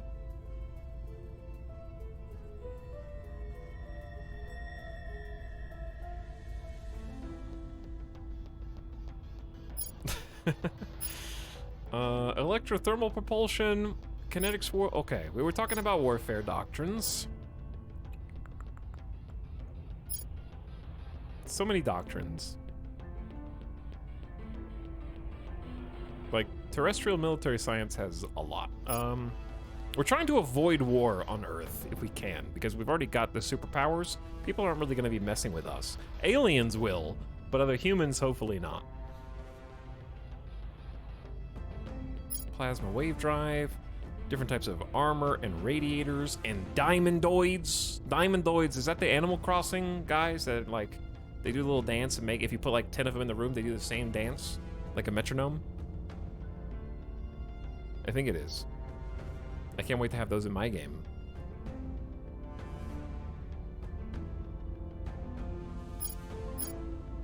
A rival international development leads to climate change mitigation and integrated Earth space economy. And then a lot of like, you can make a crossing over the Strait of Gibraltar, civilian fusion reactors, industrial atomic assemblers. There's a lot of buffs. There's probably a bunch of buff research. Buff. Combat lasers. Surface defenses will employ lasers once constructed. This is a requirement for arc lasers and combat lasers, as well as point defense arrays and various IR batteries. Point defense particle beams are cool. We have so much science. Those are diamondoids, gyroids? What do you mean, Haley? It's a bit early for a mission to Jupiter. Do we really want to settle around Jupiter when the aliens already are? I don't know if that's a great idea. Unity movements leads to great nations, which I don't know if that helps us because we're fairly disparate. I get to choose. It's my choice. You know what, chat? I'm gonna go for railguns. Because why not? I got 3 different researches. We can do some easy ones. They're only 2,500. Missiles are for cool guys. Railguns are for nerds. That's why I'm picking it.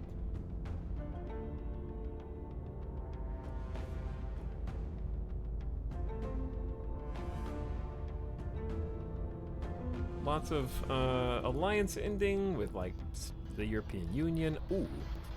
Our interests in the UK have expired. Okay. I'm here. Gonna have somebody go handle that. Protecting our interests. Our interests in Where do you need me? Japan are also expired. We're gonna have Ready Petra to go handle that. It's nice to have 2 people who can defend Securing our interests. interests. Ready Because for my without mission. that, we would be having some difficulties, and we'd be quite vulnerable. Okay, that pretty much takes up their entire turn. Bradford Spence can just be... until we find something better for you to do, buddy.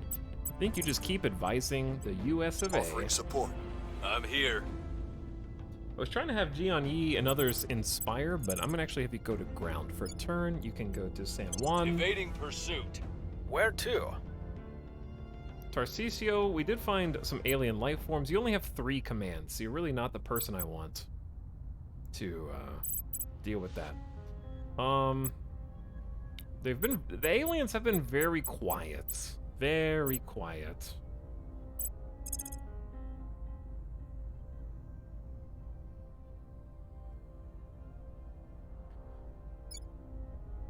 Why don't we just randomly surveil different areas of interest that we hold, like Kazakhstan? I don't know. We could find some people there. Maybe we just go surveil around the European Union. Okay, so somebody asked this question earlier. Surveillance detects from its region and adjacent regions. So we're surveilling here, here, here, here, here, and the UK, and maybe Ireland too, simultaneously. So it's a pretty big spot. They're in Brazil enjoying the carnival. Yeah, basically. I went all in on Space Marines because that seemed fun. It definitely was. Effective is another matter. That's fair. But yeah, let's just go surveil the European Union. Jobs have gotten a bit easier for us now. Offering counsel. Okay. Prepping for next mission. I'm happy with this super boost to the US. Juice, like we getting 66 research daily. Let's see how that compares to our neighbors.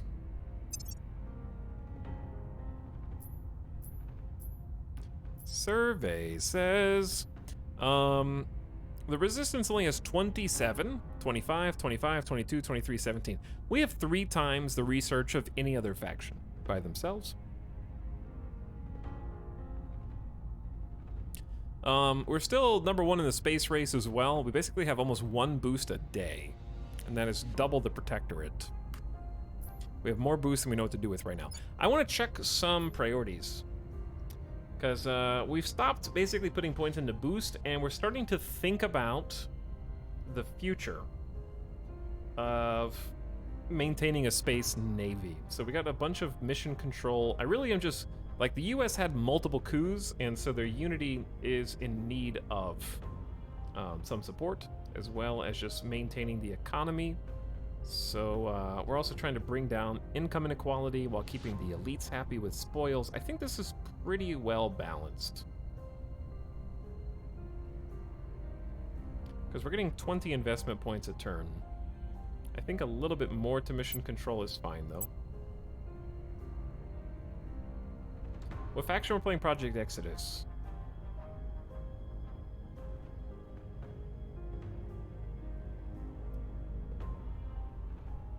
But yeah, I want to keep the US stable. That's why, I don't know if you guys knew this, but if you have a exclamation point next to spoils, it's actually a higher likelihood of coups. And in the major nations like the US and China, destabilization and coups and unrest can sort of just happen, even if all the other factors are good. Just from time to time, there's some weird shakeups. So I'm seeing if like maybe taking some spoils helps mitigate that. Because it's actually quite easy. They only need 3%, so it's quite easy. And we have great democracy score, and I'm pumping welfare in the economy, so it's fairly balanced in the US because that's a long-term hold. In the UK, we also have basically stopped putting points into boost. And we're pumping a lot into, right now, military, because there's honestly a good reason to. We have up to a 5.5 total miltech, so boosting our army's scores is fine. Unity is good, or at least cohesion is. And just increasing their knowledge. Income inequality is okay right there. Yeah, that's good. Just some tweaks. Nothing fancy. Ireland, how are you guys? Ireland, you can stop making boost. A little bit of funding. A little funding doesn't hurt. For spoils here, we need like 11%. Which feels like a lot.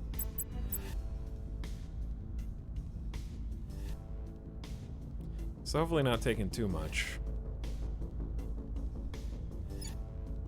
Okay, we're gonna stop funding. 8% for spoils from Ireland. But we're gonna give back via welfare. Okay, looks good. Kazakhstan, you have 8 investment points, no more boost. Just mission control, please. Everything looks tasty. Spoils for you are 38%, so we're just gonna ignore that. Boost the economy. Japan, you're also doing a pretty good job just focusing mission control. And we got 2 armies in Japan. I wouldn't mind more terrestrial armies. Like 1 army for each spot seems okay. Let's just start on that. I know we don't have to put much. I just wanted to get a little bit over time. Let's say 9% here. And I know you can have more armies than that, but okay, we'll do like 9% there. From our 3 superpowers anyway. Funding does get better long term. Some buddies should be funding. Maybe we should do some funding in the UK. I feel like we're spread very thin. But we can start advising the UK and get their investment points up. And I think that'll help too. Okay. We just want to get things stable so that we can sort of just fast forward.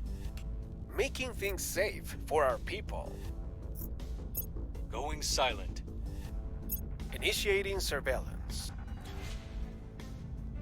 Cleaning things up. We know somebody's here, but Protecting our disappointed with interests. the lack of information that we were able to get. Surveillance is just kind of throwing a dart at the board and hoping it comes out in your favor.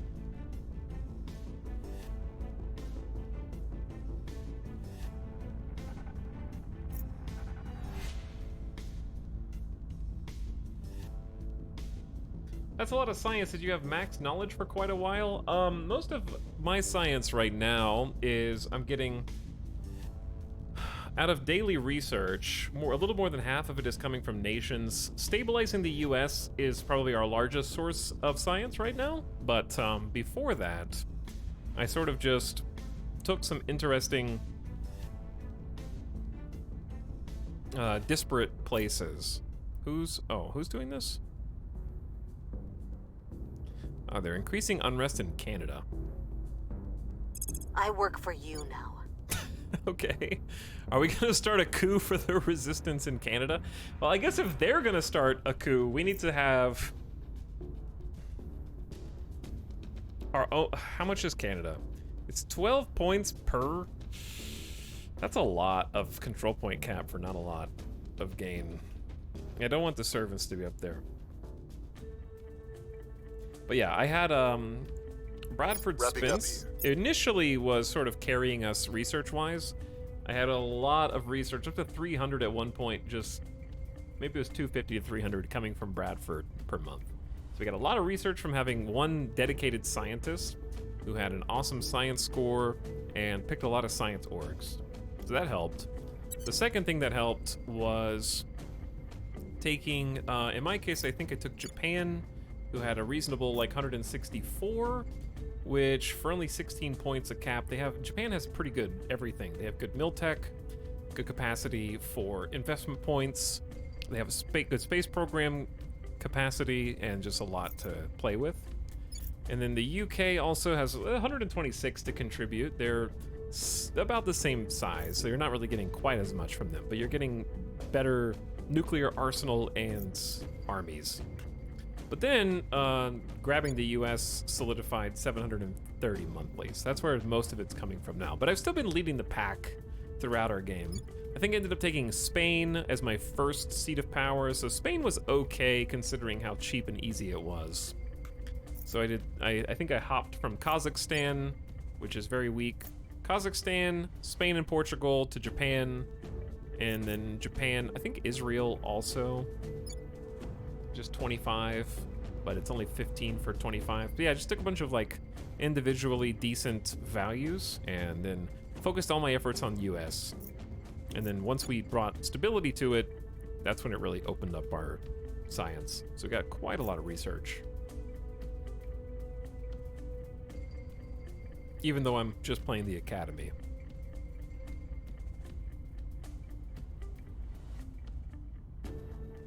Fission platform research complete. So now we can make a space station that has a built-in construction module. And we can, ooh, orbital cores. Yeah, I want that. An orbital core is a tier 2 module. Or HAB, I guess, that can support 15 crew. It does take 3 out of your mission control cap, but the benefit of it is that it comes with 2 new sectors with 4 modules each, and allows the construction of tier 2 modules, so it gives you a lot more space. Speaking of space, one thing that we need to think about doing is taking the rest of the slots in low Earth orbit 2, interface orbit 2. So currently there are 8 free station spots in low Earth orbit 2. So if we get all 8 of those, there's a lot of different bonuses and benefits that you can get scientifically from having different stations in interface orbit. But I don't know if it's worth it to commit all of my mission control just to occupy all 8 of these spaces. But you can, and I'm thinking about it. I just haven't done it yet. So those benefits are things like, in my case, take Feng Shui Gorilla Station here. This is just a tier 1 orbital. And it has a xenology lab. It's a +1 bonus to alien detection on Earth if the module is in Earth interface orbit, up to a max of 9. So we can get better at detecting aliens. And we can also get things like social science, where if we're in Earth interface orbit, we can get up to +9 strength to all public campaign missions when they're successful, and so on. There's a good chunk. This one boosts all of our welfare priorities. This one boosts all of our knowledge priorities.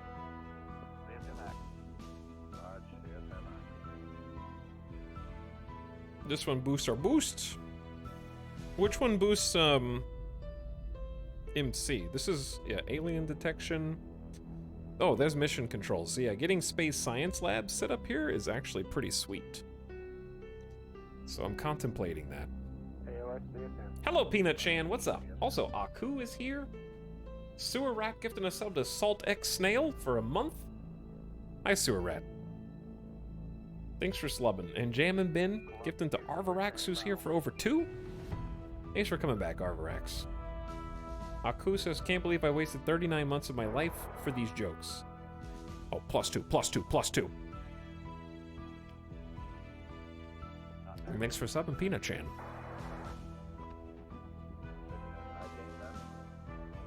Is there an aggregate where I can see how much of the maximum of 9 I'm getting from Xenology Labs?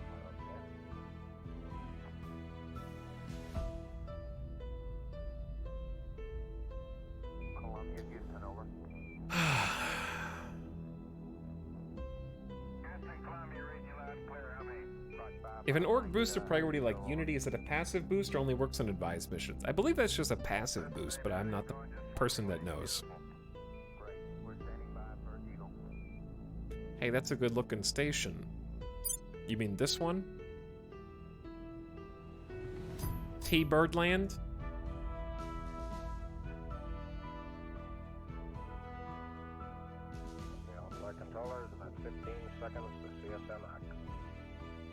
Here's what I'm thinking. Here's what I'm thinking, chat. We do a little retrofitting.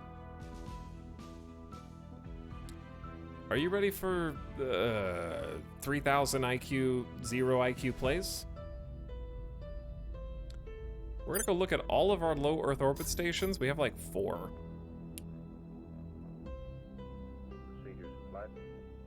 The problem is we only have the ability to support 10 power per solar collector right now. So that's why we have an empty slot, because we have 10 power and then this takes 5 and then it takes 5. So I have this left over. It doesn't do anything right now. But here's my 5 IQ play. Since we don't really need the bonus to public campaign missions, we replace all social science labs with space science labs, which is a plus 3% bonus to all mission control priorities on Earth. It'll take 30 days and also take 5 power. I need to see my HAB list. Okay, Nightbot, Orbital, Earth Shipyards is in high Earth orbit. We don't need that. Okay, Social Science Lab and Xenology. Replace with Space Science.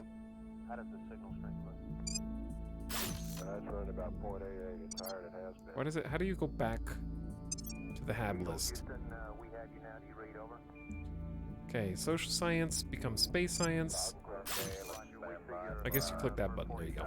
And then T-Birdland, also replace Social Science with Space Science.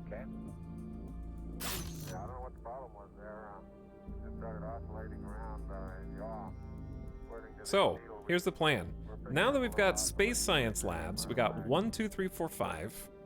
The plan is to take control of the plus maximum, not you, the plus 3% bonus up to a maximum of 30%. The 30% is going to require 10 space science labs. So if we can get a 30% bonus on all investment points into mission control, then it snowballs.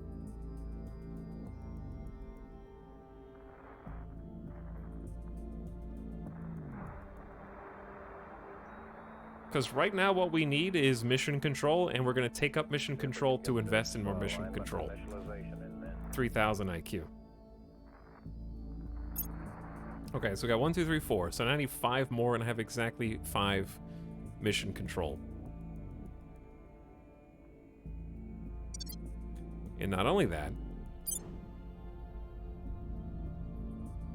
but we get to start taking up the rest of the slots in low Earth orbit too. Here's 1.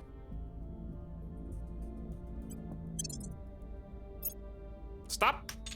Unpausing. Here's 2. Okay, gotta click close instead. Here's 3. Here's 4. Here's 5. And that'll equal 9. Okay, we're gonna have to name all of these stations. So chat, here's what you need to do. If you want to become a space station, you need to type in chat right now with the keyword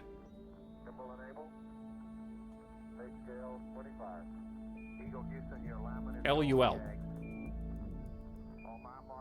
So that everybody who is muted right now unmutes to find out what is so damn funny. Okay, well, never mind. You guys did lowercase LULs.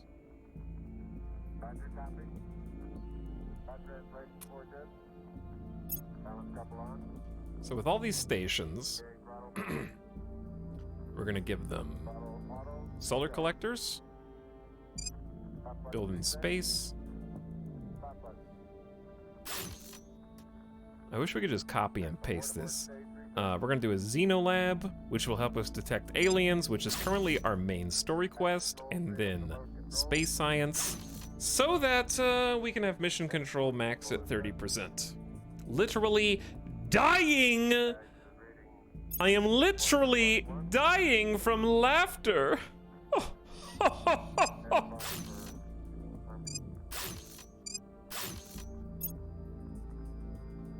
Okay, luckily I'm figuring out how to do this right. The aliens won't be able to hide from me. By the way, I so want to get this game on payday coming up this week. I've been having a lot of fun with it. It's very addicting.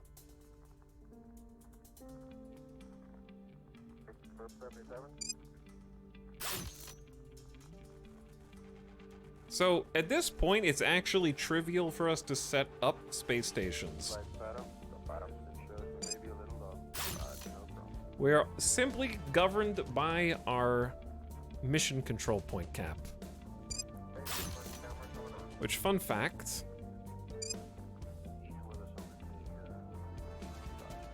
you can bug the game by clicking decommission a module and then crash the game. Decommission this bitch! Okay, nice. Hey, Chad, you know all those, you know all those stations that you're getting named after you? Bad news. Yep, I've done that twice. Devs, please. Devs, please. Someone get him to build it again. I hope the last autosave was close. I haven't crashed the game in a while. Now you can actually LUL.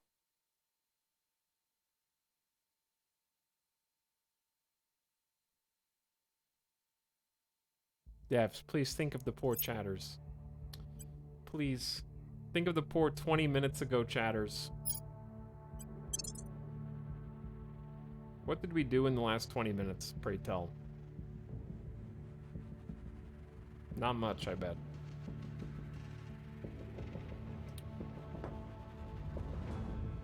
Did I take a BRB 20 minutes ago?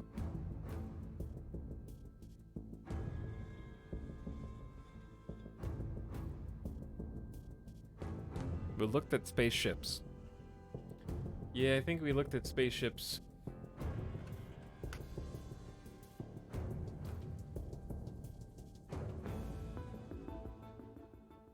Okay, chat.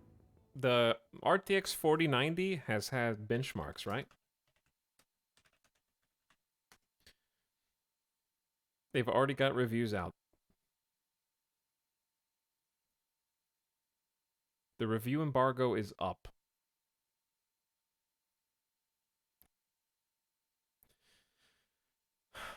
I know this is stupid, but I don't want to see benchmarks for performance at 4K. I want to see benchmarks for performance at 1080p, but nobody makes those.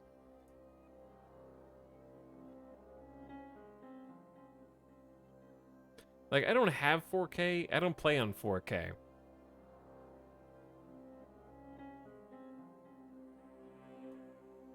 I stream it on 1080p. Founders Edition reviews are up today. AIB up tomorrow. I don't know what AIB is, but it sounds cool.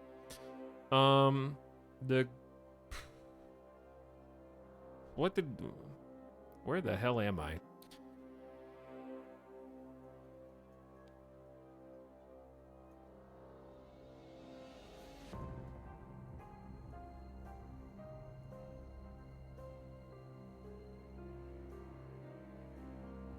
$1440p is a happy medium.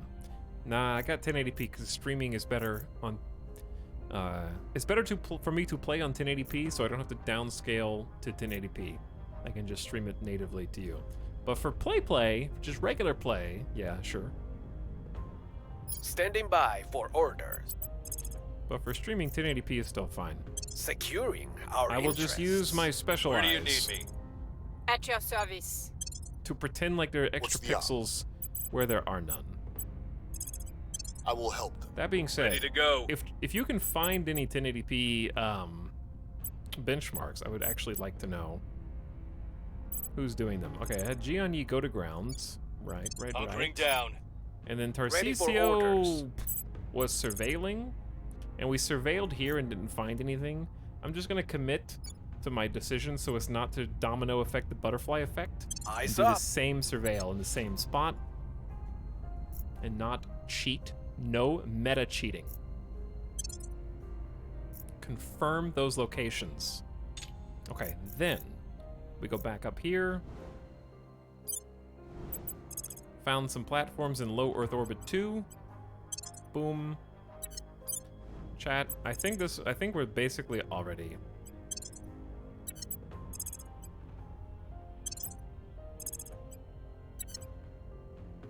caught up.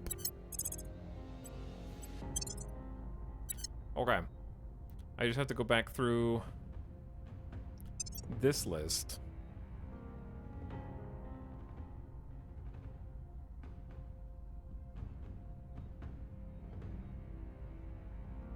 The 4090 will be CPU bottlenecked at 1080p. That you're not accounting for GPU streaming.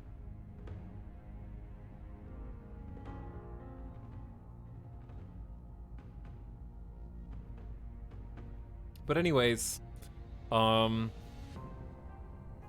still like to see comparisons between, because I have a 2080, and I'd like to see 4090 versus 2080 comparisons at 1080p bottleneck or no. Doesn't matter.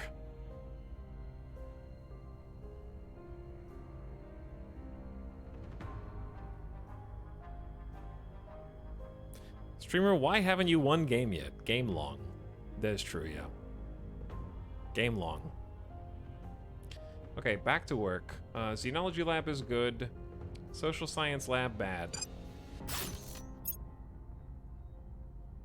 I mean, it's not bad. It's just not what we want right now.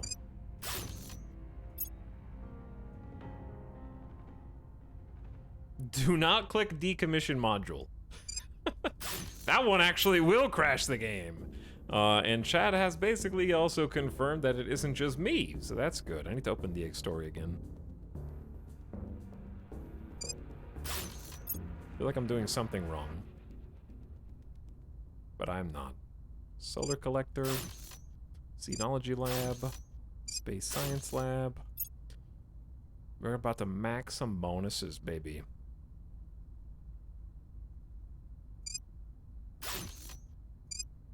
And detect some aliens.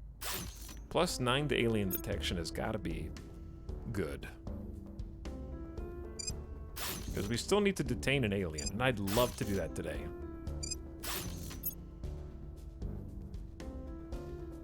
There's got to be a copy-paste for this in the future, but that's okay. We'll make do. All right, now I gotta actually name them.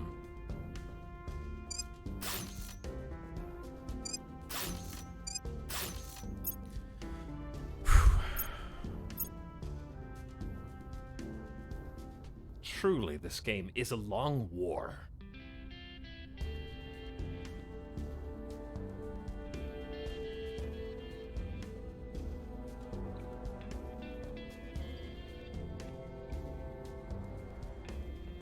Oh yeah, 4000 series is AV1 encode, so it's probably really good for streaming.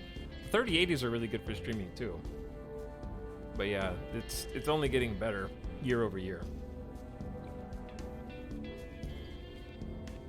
Roll the dice.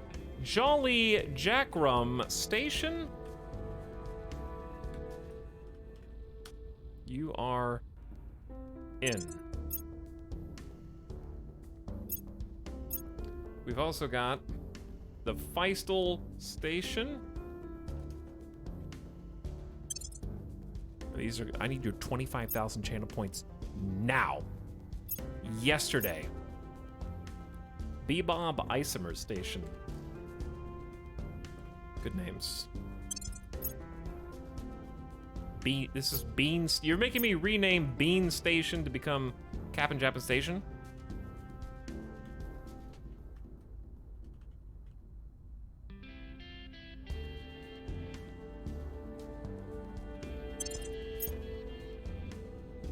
And then finally, Eskia, or Eskia. Your choice. That you. I won.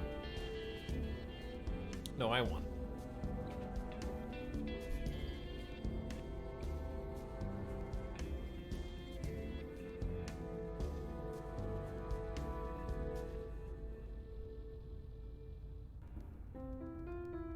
These all sound like good sci-fi station names.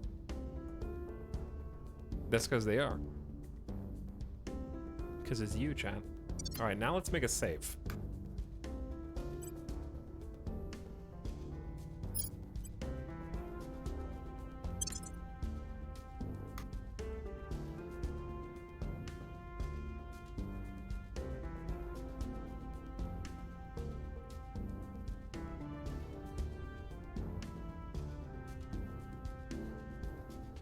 I'm actually annoyed. I understand if I did something or if it was a joke, but all I did was reply to someone.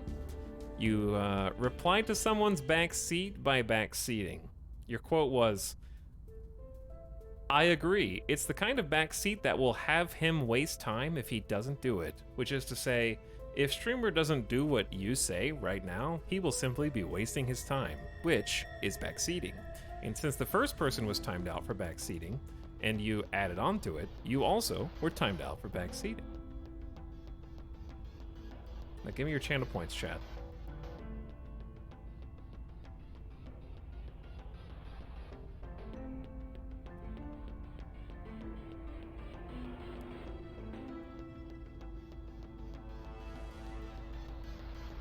$25, $50, $75, $100. I'm missing 25,000. Oh, there we go. Illegal waffles, you got it.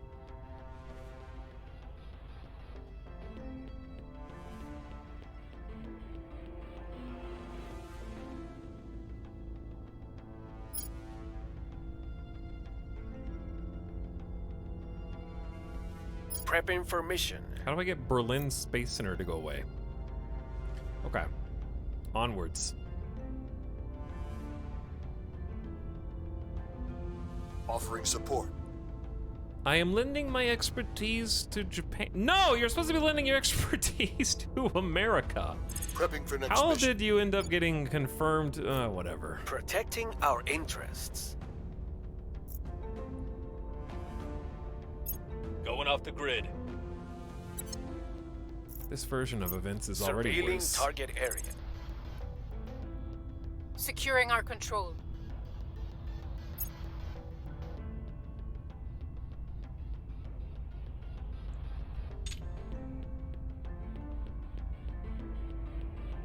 We spotted. I don't care about humanity first.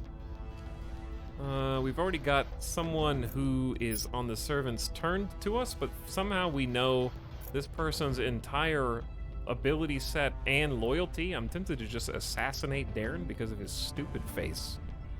Do I need a better reason than that?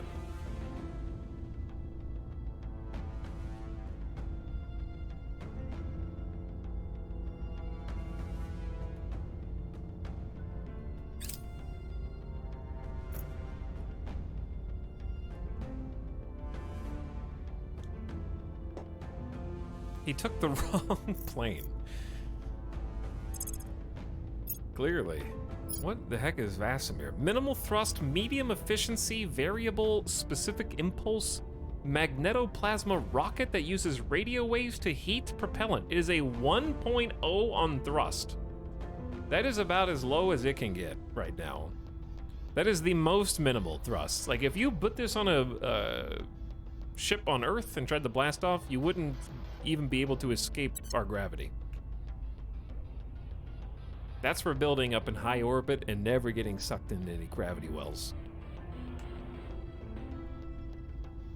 For long-term trips.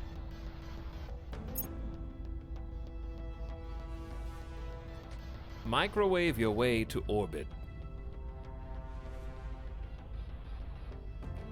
We have completed fission platform kit research. Okay, now what did I do after this? I think I did.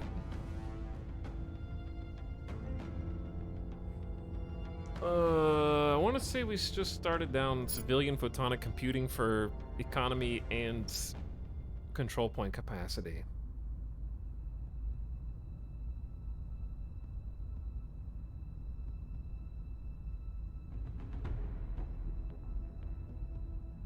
Sometimes I don't even write in chat. It's like being timed out for hours.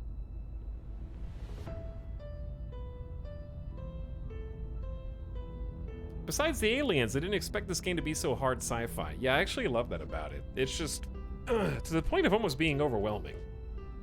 But yeah, you really do start the game with the exact capabilities that humankind has. It's just that the spin is if aliens exist. I'm just gonna go ahead and research these two since we're here for solar outposts, because solar is better the closer you get to the sun. And that means Venus, Mercury, and any Lagrange points that you want to use in that area as well. But the reason that we're able to actually like accelerate our research is because aliens land. A lot more resources on Earth in this timeline are going towards space travel, whereas right now there's only so much that each, you know, major power is spending on their space programs. But if aliens arrive, things actually might go different just because priorities shift in the economic, you know, distribution of resources. Armed individuals have been spotted hunting alien life forms in Chicago's. The motivations range from commercial, with the exotic quarry being sold to curious customers for a hefty sum, seemingly purely for the thrill of it. Let them do as they please. Public opinion increases for the aliens in the United States. They have the right idea. Let's give them a hand. The spread of xenoforming in Chicago is reduced. Yeah, let's do that. I need to check Chicago again. Poaching aliens for profit, let's go!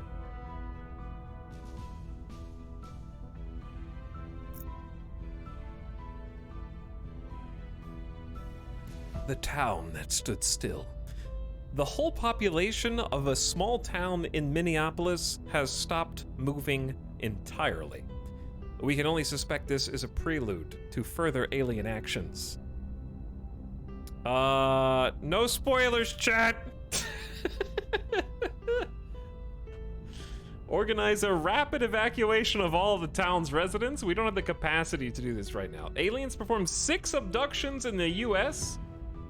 Public opinion increases for the aliens. Or rapid mass evac. 42% chance we get them all out. Huge public opinion boost for Project Exodus in the US. 33% chance aliens perform 2 abductions. We get still a public opinion boost. Or a 25% chance they get all 6 abductions and we lose some public opinion. If we had allowed for factions that have completed rapid response teams and allowed for nations where the number of armies is greater than 0. Oh, allowed for humanity first. Okay. We're gonna look up rapid response teams after this. Our teams faced no resistance as they loaded townspeople onto stretchers and drove them away in trucks. We evac'd the entire population without any trouble. They were confused but generally cooperative when they regained awareness several hours later. Huge public opinion boost for the Project Exodus. We're already like king shit here in America. Like that didn't. It was already very high. They love us. They really love us. Okay, I was gonna do something just now. Oh. Rapid response.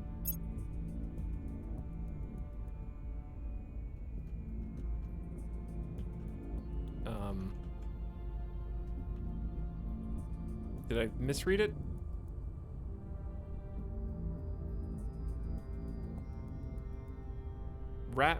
Chat, what am I looking for? I thought it was rapid response.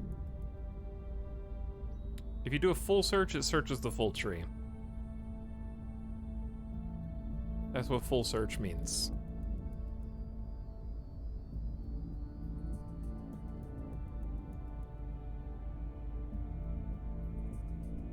Maybe it is called something different?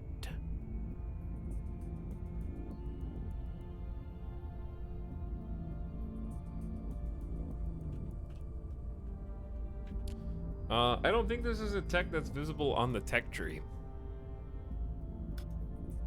Because I know for a fact that it was rapid. This is rapid stabilization, rapid repairing, rapid shipbuilding.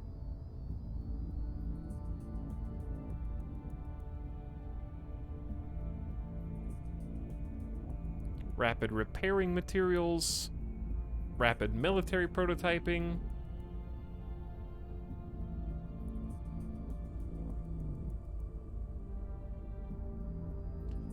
By the way, full search includes keywords that are under projects, not just keywords that are under text, chat.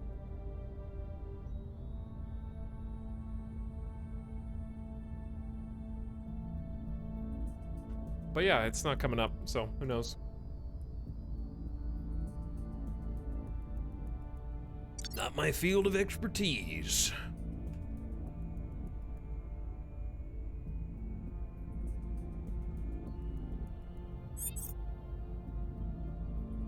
I haven't looked at orgs in ages because they're so full. 8% space mining bonus would be pretty sweet. I do have to admit. But also, the best candidate already has 15 total orgs. And to get rid of something would be to sort of remove... I guess they don't need espionage, per se. It's just handy. So yeah, let's get rid of this intelligence group.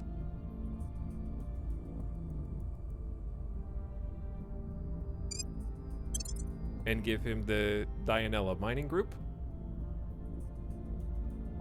This is plus 15. Ooh. But this is economy and spoils as well. Chat, I don't know, dude. What? You can also become the head of the FBI. That's 250 bucks a month, though. Way too expensive. And none of these are good.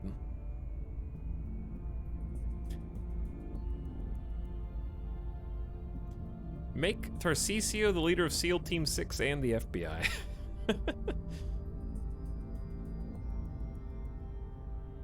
Alright, what would you prefer? 15% to all space mining, or an 8% to space mining and you get 5% to all economy and 4% to all spoils investments, chat?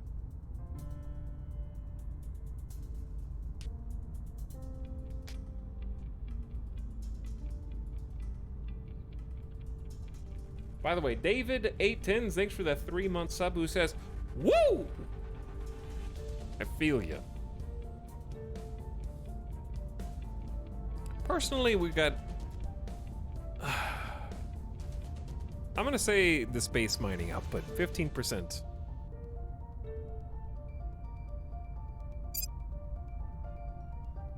$40 boost used to be a lot. At your service. Okay, go advise America, you nerd. Offering counsel. Ready. What were we doing? We were trying to get a spot in China. Ready for orders. Just because we can. We're at 57% and we can increase our public support there a little bit more. I will tell our story. Reporting in. I would also like to inspire German and Zora. Standing by for orders. Your orders? Standing Okay. by. You guys just Where inspire. to? You guys just go have a little pep talk somewhere, okay? Jian Yi is gonna be inspired by German and Zora, I'll speak and then with German them. and Zora is gonna be inspired your by service. Jian Yi. It's beautiful. You guys just go have a beer together or something. I'll speak with them. Ready for my mission. And then let's go surveil. Since all this crazy stuff is happening in the Minneapolis region, we're gonna go surveil. Oops, my bad, wrong button. Initiating There we go. recon. Go surveil Minneapolis to see what's up.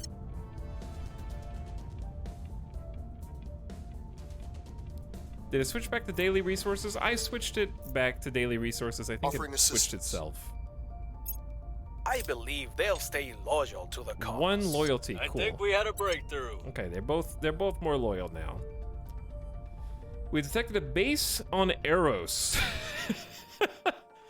I know what happens there. You really went to Eros? Is the resistance that desperate for a Cheeto that they went for the 9 base metals and that's it? This place sucks. Or does it?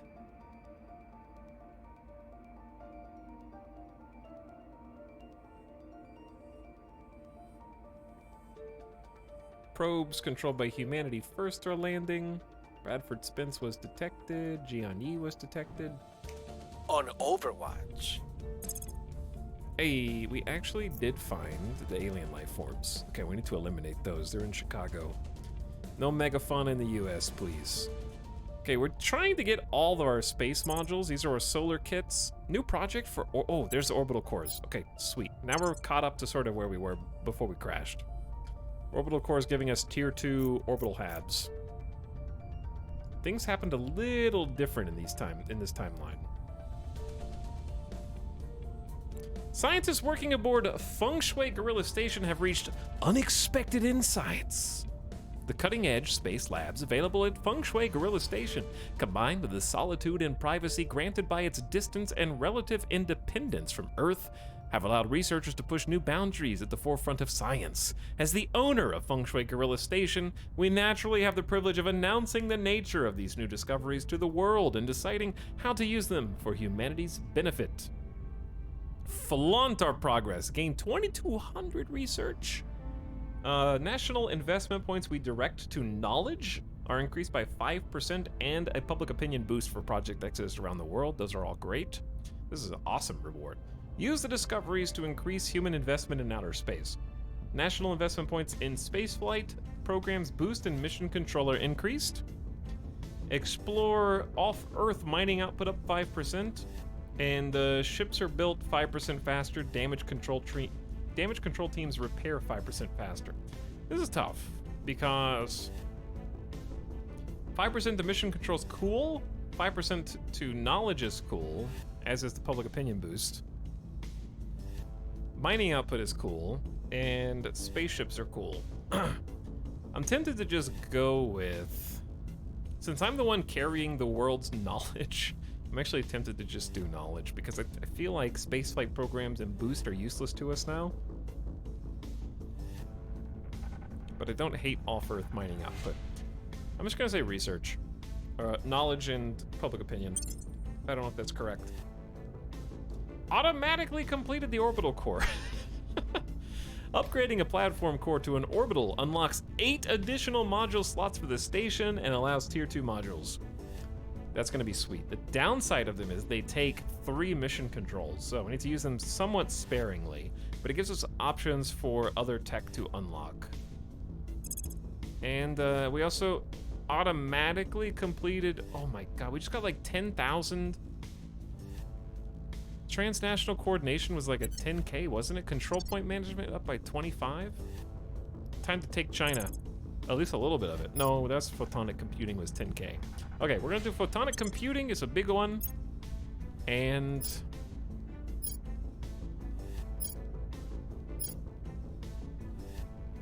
I feel like we can take a break. No, let's do a solar platform kit. That's a fast one. I'm still leading research globally with only 11% of my daily into each one of these. But we're not that far in front. Oh my god, they reverse left and right click here. We're gonna put a little bit more into kinetics warfare. Just to get out in front. Playing this game is training an AI, oh for sure. How many hours have we put into this game? Public sentiment is increasingly with around us. 50, I think. Popular opinion in China's going up. Oh, that's not my counselor. Woo, not my counselor. Humanity First has detained my spy. That sucks for my spy. After they failed a coup d'etat critically. You've been playing it a lot, yes. Would it surprise you that we're still in the early game, KJ? It's very addicting because of the number of things that can sort of happen over time. And the first playthrough is especially fun because it's all a mystery. Because you really are just like, what are the aliens doing? Like, they're doing something. And then slowly having that revealed is really cool. Even if it is a lot to take in. Sorry, you're 50 hours into the tutorial? Sure. Have you kept your counselors the whole game? Yeah, I think not playing on hard probably means we're able to keep... Look at all of our orbitals, by the way. I think if we were playing on hard mode, we'd probably have seen a few more sort of interferences. But playing this on hard for your first playthrough is not a good idea at all. I never seen or heard of this game before. Is this like Civ, Stellaris, or Crusader Kings? It's basically like a grand strategy 4X. And it very much has a lot of board game principles where you're starting on Earth, trying to establish control via using your factions to influence the nations of the world, to turn them towards your particular ideals in how to deal with aliens, playing as one of 7 factions.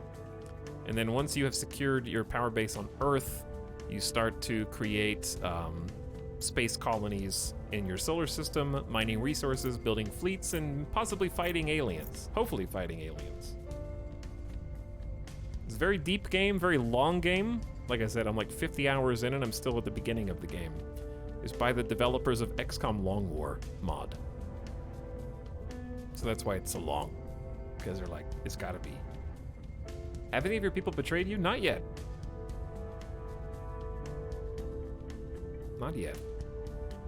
But yeah, we've been slowly uncovering what the aliens are doing. They went through a phase recently where they built like 24 ships simultaneously, and I kind of want to zoom out and just see where they're all going, but it's hard to keep track of them at this point. We can also look at our alien intel screen. All right, that's the last platform kit that we can maybe attach to ships, send those ships, say, to Mercury, and then kind of have a leg up on getting to Mercury faster with a construction module than, say, building the resources on Earth and then sending them there after we've finished research. What next? I think I was just gonna do some of these longer term, because we're running out of personal projects, which is hilarious. So, national points towards knowledge. Knowledge is sort of what we invest into different nations of the world. And as we invest into their knowledge via our GDP represented by our investment points, we boost the amount of research and science they're producing as a nation for us. So more research equals we can research faster by researching research. It's easy.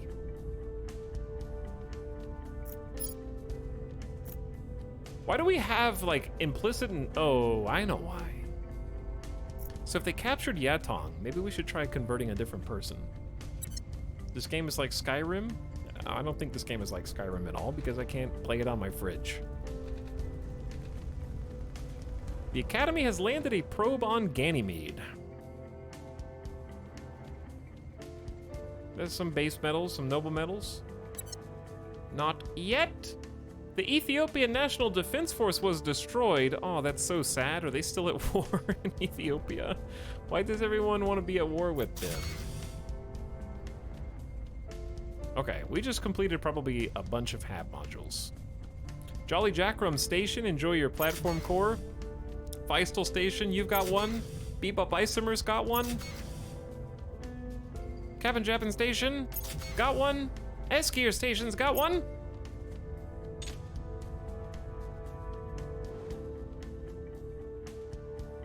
Things just got spicy. So, we now have 1, 2, 3, 4, 5, 6, 7, 8. We have 9 stations, not this one, in low Earth orbit.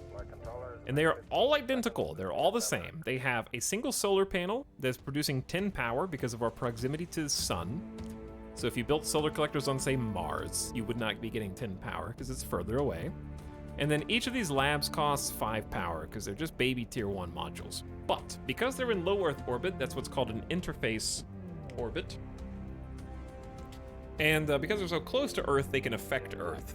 So the Xenology lab, we have 9 of these. maximizing our bonus to detecting other aliens, and we're also getting a 90% bonus to any xeno research that we conduct, which is usually our main story quests. And then over here we have 9, like 1 per station, space science labs, giving us a... Actually, we only have a 27% bonus to mission control priority, I guess, when you think about it. We could have a 10th. But yeah, space science will give us a 27% bonus to all points that we put into mission control on Earth, which in our case includes places like the US, where we have 16% of our national GDP, trying to create more mission control, as well as a substantial amount in the UK, and those points are just going 27% further now. So what you're saying is solar panels next to Mercury will give you tons of power. That's exactly what I'm saying. But since mission control is our #1 priority, we just spent a bunch on mission control so that we can get a bunch back on mission control. That's the plan.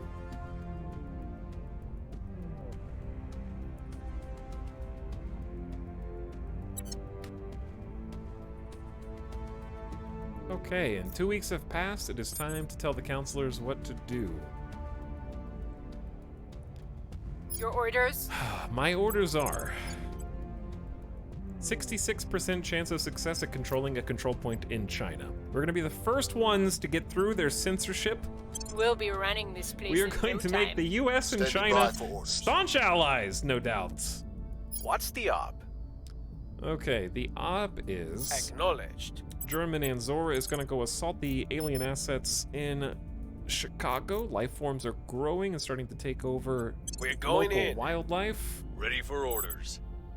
Gianni has pretty good admin and science, but could also continue to inspire people. Let's inspire German Anzora again.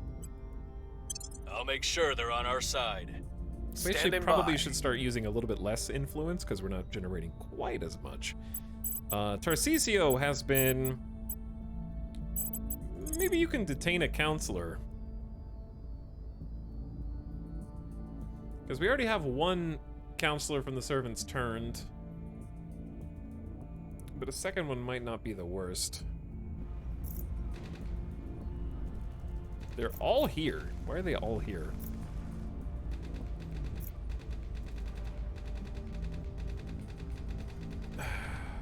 Zim Zim is incredibly difficult to capture for some reason.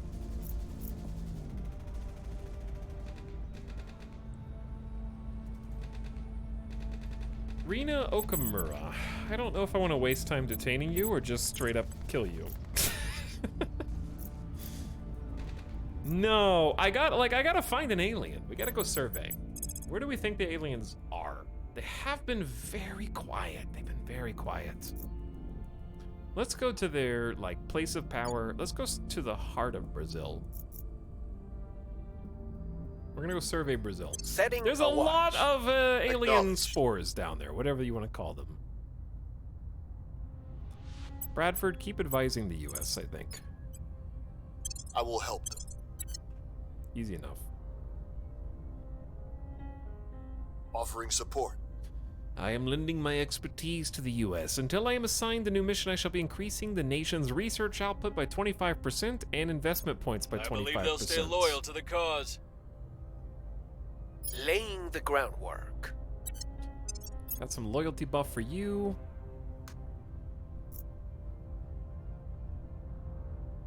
There's that one guy next to the alien stuff. Prepping for the next mission. Well, yeah, there's Mission always, in there's always progress. somebody in Washington, but I don't see anybody else, like, here. Initiating surveillance.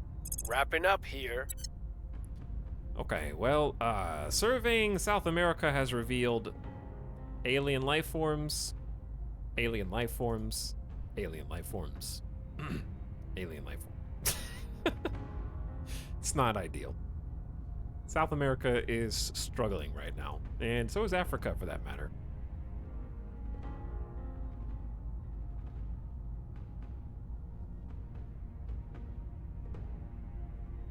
Must just be the easiest to go there. Target secure. Critical success! We have Prepping wiped for out next all mission. signs of non-sentient alien life forms in the Chicago area. Also, of note, a new alien fleet has landed at Alien Surface Base Alpha. They're just making more fleets. Fires breaking out in China. We found counselors for the servants in both Washington and in Brazil.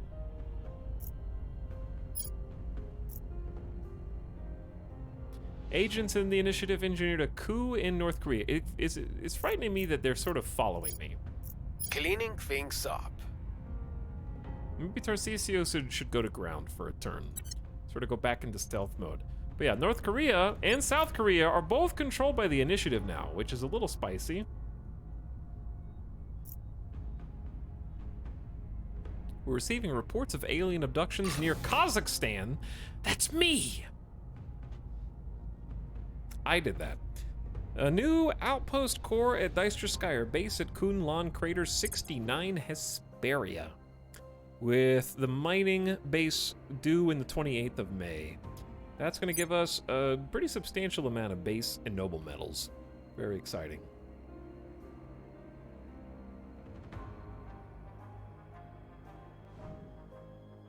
Our supporters are in place.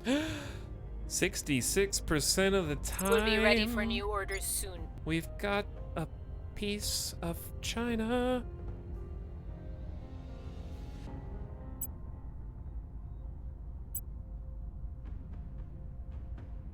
Spoils have to be at 62%, dear God. I don't think that's gonna work.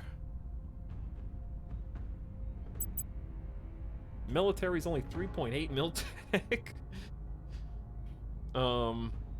Maybe we just don't rely on the Chinese military. They are polarized right now, so we need to boost that cohesion score. Their knowledge is pretty great, I would say. They have extreme wealth inequality. We want to bring that down if we can, and also continue to support the economy. Well, also they're getting close to another army, so I don't know if that's worth.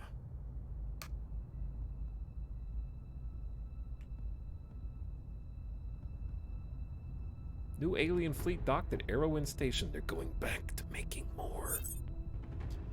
We can conduct a hostile takeover on a servant, and that's okay. Okay, so each control point actually has different pros and cons. So the one that we happened to take has a bonus to spoils income, which I don't really care about. Bonus to increase unrest missions, which can help you institute coups. Bonus to hostile takeover missions inside the nation. Bonuses to crackdowns, detains, and assassinate missions, and this one has a bonus to coups as well. Wow, lots of coup potential. So none of those are really that good or bad for me, but I think we definitely want to take the ones that help increase unrest. Or just bonus to coup if we can grab that one as well, because actually we have to go in order in China, I guess. But since we already have a foothold in China, it has become so much easier to get more. However, we only have 10 available CP. I can get a teeny bit more. Establishing control. Your orders? Okay, what about the abductions in Kazakhstan? I'm here. Well, I was gonna have to. If they follow me to Kazakhstan, then I'll know that they're like hot on my trail. There he is. That's gotta be him. There's alien abductions and there's an unknown agent. I'm investigating the agent. We need this to be successful. 16 ops, 97% success chance. Where do you need me? Okay, we're gonna keep advising US. Offering counsel. Ready to go.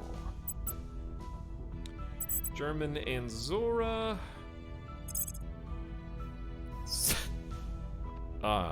This is a lot. There's alien life forms in Tel Aviv. We need to start getting rid of these because they're just getting too much. Taking it to them. So I'm gonna have Jianyi double up and help. Let's also go to Iraq. Going in hot. North Korea and India and South Korea are now allies. Whoa! Some big world changes.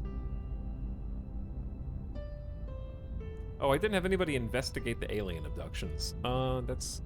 I guess Bradford can do that instead of advising for a turn. Yeah, we have the Kazakhstan. Headed there now. investigation. Everyone to Kazakhstan. Take that seriously.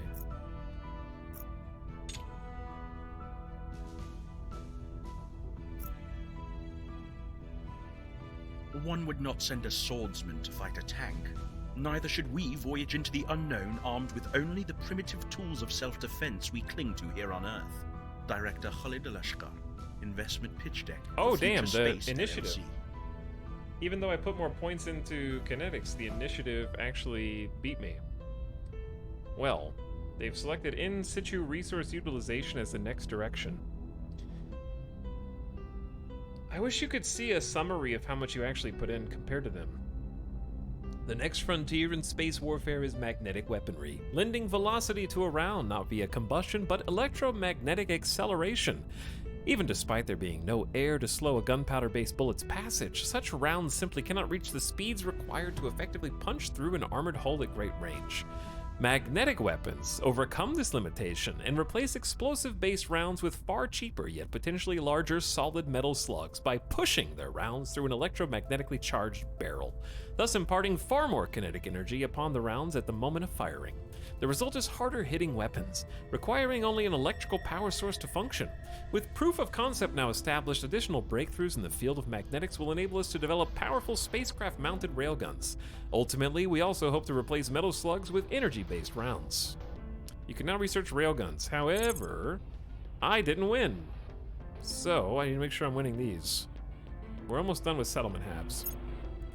In situ resource utilization is basically figuring out how to refuel away from Earth without hefty refinery complexes. You can only have one in that.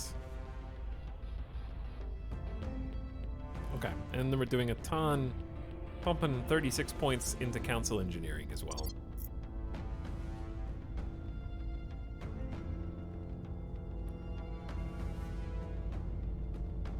Well, I would have liked to have controlled that and then led towards railguns, but oops.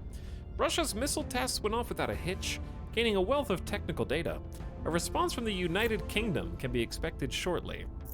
Event unlocked, punitive sanctions. Trigger the following effects. Russia gains 0.1 to its miltech level. Russia will invest more into space launch and space flights. That is all protectorate.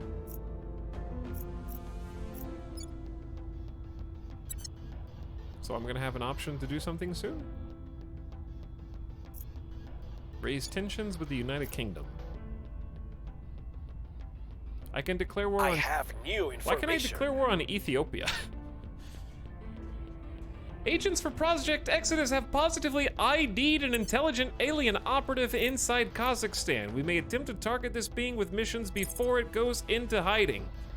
We have found Xenoform Alpha 5 affiliated with the aliens, working as a Hydra. We'll be ready for new orders Hell soon. yeah.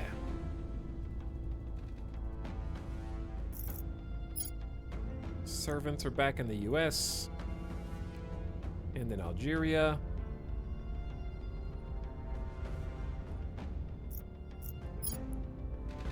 Xenoform Alpha 5. Alright, we need to capture him. There's also alien activity up there. Yep, they're in Kazakhstan. As expected. That was so lucky. We can now undertake the shipyard project. Let me see that. What is a shipyard? Okay, allows construction of the following hab. Shipyard. A large ship construction facility able to complete vessels much more quickly than a space dock. Oh, so my space docks are stupid. Is that what you're telling me? It's a tier 2 module. 100 crew, weighs 400 tons. I don't know what these monthly income bonuses are, but it takes 40 power to support and a bunch of money, water, and volatiles. So that's gonna go for our tier 2 habs, which I can't build yet because we need more mission control. Working on it. I'm working on it.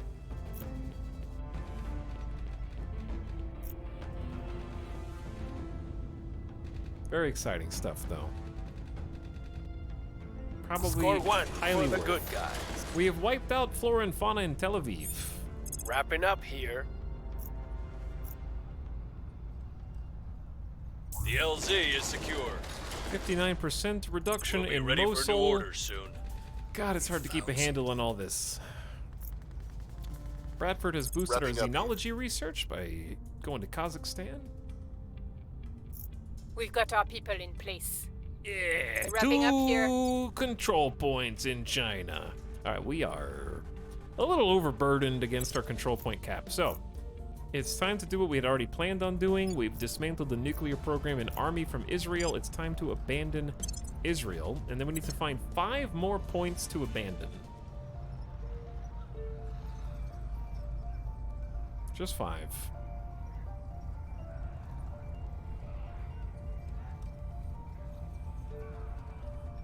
Okay, I don't think any of these are super necessary. What nations do we control? China. We do not control Costa Rica or El Salvador or Israel now. Uzbekistan. Ah, 1 point under control cap. What does having full control do for us? You get this little symbol, the executive symbol. That means you get the executive branch. So you can set policies in the nation. Setting policies lets you have access to their nuclear complement as well as declare war. Unification, in this case of Taiwan. Which of course you'd have to control both. And sweet talk them into a very favorable deal. But based on who they have claims with, or grant independence to Turkestan, Taiwan, or Tibet. You can disband their armies or disarm their nuclear arsenal if that's what your interests are. You can raise control cap. You generally raise control cap either via research and technology or through your combined counselors, administration, command, and persuasion abilities. And there's various texts that you can research as well. One of which we're researching that'll raise it by 10, but it'll sort of just go up over time. But it does take a while. Speaking of, let's give you the P protection. I thought I already had that. +1 security and +1 to espionage when being detected. You don't really need command. You don't need administration either. +1 to espionage when being detected. +1 security when in home nation. I like espionage because I like being undetected.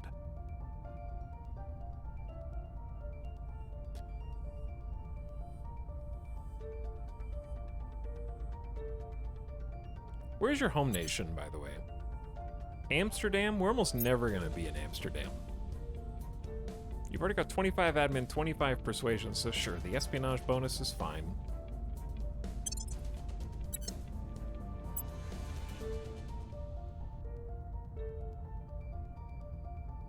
How do we win? Project Exodus ostensibly wins by finding the technology to get a, hopefully, colony ship to another solar system and find a habitable exoplanet. I need to get out of the solar system. How we end up doing that would be spoilers. Basically. Alright, I think I was saving the Tarcisio till 40 XP so we can get rid of a nasty 40 HP. I like senior physicist, so we're saving 40 for you, and that's it. Can some of the factions even win the game? Every faction can win the game. They have their own campaign. I remember looking a week ago or so, and the devs tweeted out that Steam achievements had only had a win for like 2 out of the 7 possible factions that you can play as. The game's so big and so chunky that I think 5 of the factions hadn't even had a win. I'm sure that's probably changed by now.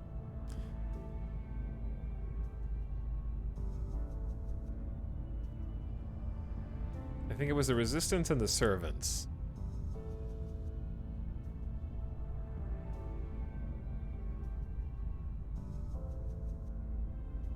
Okay, we have to renew our crackdowns on our Central American holdings, which means we're trying to get rid of them, but we can't get rid of them unless someone else takes them, but at least they don't count against our control point cap right now. Okay, and then We have a At your very, service. very important mission to undertake with you, Alpha 5. With your cool Pentagon armor. God, it's gonna be hard to assassinate you.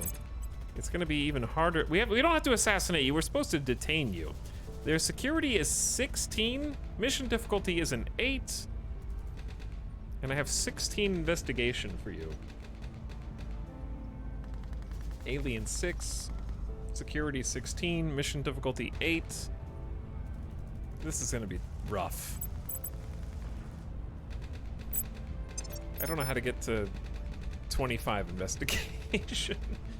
The FBI does give you a +4 to investigation. That is true. It just costs us a ton of money.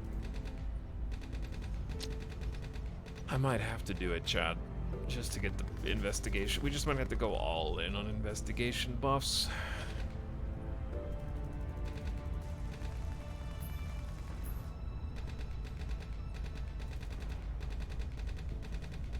Gun sound effects. Okay.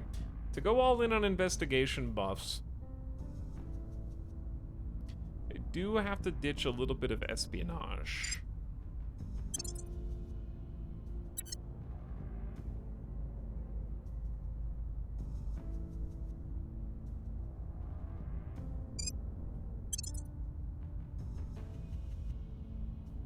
Okay, which is hopefully fine. I think I got rid of the wrong ones.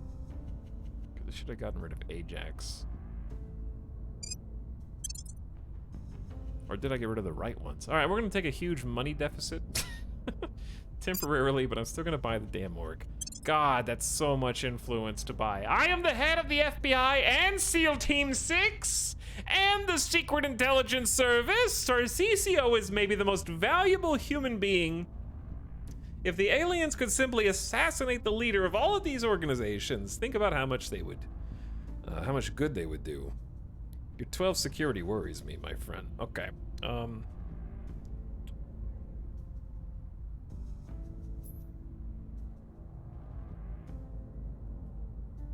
then this one would give you +1 to investigation, +1 to espionage.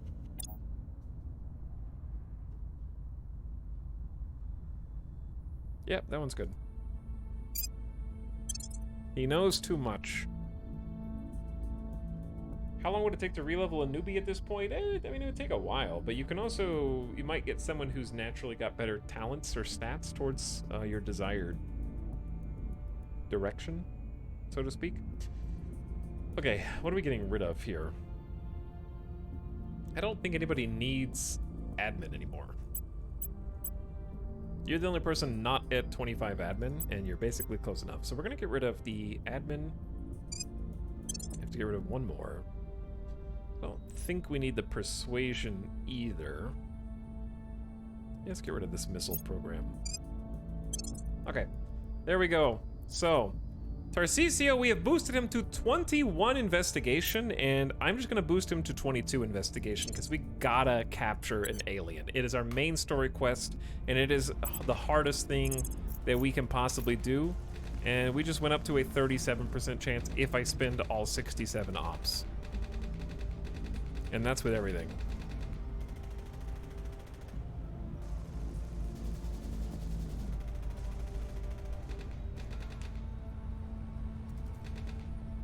I can do a 1 in 3 chance. Chat, I was gonna say, will getting more information on him actually boost the likelihood of success here?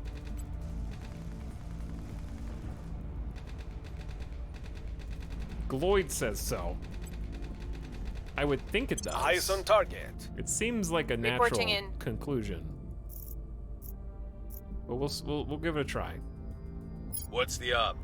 We can actually have multiple people do some investigation. All right, go back to, we're trying to, God, fighting an uphill battle. We can't just let all of South America fall. Go to Syria first. Heading to the LZ. Acknowledged. We are also, like, I can't take any more China, but what we can do I even need to defend my spots in China? I think we just public campaign here. I will try to sway the public. Ready. Okay, Bradford Spence. You don't have to investigate aliens anymore. You can what if you public campaign in China? Not a thing. Okay. Go and advise the US. Offering assistance. Where do you need me? You only have 9 investigation. If you investigated the alien also, what's your chance of success? I'll spend 4 ops double investigating him. You can get up to a +5 from 3 successful investigations. Okay. Tracking target. We'll give that a try. I don't want to spend too many ops.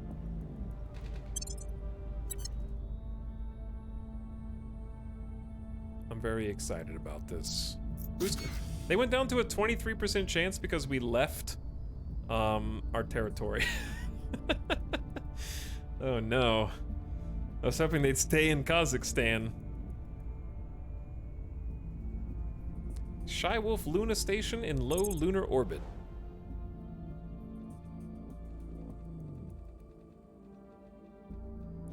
Oh, you've got a construction module. I don't know if we really needed a construction module in lunar orbit, but we have one now. So, like, if I wanted to take over the other spots, I could if I had the MC to do so.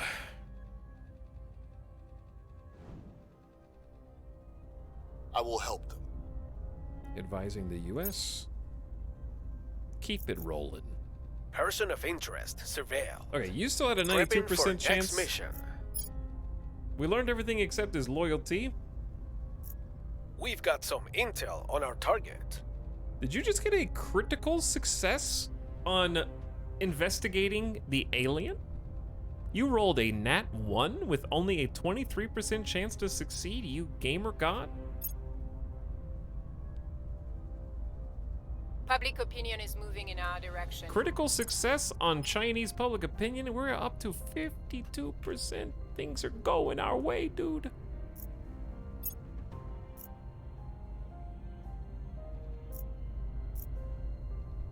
Got a shot.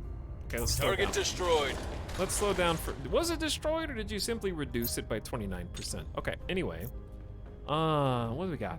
Bradford was detected, sure. More alien fleets.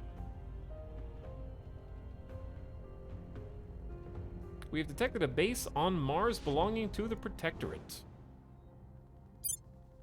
Okay, so all Martian slots are now full. The Protectorate actually has 1, 2, 3, 4, 5 spots. Though I don't think that theirs combined are better than ours.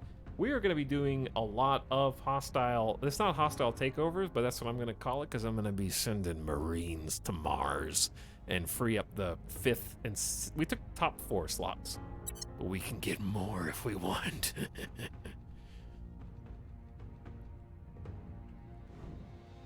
In time. You can now do the Skunkworks project. Have my outpost mining complex completed, Deisterskyer. We'll take a look at that in a second. The Skunkworks is an assemblage of engineering talent dedicated to developing new modules, systems, and tools unencumbered by bureaucratic concerns. It is a Tier 2 module built in space. Monthly income is 10% bonus to engineering research, which is always useful. Has a monthly support cost of 30 power. So is Skunkworks primary just to boost your engineering research? And also, I believe it has some other tangible thing. Is it council or is it research? This is covert ops. Might be research. Build the module at 1... Oh yeah, engineering project to unlock the additional capability of research. Oh, damn. Okay. Well, we need to get some MC then. We need 2 MC? We're almost at 4 cohesion. I'm very excited. I don't want to see the national GDP go under 20 billion. Okay, it's gonna take a while, I get it. But yeah, we're still building mission control here. They're almost to another army. Siphon some away from the army. Take a little bit off the military.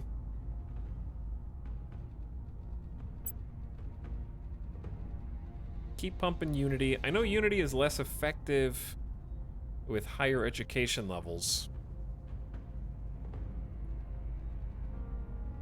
but it's still the best thing we have. Is there a better way to increase cohesion than time in Unity, chat? Let's see.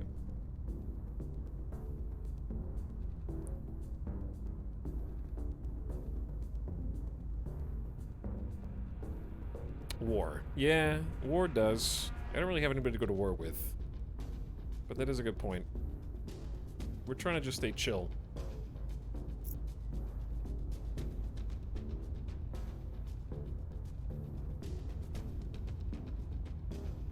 The income inequality is what's driving the most with that government score. I mean, we're bringing it down slowly.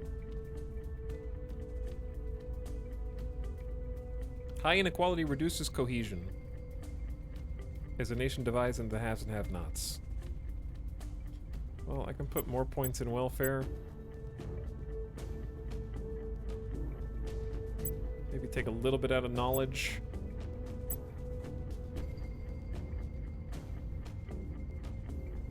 Knowledge also does cohesion, does it?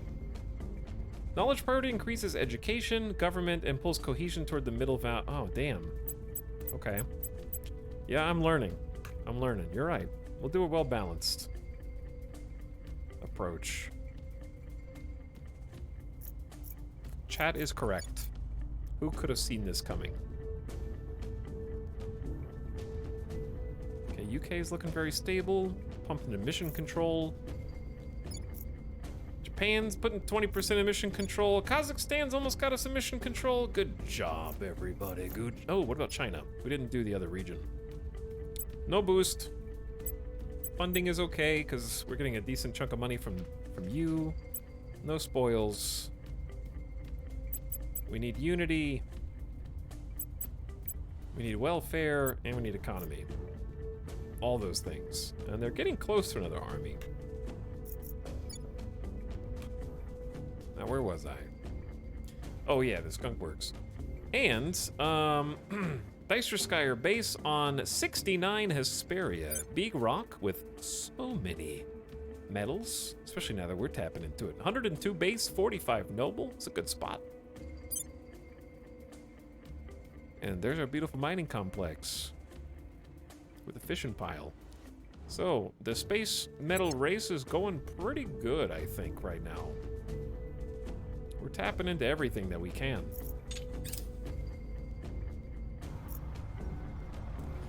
All right, Xenoform Alpha 5. I've got a little present for you. China has an open control point. Let's target it. No. You know how 30, 60, 90, 120. I need 120 to get in there, dude. Are you crazy? I do need to defend my point in the US. Standing by. So German and Zora will handle that. Making things safe for our people. I'm here. Reporting in. Tarcisio, do you see that alien guy next to you? What if I said 64 ops and put him in our special mind control proof cell? Yeah, we did get a +5 from intel on target, which basically counters his alien score. I like 81%. We'll grab them. What's the up? I like 81%. Put all the ops in that. Meanwhile, let's find our best Inspire target. Ready to go. Ready.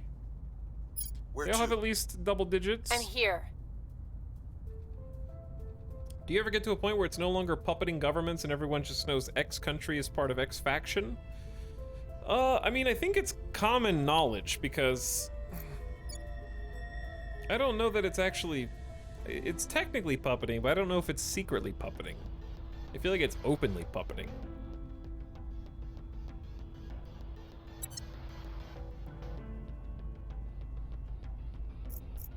So, tough question, I guess.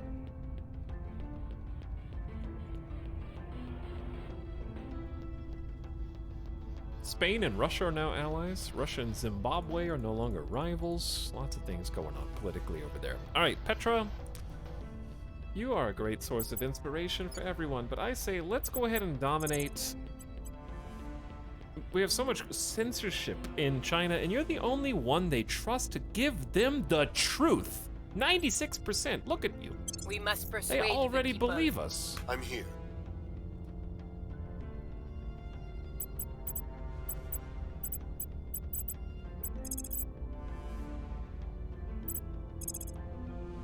Did you know that you can hostile take over aliens?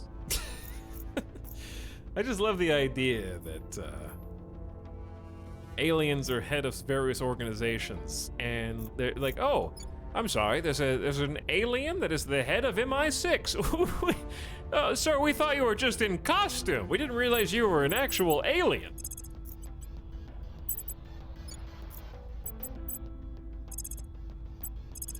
What would be national policy in the U.S.?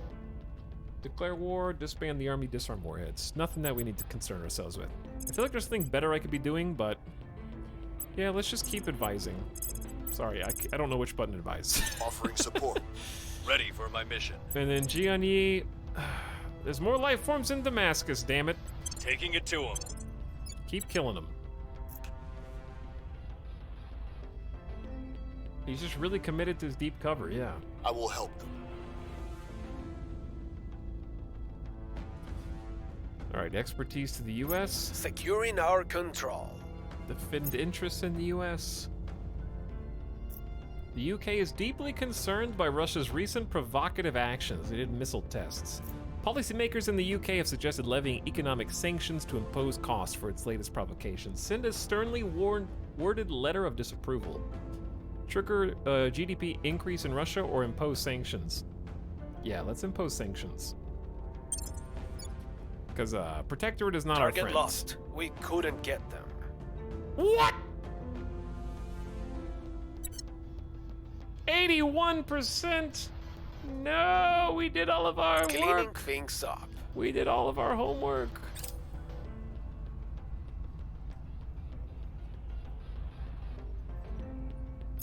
We're winning their hearts and minds. Syria has completed a nuclear weapons test.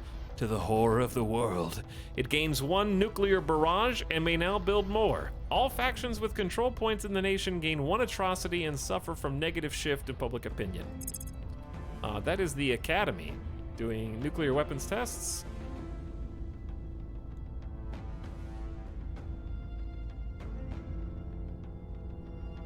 Over here, we did sanctions, new alien fleets. They just keep building. We've detected a station belonging to the Protectorate. Oh, that's the first other AI station around Mars. We have the first one.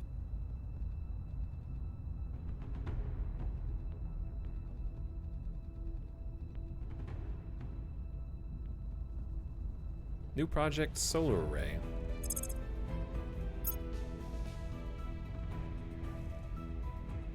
Solar arrays, an assembly of solar panels that should provide a great deal of power positioned close to the sun.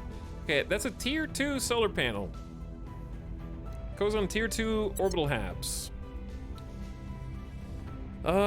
We have been doing civilian photonic computing, but that's so far away that I think we switch to things that we're gonna need in the immediate future, like the solar array.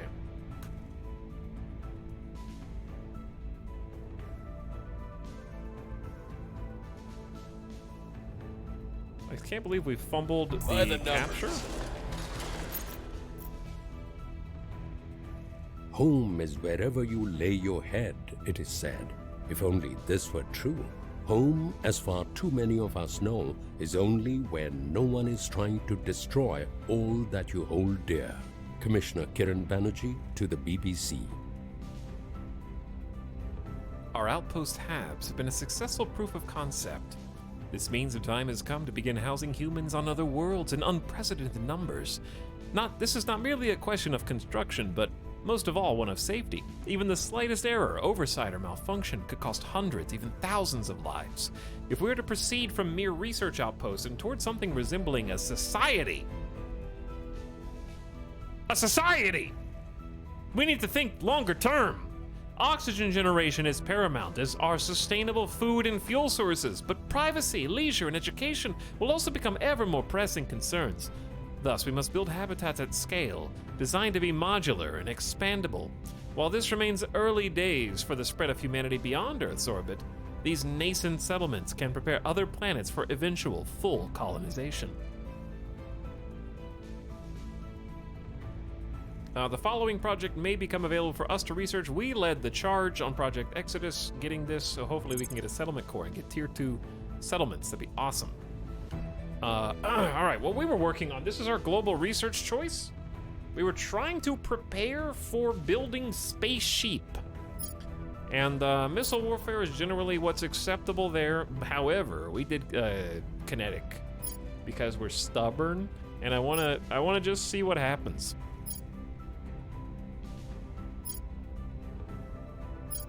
So I think to that end, we got heat sink tech. We just need to actually be able to research it ourselves. These are combat lasers, which are pretty sweet but need a lot of power.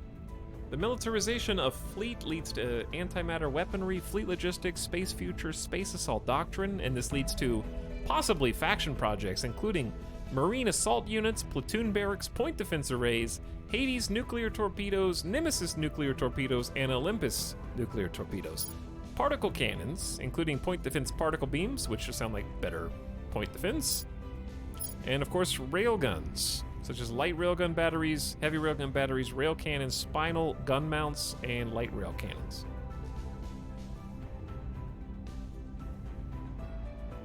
I love that the cheapest one is space tourism, and we're just like, no. Let me see the tech tree. Space tourism, no. Not even once.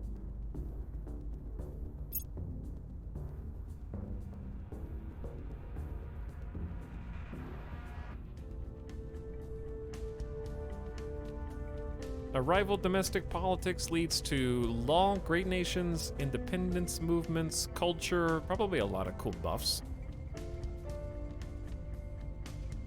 Oh, it leads to a lot of stuff. There's so many researches. We're just now starting to make a dent in this tree. Planning is also kind of for nerds.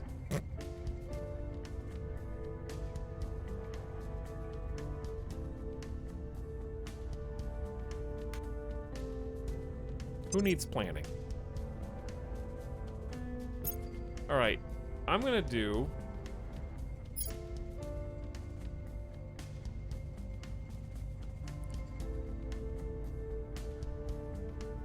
We need so many things. I'm just gonna focus on the fact that I want railguns. I know it's selfish and stupid, but I'm gonna do it anyways. Because it just sounds cool.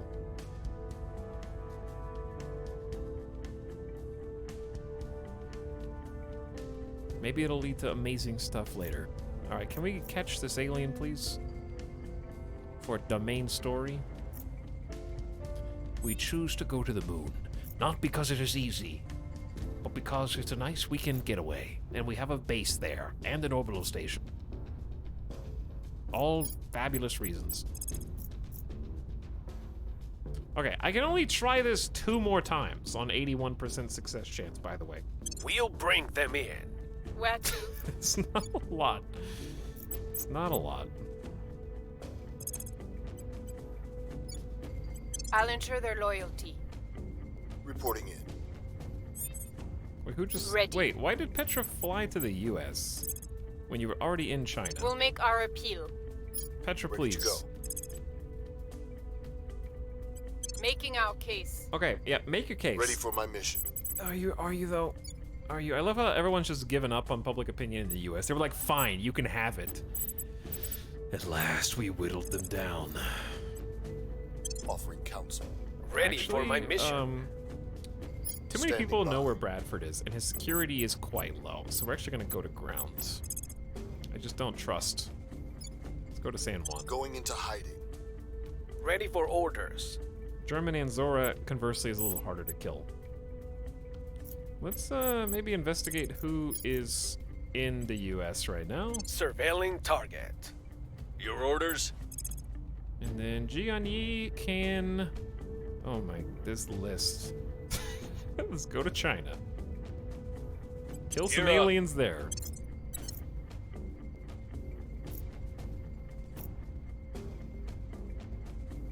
down.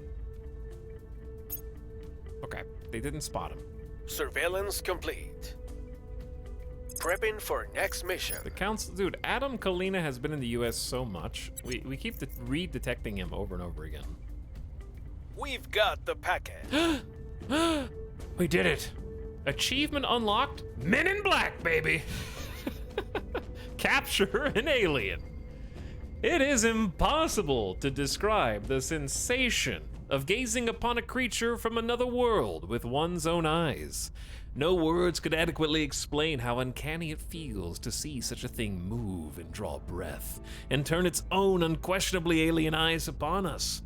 Even had we sent a poet, they would not be able to convey the mingled sense of awe and wrongness, the terrifying privilege of beholding something that does not resemble anything else in human experience.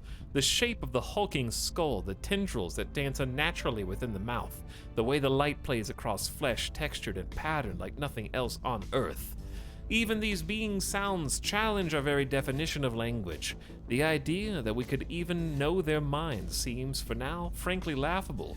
Let us hope that will soon change. Regardless of the fleeting encounters we or others might have had previously, and no matter what happens next, this is a watershed moment, never to be forgotten. There he is, chat. How'd you get your admin cap so high? All my counselors have about 25 administration, and we have a couple with high persuasion and decently high command. That plus some technologies that you can research. Whenever you get those techs available to research, pumping some points in will help. But yeah, having 5 counselors all with 25 admin is a helpful way to do it. We have completed the Capture a Live Hydra objective. The operation was a success. Our Xenobiology division insisted on the use of non-lethal weapons against the Hydra target, leading to a certain number of casualties among the ops team, when the recommended dosage of sedative turned out to be ineffective. In the end, several of our security personnel made unauthorized use of firearms to disable the Hydra. While they have been reprimanded, the Hydra fortunately was able to recover from its injuries and is now safely contained. Our biologists are busy studying the Hydra's regenerative process and monitoring its health. In the meantime, our linguistics team is eager to begin work learning its language. While we have good reason to expect our Hydra to be less than fully cooperative, the possibility of communication with another sentient species carries tremendous potential. Our linguistics team has requested priority access to the captive Hydra. Our biology team, unsurprisingly, has requested the same. Kill it? We already killed one and studied its body via an autopsy. This one we had to bring in alive.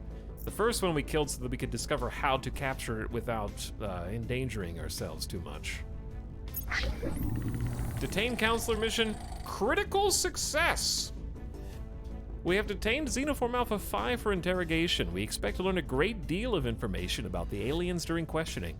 From interrogations, we receive a significant bonus to our xenology research going forward. Counselor Tarcisio Herring. Success chance 81, rolled a 4, crit success. So we don't have the project yet, but we will. And then we can start to try to understand its language. We have come face to face with a sapient being from another world and captured it alive. So our main quest objective is now learn to communicate with it and of course salvage some alien tech. The people will come to our side. China is like, Project Exodus is pretty sick, actually. But anyways, now that I have my control point cap up to here, I don't really know how to get it up higher. Target secured. I'm not really sure, other than research that occasionally comes up. You are a shining star. You are a burning sun.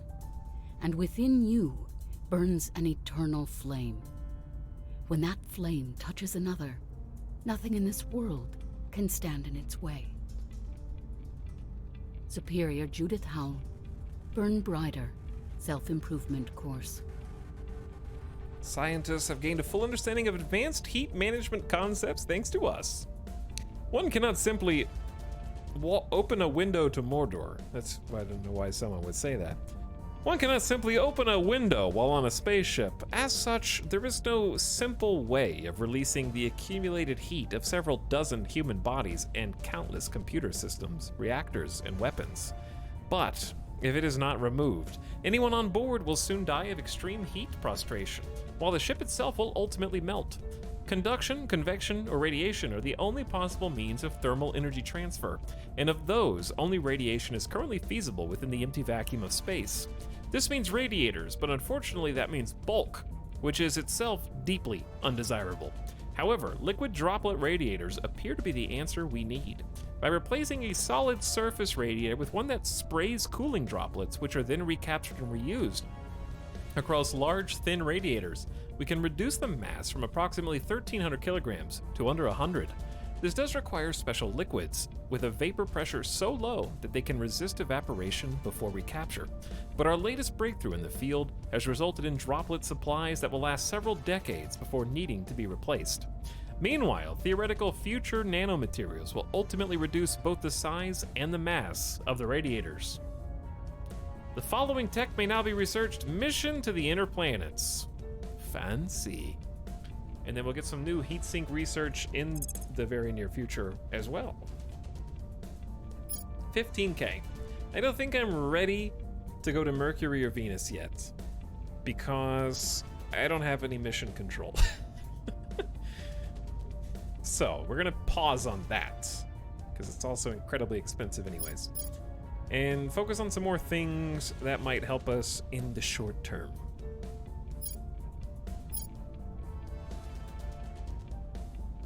Like magnetic force manipulation, cobalt dust radiators, advanced light railgun batteries, and various other rail cannons.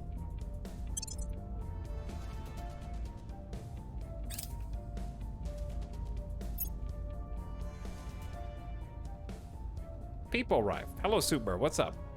We've completed the solar array project. That's our tier 2 solar array that's going to go on our brand new orbitals. Very exciting. Back to our engineering projects, which is a different list of research.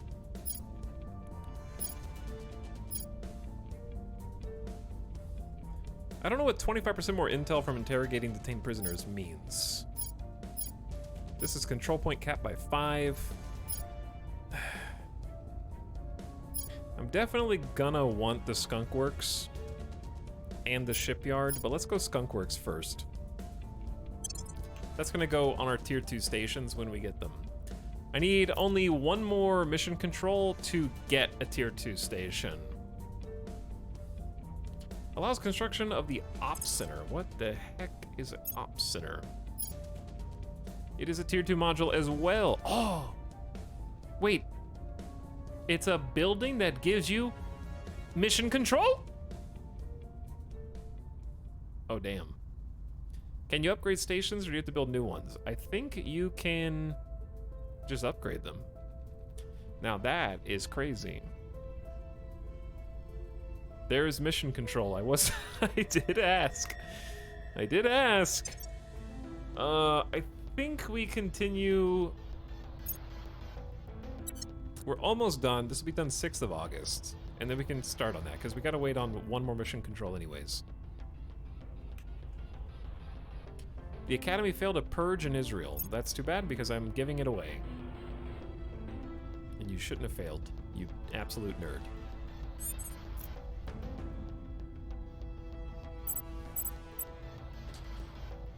Okay, Petra's made it difficult for other nations to really do anything negative against us with 54% public opinion in China. She can either inspire... Ready to go. Standing by We have at for least order. 12 Where to? loyalty. Standing by for orders. Nobody's been too suspicious. I'm gonna have her just defend our interest in China now. Protecting our interests. Ready for orders. Like, I could take over another control point, but for me to continue cruising through China, I basically have to give up more than I have.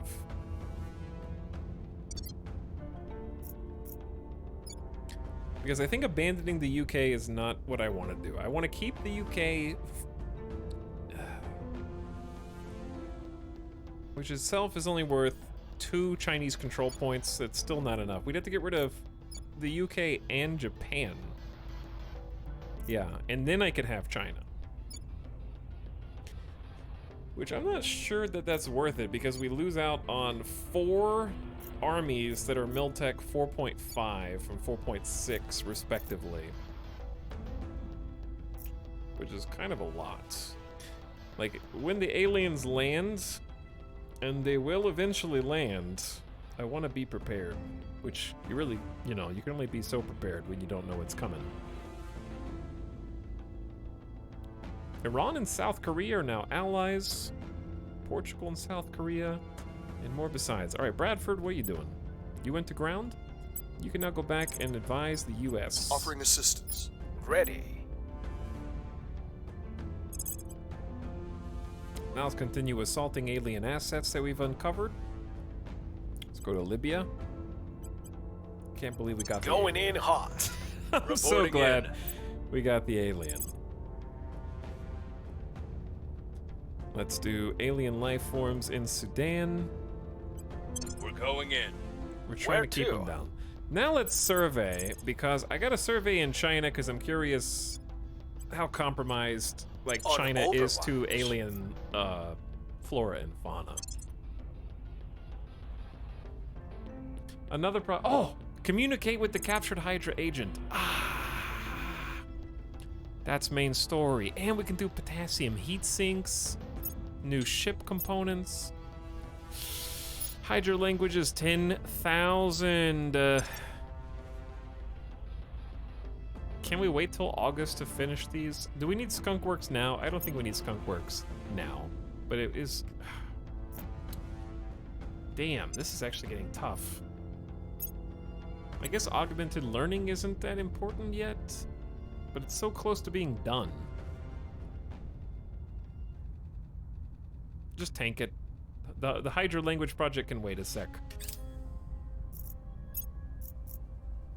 Offering support.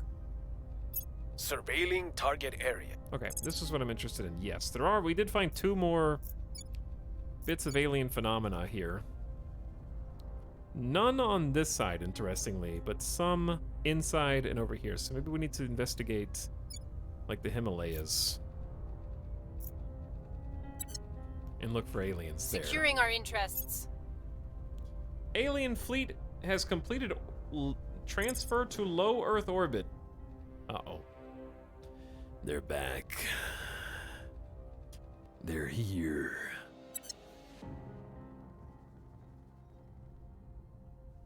Victor 13 and Victor 6 are in low Earth orbit right now.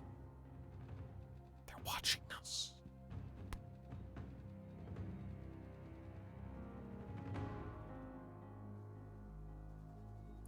Victor 26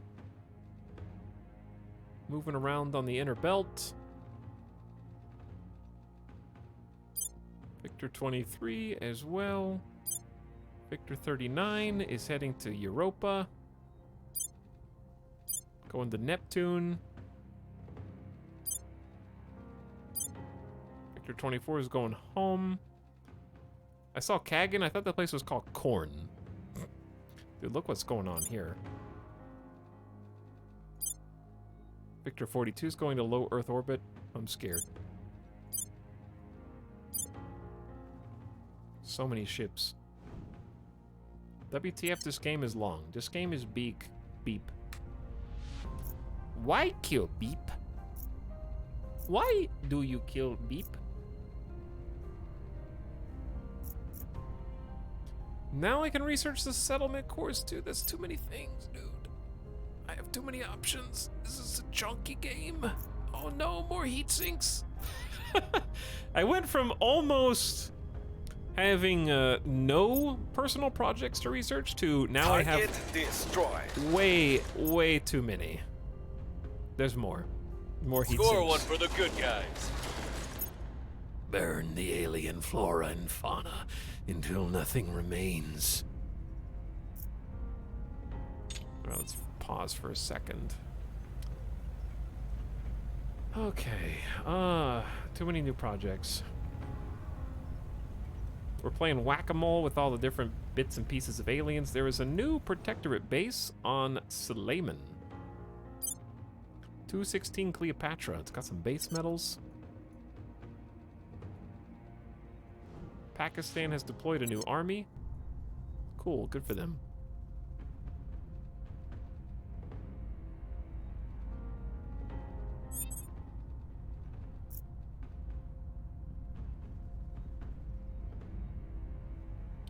The European Union just rivaled Upper Guinea, Senegambia, Morocco, Suriname, Cuba, Singapore, Bangladesh, Mauritania, Bulgaria, and the Czech Republic. Okay.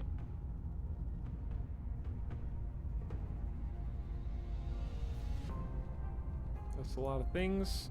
Ethiopia and Russia is now allies after they won the war, because of course they are. Standing by for orders. Keep standing by. Offering counsel. Acknowledged. Alright, we lost our crackdowns in Turkmenistan. Let's abandon nation.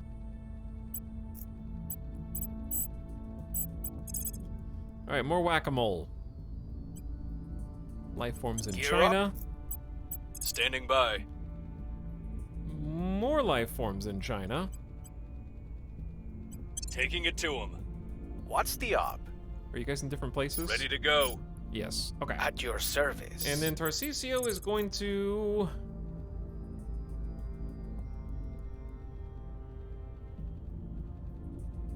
I don't know what Tarcisio is going to do. Why don't we go surveil South Korea? Initiating surveillance. Ready to go. Your orders? Wait, where did you go? Eyes up. There we go. Okay, and then we Ready can find for if there's any mission. alien presence sort of in a area around the coasts. Petra. It feels bad that we could just easily take another spot here in China, and we just don't, because we don't have control point cap.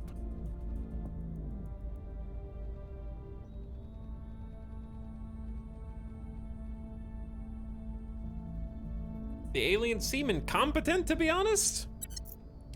I think the aliens are just being responsive because they're not implicitly hostile. They might just have their own idea of peace. Because if the servants or the protectorate or the academy can accomplish their campaign goals, then, well, at least if the protectorate or the academy can accomplish their campaign goals, then all-out war isn't a foregone conclusion. Whereas if Humanity First or the Resistance start accomplishing their campaign goals, then humanity has kind of picked what side it's on. So my impression of the aliens is that they're watching and trying to do things their way, which is sort of aggressive with the alien megafauna and megaflora. But we don't really know why that is what it is. Etal's been compromised by servant propaganda.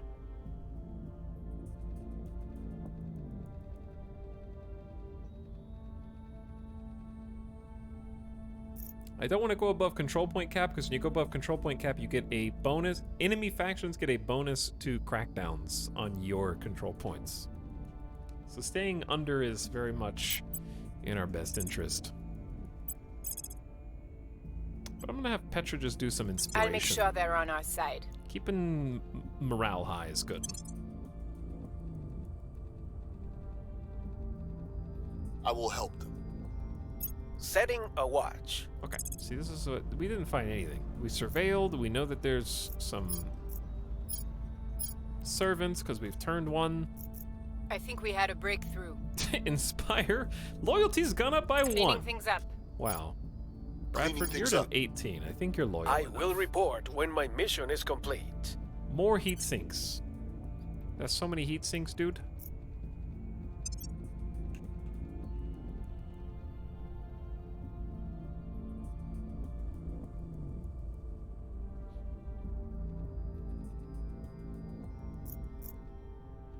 Okay. The European Union, under control of the Protectorate, has declared war on Morocco. Okay.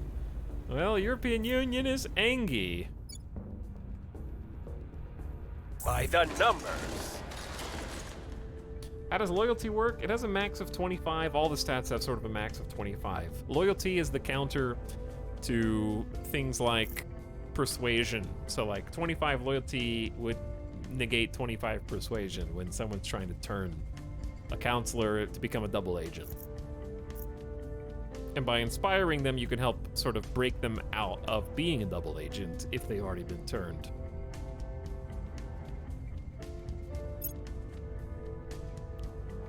Fission reactor arrays. By the numbers. We're gonna have more projects than we know what to do with. Finally, we completed one. All national investment points that we're putting into knowledge are increased by 5% across the globe. And now look at this page. Oh my god. Okay, step 1. Clear basically everything from here. More alien fleets. Probes are being launched.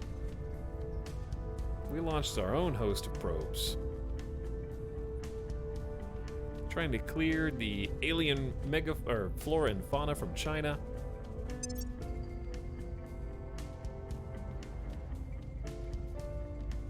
I ended up sitting above control point cap most of my playthrough. The thing is, the places that I have spots in have been super spicy. Like the USA in particular, I just don't want to rock the boat until things at least get stable. We finally got back to 4 cohesion from like 1. So that's nice. Competitive is way better than the 3.1s.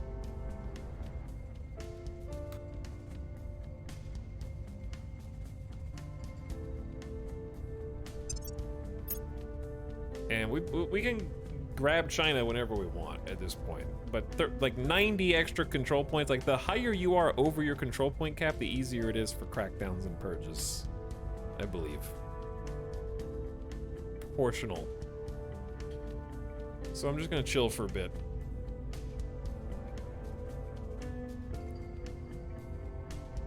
Okay. We definitely need to start researching the Hydra language.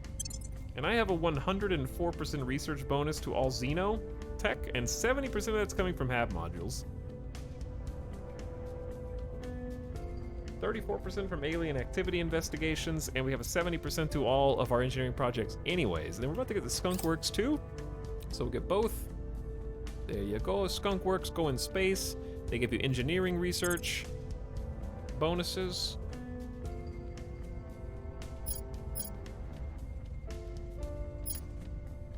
I don't even want to look at heat sinks right now. Not yet. Chad, I wanted to make it to 2030 tonight. I think we'll be lucky to make it to 2029. Kind of a lot going on. All right, settlement cores, I think for sure. Upgrade the outpost to a settlement, adding 2 new sectors with 4 modules each. And allowing the construction of tier 2 modules. Takes more MC, but gives us a lot more space.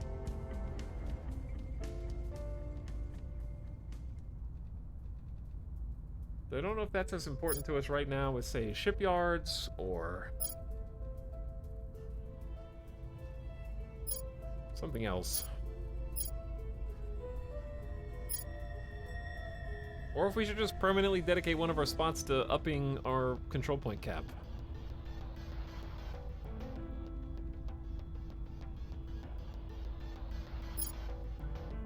Ops center for upping control point cap. This ups MC. Yeah, MC. Sorry, I misread what you said. Probably yes, and I'd say yes because we just got 36 mission control available. So this is a sort of pivotal moment for us, actually.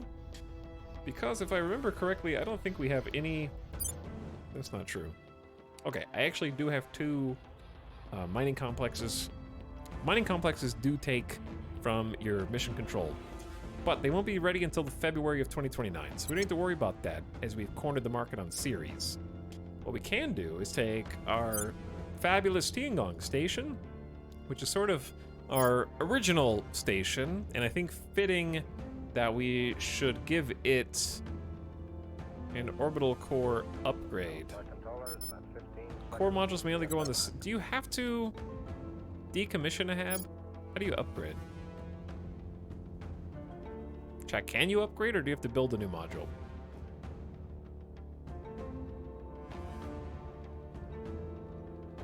Drag it on top, that's what I...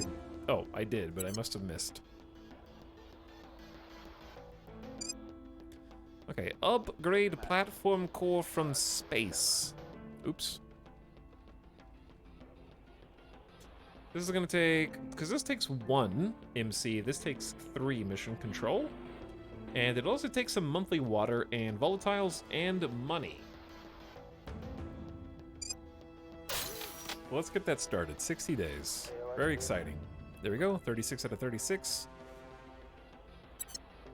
Tiangong will have first dibs.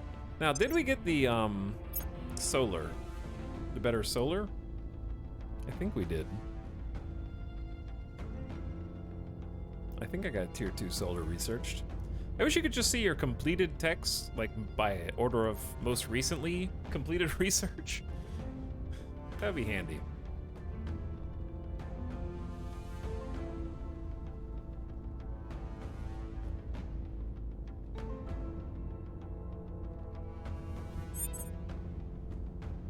Someone in chat said we're flirting with gamer death right now.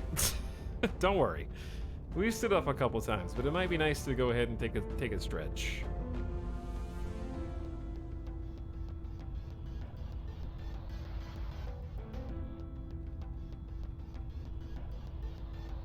Okay. New assignments though first. Acknowledged. Gamer death is always waiting. 25 admin, Darren Stewart. I am going to assassinate you. Darren? Don't run, Darren. Tracking target. Where do you need me? Ready I'm gonna for orders. absolutely kneecap 25 admin from the servants. So that's actually a good strategy that you can use, chat. If you take a look at your intel and look at the resources of your neighbors, assuming that you know enough about them, you can sort of see where their control point cap is. And we know for a fact that the servants are balancing out at 232, 232. But if you take out one of their 25 admin and or 25 persuasion and or 25 command, I wouldn't recommend that one. Then you're also lowering their total capacity for control points. So if you have natural enemies, like if you're the servants, you might want to do this to humanity first or vice versa. Finding different council members with very high stats and just assassinating them will be very devastating for their control points until they can find another counselor whose admin they can boost to take all the orgs. So in this case, we just don't like the servants, and I think that's easy.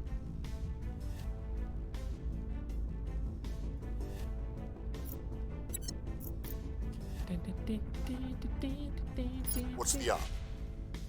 Shift click to make all of them switch to that tab. I don't know what you're referring to. Offering counsel. Reporting in. You don't know what we're saying click on it? I don't know what tab you're talking about. I don't know either one. I know neither. Okay, let's keep chipping away at the giant list. Oh, aliens. Because, like, again, we gotta live long enough Heading to to the get LC. off of this Where stinky to? planet, huh? Come to Brazil, they said. Gear up. Standing by for orders. Oh, this, okay, the intel screen. So if you shift click objectives, it'll switch everybody. Okay, that's handy. Yeah, I just didn't know what screen you were talking about. So we're at very high control point cap compared to everybody else. Please don't come to Brazil. It's terrible right now. Oh, that's sad. Why so bad? I'm looking for... Ready to go. Where do you need me? Alright, let's inspire... Your orders? No, I don't want to Ready. inspire anymore. Let's just... Your orders? I'll tell you what my orders are. How can we squeak out another control point in China?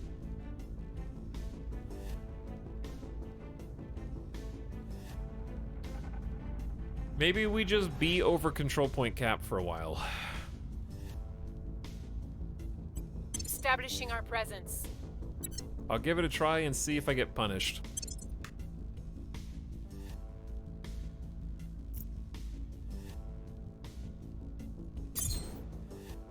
What's up, Bebop Isomer Station? What's the debuff? The debuff is it makes it easier for other factions to,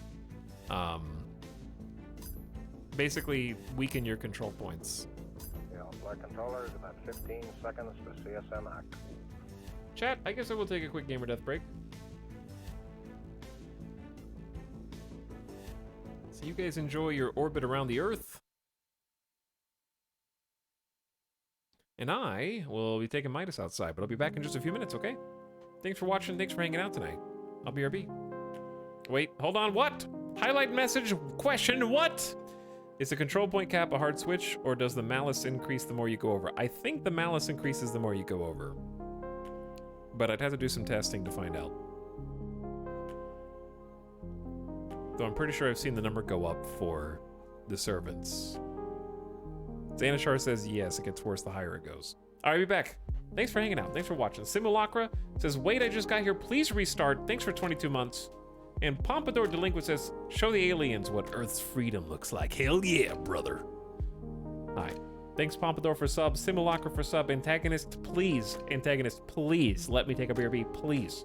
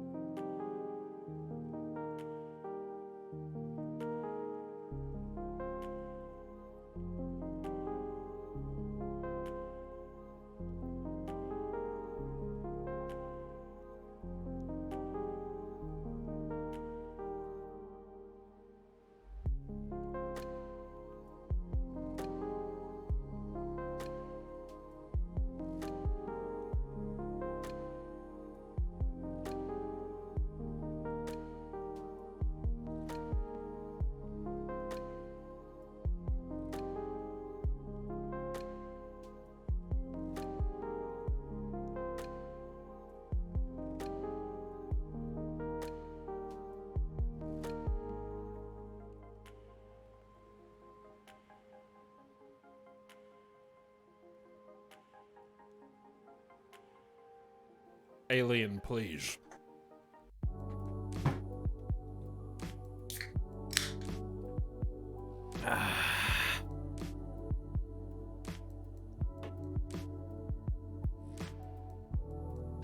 Let me do some stretch. And then we'll continue.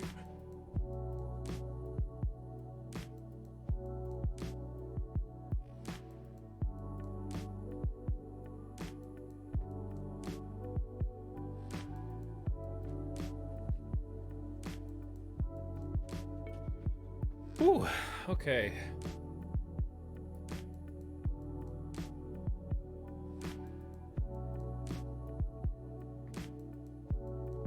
You guys want some real alien sneeze?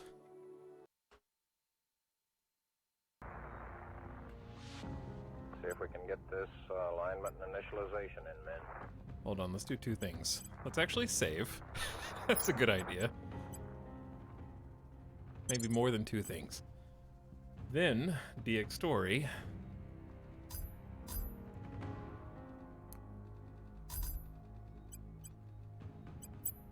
I like the music in this game.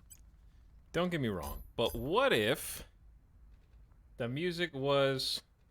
Flight guidance, we're going initialize. Roger, go on the initialization. Houston, the ag initialization looks good to us, over. Okay, control, I'll be standing by for the alignment here. Roger. This might be a little too hardcore once it gets started. Fido, how are you looking down there, and can I have your digitals? We'll see. Flight Fido. How you doing, and how can I have your digitals? Okay, they'll be up in a minute, Flight. Machines are going to power descent now. Roger. I like the little dialogue in the background. Digitals, channel 22. 22, thank you.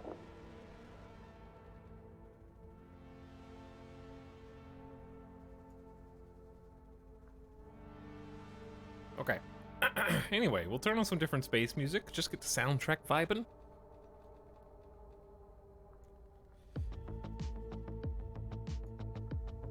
I don't think this is an inherently spacey soundtrack, but you might like it anyways.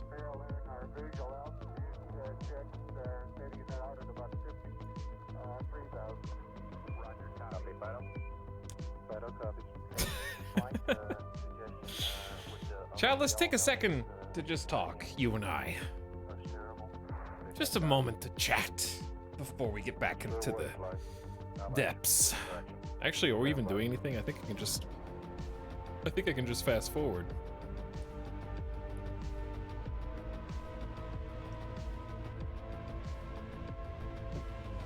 Why are you guys monk-assing? He's gonna ban us. Offering support.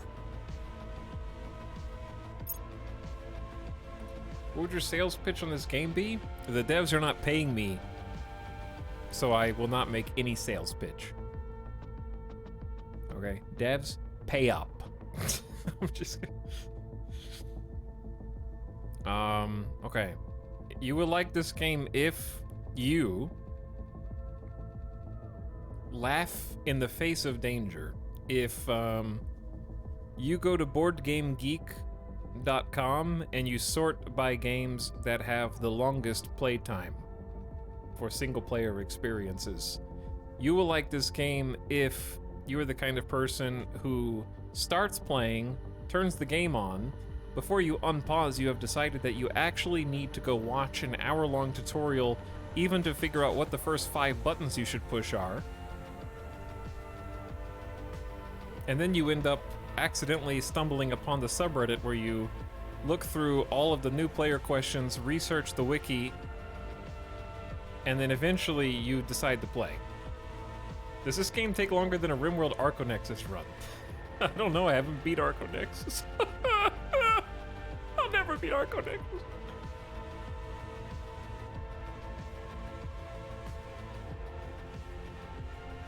Okay, but seriously. I think this game is actually 2 things. I think it's a number go up game.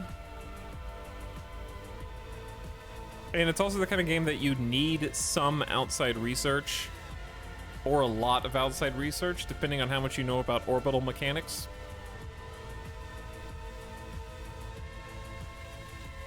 It's definitely not a self-contained Crusader Kings 3 experience. It's very ambitious. Because it's our entire solar system. And we're competing with the aliens for resources. Numbers go up. Cool space combat. Which we haven't seen yet on stream, but I've watched a little bit through tutorials. The space combat's actually pretty involved. Ground, if you really want ground combat, or like national country versus country, that's very simplistic and very streamlined. So I wouldn't play this if your primary focus is I want a cool Earth politics simulator. Not really. If you want, I want to industrialize space by bringing modern Earth into the space age, then yeah, you should check it out.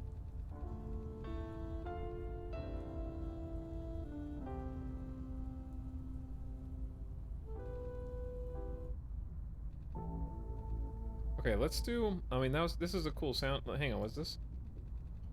Let's do...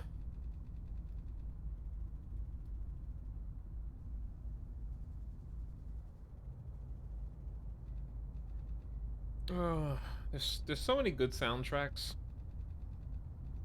that it's difficult to just pick one.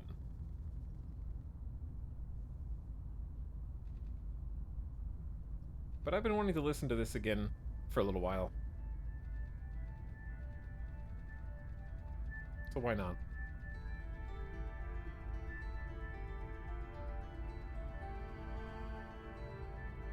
The Earth politics sim in this is still really fun. It is, but it's just not like, oh, is this just Crusader Kings in space? Like, it's not that, you know?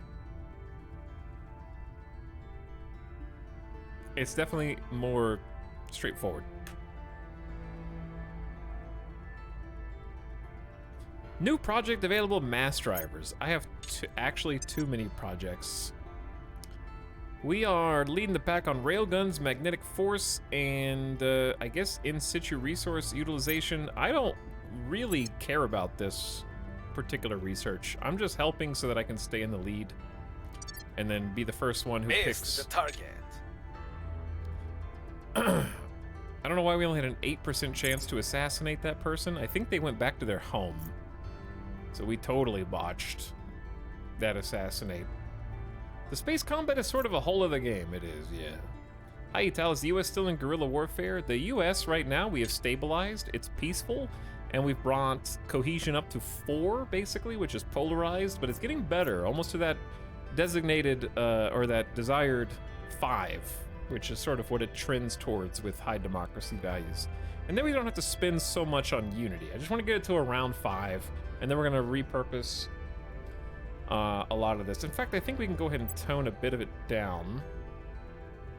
We're also trying to bring income inequality down as well. Let's go a little bit more mission control. Because that's where our heart truly lies right now, is those mission control points. But yeah, space combat LZ is secure. is a game within a game, I would agree. I want to turn down voice volume. They just Laying don't. the groundwork. Mission in progress. The Mission in downside is oops. Like, I want to turn voice volume down. Oh, I just crashed the game. I knew I was going to do that because of this isn't the game's fault, to be clear. I knew that was going to happen. I shouldn't have clicked apply changes.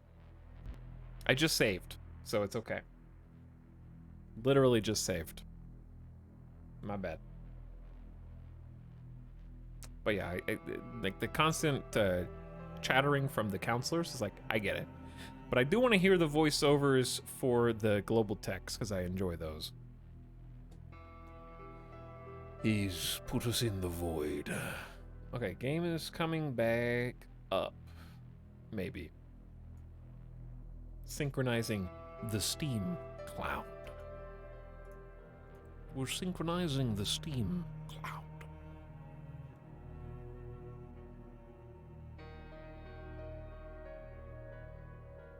Hello? Terra Invicta?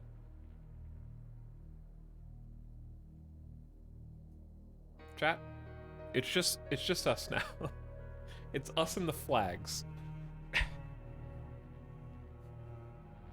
There's the two of us.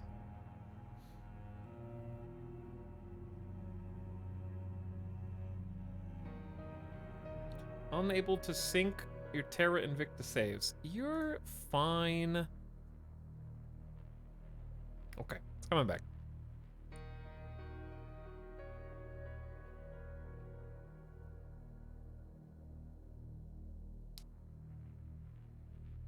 Anyway, welcome late night people arrivers. We're just getting started in Terra Invicta. Right? OBS? Thank you.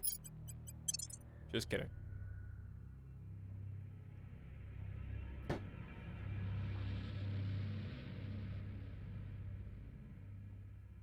Okay, we're back.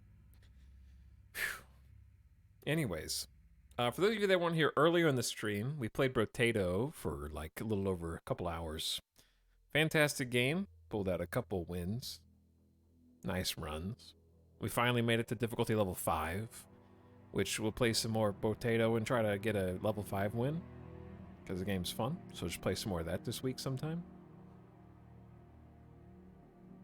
And tomorrow, we're going to be playing a little something called 7 Days to Die. You might have heard of it. With a certain someone. You also may have heard of. We're going back to 7 days, baby.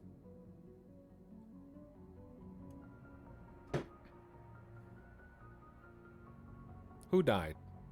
Well, my character tried to assassinate somebody, but failed. It didn't work so good.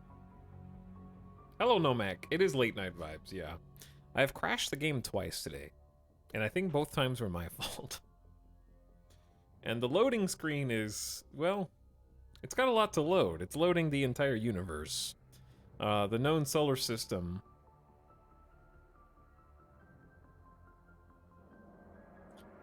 Chad, have we ever... Like, you can't prove that other solar systems actually exist, okay? And that if telescopes look past our own solar system, that they're not just seeing one big PNG. That's really just high resolution.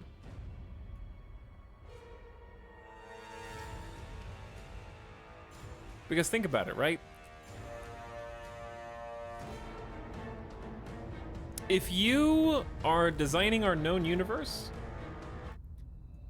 do you really want to have to load in all the other solar systems and all the other galaxies?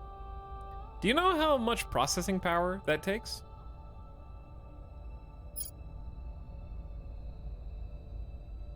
If we are too far away to ever get there, why bother rendering it?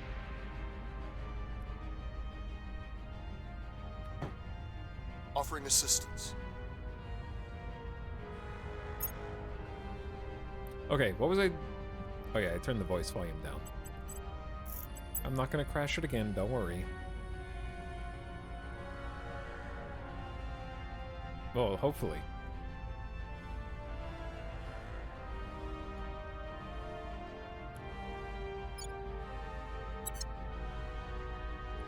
That's, you know, that's gonna take a lot of RAM, yeah. We might crash the system. What do you think the Big Bang was? That was just someone restarting the PC without saving. Okay? Like, Terra Invicta did a demo of their own game before it released during one of the Steam demo events, and you could play as long as you wanted, but if you turned the program off, there was no save game feature. Missed the target. Someone's just playing right now until they can't play any longer, and then when they turn off the system, it's the same thing. Someone's just playing a demo of the game that we're in right now. Gotta forget the quick save before messing around in the sandbox too much. Mm-hmm. That's exactly right.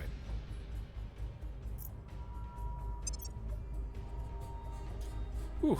This is going to be complete 27th of January 2029, even though we have 104% bonus research speed to Xenology, and we're getting 70% The LZ is secure. from our engineering bonuses, which is crazy. What I'm really excited about is The LC is secure.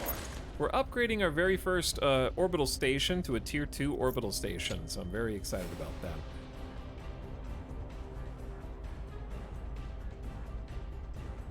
And we're going to be able to make tier 2 modules. It's going to have like 8 slots on it. I really want to see how many slots it has. That wasn't my character, so I don't care what they do. Our supporters are in place.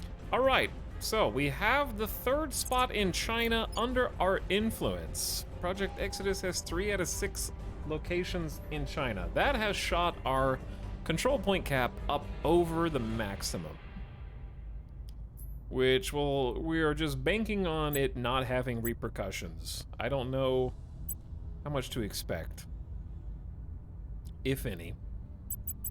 We're also getting some instability in China, so I'm actually going to put some points into the military,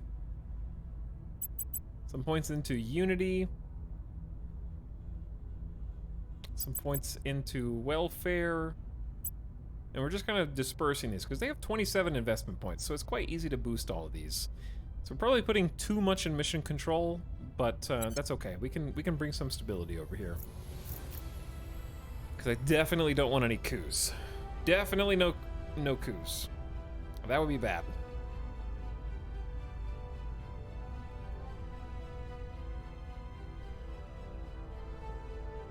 So chat, those of you out here late night on a Wednesday, what day? Tuesday? It's Tuesday.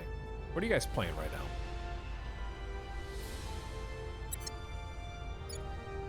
As we take control of one of China's armies.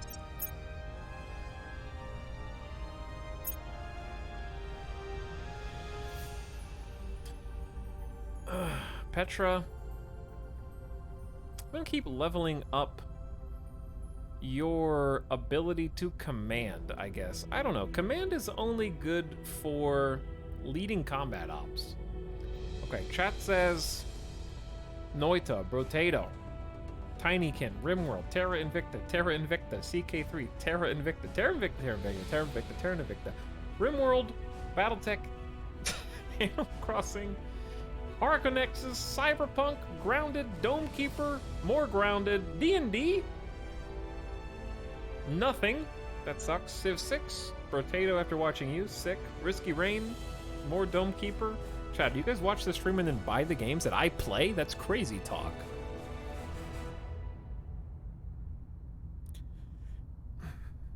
Is it better to pump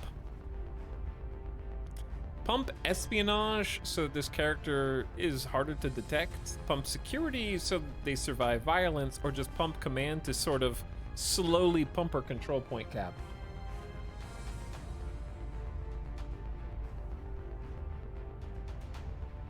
No, I want you to never buy games. I'm not surprised, Ryu Sater. I'm not surprised. I watch, buy the game, and then never play. It's also fair. I think if I'm honest, I'd rather them just be tough to kill. I don't know if security is actually good. It doesn't feel good. Okay, we're saving 40 XP for Tarcisio, I think. I'm saving 40 for you. German and Zora can at least get command. Bradford has 20. Why don't we do persuasion with you?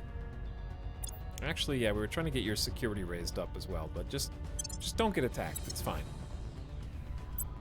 Okay, so what are the new orgs? We got Firefox, Spoils, public campaigns, increase unrest and control nations. It's not that good. Japan Special Forces Group. No one has room for any of these. National, I thought that was National Geographic. National Geospatial Intelligence Agency. Wow, this gives you 3 investigation, 3 command, 2 science, 3 MC, 1 security, bonus to welfare, and information science research. Okay, we might need to find a spot for this one. Who can benefit the most from investigation and command? I would say Jian Yi is good. Okay, actually, it should be German and Zora.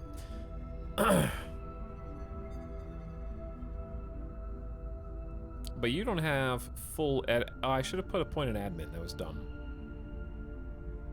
You guys watch. I just have chat open and pretend to know. Yeah, you pretend to know what's going on. That's fine.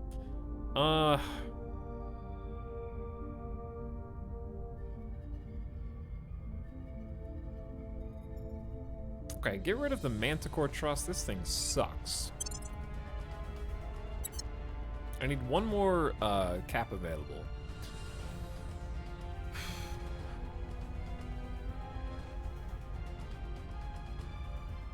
Jolt Games is just a +1 to command.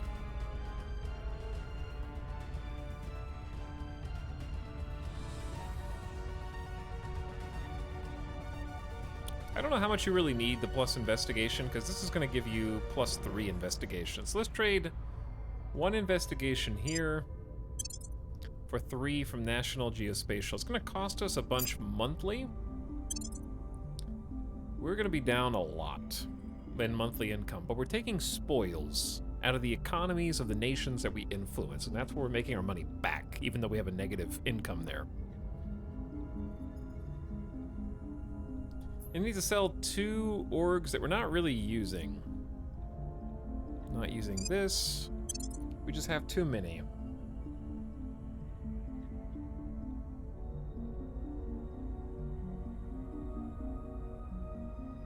Not really using this either. Okay, looks good.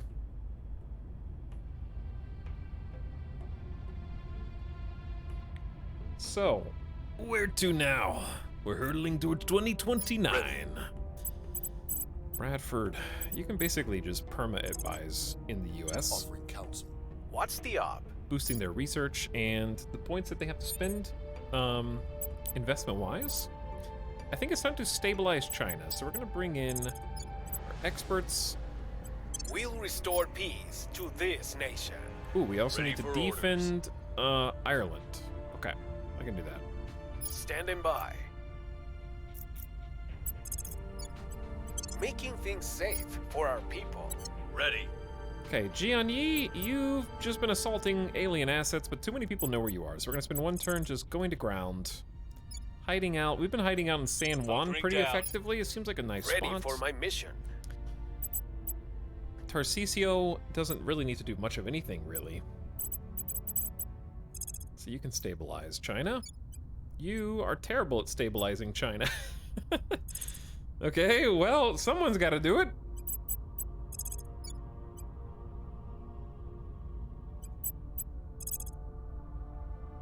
How about assault alien assets in Thailand?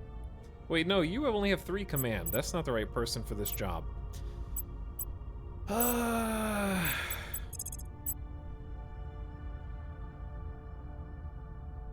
Why don't we sabotage? Actually, this is what Avik was saying he was doing. He was taking a look at intel And then looking at faction tech. And if an enemy was researching something cool, he would wait until they got close to completing it and then stop it, which is hilarious. A lot of people researching transnational coordination.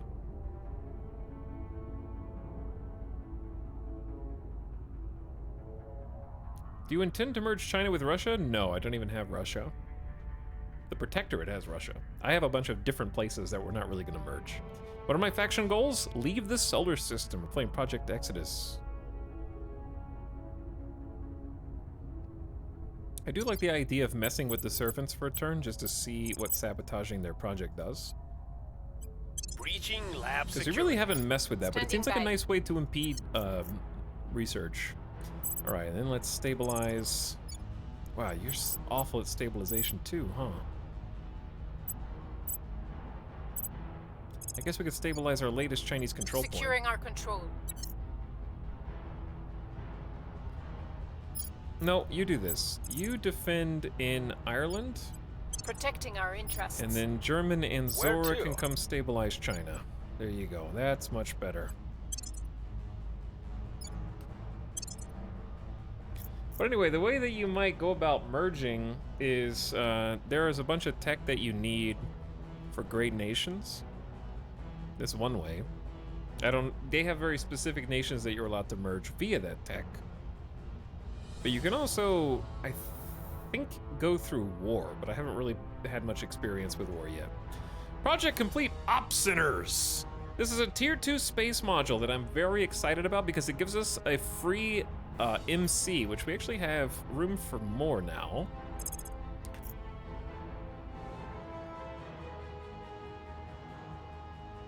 So we take a look at the projects that we can do. Let's sort by category from now on. That might make this easier. We got a lot of potential tier 2 bases and buildings, such as a tier 2 outpost. A lot of different heat sinks. I think there was more. Yeah, the shipyard can complete vessels much more quickly than a dock and functions as a supply depot and launches probes. I don't know if we need that yet. All right, Mass Effect, can you relax a little bit? Thank you.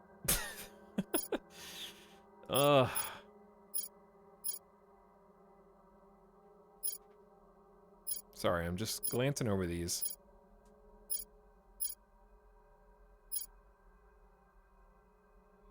Because there are a lot of things that we do want. Like a fission reactor array is a tier 2 module for habitats or outposts. And this is basically like the tier 2 version of our Martian power supplies. So this is 42 power. It's very good. I think we just go ahead and have that in our back pocket for when we need it. It's really cheap and easy to research too. Look at this shiny earth. I will help them. Look at this shiny earth. Making things safe for our people. We've hacked their research data. Okay, so because we can choose what project we want to sabotage. In this case, they have 5,300 points in transnational coordination, which increases their control point cap. I can be like, no. And because we have sabotaged it, if we go take a look at Intel, instead of 5,300 points, they're back to 386. Oh my god, that is incredibly useful. I'm just gonna stop all of you. How do I find out more about the Protectorate, the Academy, and the Resistance tech? I guess I need to find their counselors and investigate them. That's pretty sweet. Because I can do that to Humanity First as well and set them back from 5,400 to just 0 as well. Let's do them next if we can. I have to find their agents. I have a lot more difficulty finding agents for the other factions.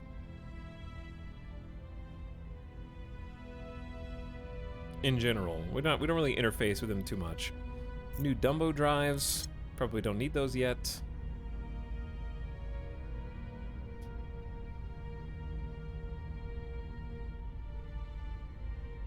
Things are stabilizing. I think you can just get that info from simply investigating them, because I've never turned any humanity first or captured humanity first or anything, and I still have all that info.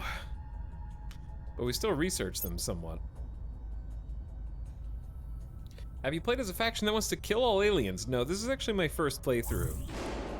So I'm playing spoiler-free right now and just seeing how it goes. As Project Exodus. Pulsar drives projects. Has the game even been out long enough for a second playthrough? I think if you played off stream, sure. But for me, definitely not. It's not even close to enough time. So, we're trying to get rid of Israel. So we're letting that fall into other people's hands right now. We're losing 48 influence a month, because that's the other penalty of being over your control point cap, is you do lose influence per month, but I still have a good monthly income where we're staying in the positive.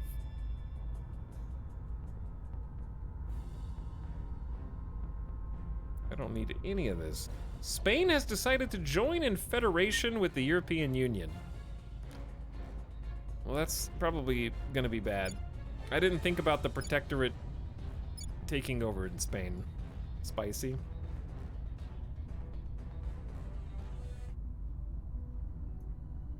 The initiative has a new army in India. Iran and Afghanistan are now allies. Afghanistan and India are now allies. And South Korea. Everybody wants to be included. Ready for orders. Oh, I recognize this song. Yes, I do. Offering support. At your service. Okay, here's what I'm thinking. I'm thinking that we probably don't need this many points in Unity in the US anymore, because we're 4.1. Put some more into mission control. We're almost done with a 7th army, which is going to take a little bit away from our investment points. I wouldn't mind some long-term funding for the US, but I don't want to put that much into it. And then everything else seems like it's balanced. Almost got another mission control there. All right, my question is, who else do we want to increase to a... I don't know if we want to increase anybody else to a tier 2. But if we increase the tier 2 with mission control, we can build modules that give us back mission control. It'll pay for itself! It's easy. Right? I mean, kind of.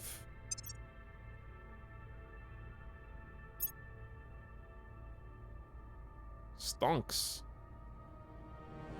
I wasn't here for the start. Did you make chat pick your faction? I think I picked.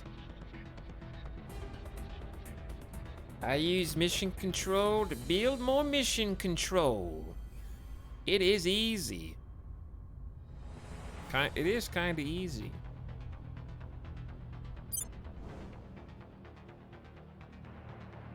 I forgot we have a moon base too.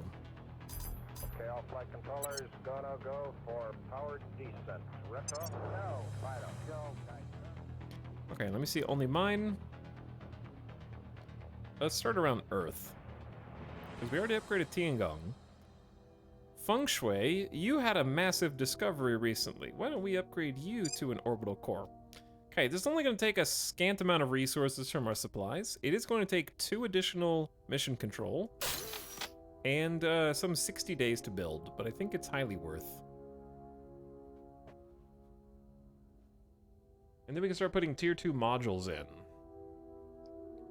Which is going to be fun. And then Schnoodly. Orbital core for you, too.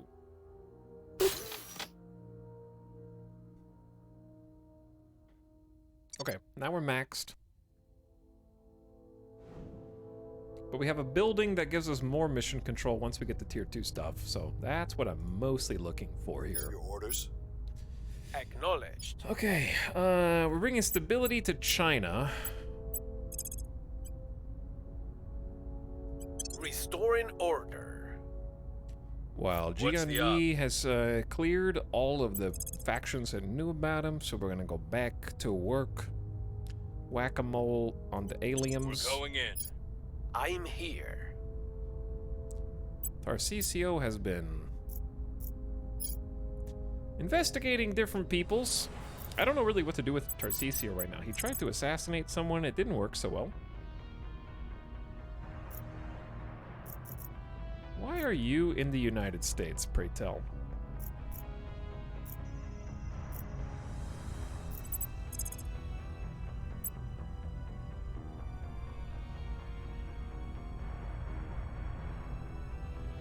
Assassinating you really wouldn't be a good use of our turn.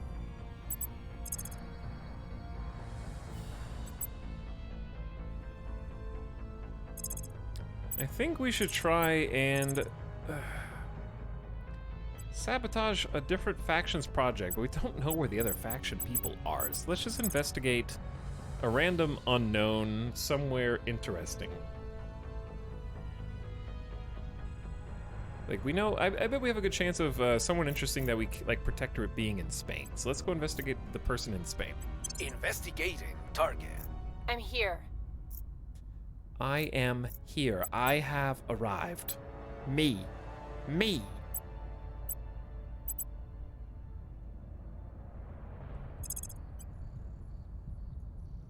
You inspire German. I'll make sure they're on our side. Alright, we're almost at 2029. A probe that we sent has arrived at 6 Hebe. We're about to get a ton of probes that just arrived. Mission in progress. I don't think tin water 26 base metals is that good. Sorry.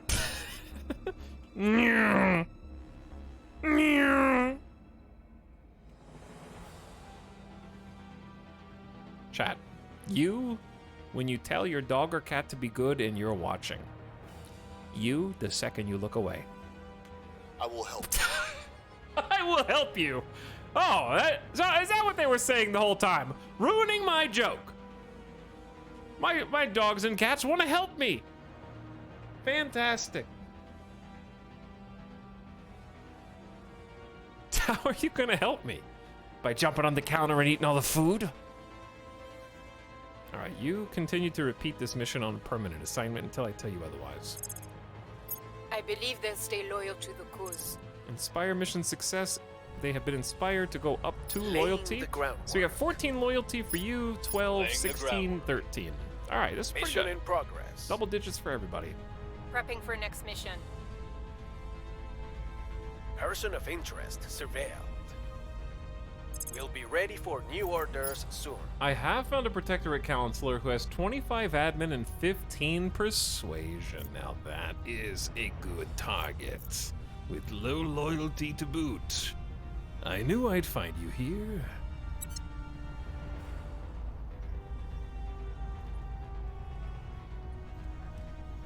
Fission Reactor Array Project. This is going on our orbital habs and or outpost as a tier 2. It's just very nice to have. Ah, so many good things.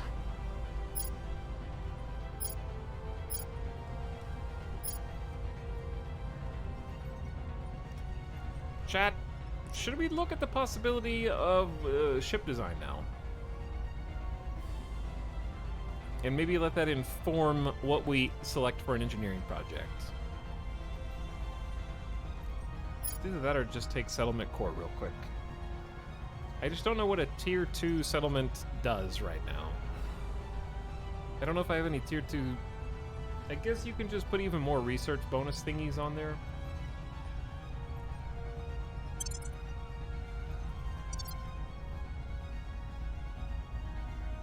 Ship design was my least favorite part of Stellaris. In this game, each ship has a lot more significance, especially in the early stage, and you'll take direct control over the battles. Or auto-resolve them, I guess, but probably want to take direct control. So your method of designing them is tantamount to your success in the game. But I also really like designing my Stellaris ships too. It's a little bit more difficult in this game because you've got to deal with orbital mechanics. So let's take a look.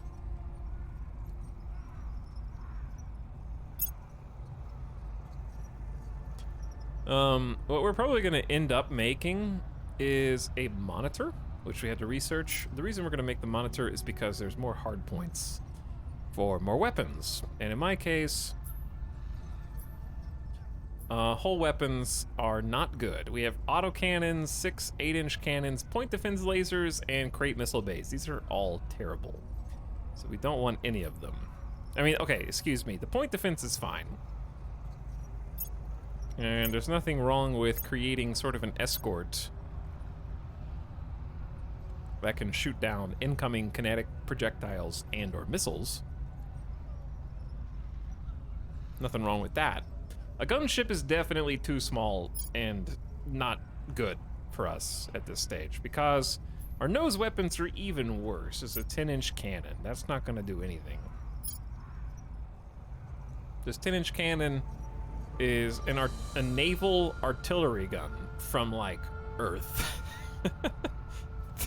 3-shot salvo. Muzzle velocity is 1.4 kps. Chat, please stow all of your 10-inch cannons, please. Put them away. I don't want to have to call John Twitch.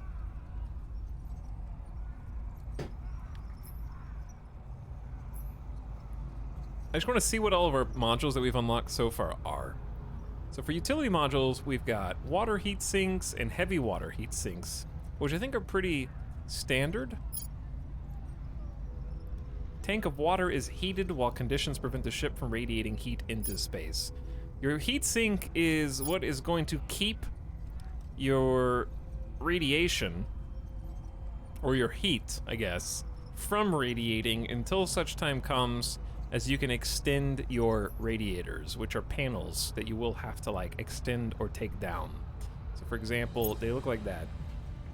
We can also change our ship design. I mean, that ship looks way cooler, right? This one looks like a piece of crap. How do you see this in 3D? Is there a way to look at this in like a 3D model? But yeah, you got these radiators that you'll expand or take down in order not to have them shredded. That will dissipate heat. And we have molybdenum pipe radiators, so we need to do some more radiator research. These are really expensive on noble metals. We got a few different types of batteries.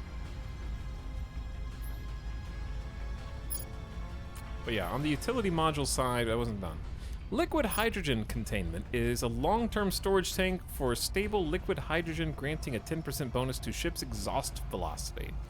Making your exhaust velocity 10% better means that you effectively have more range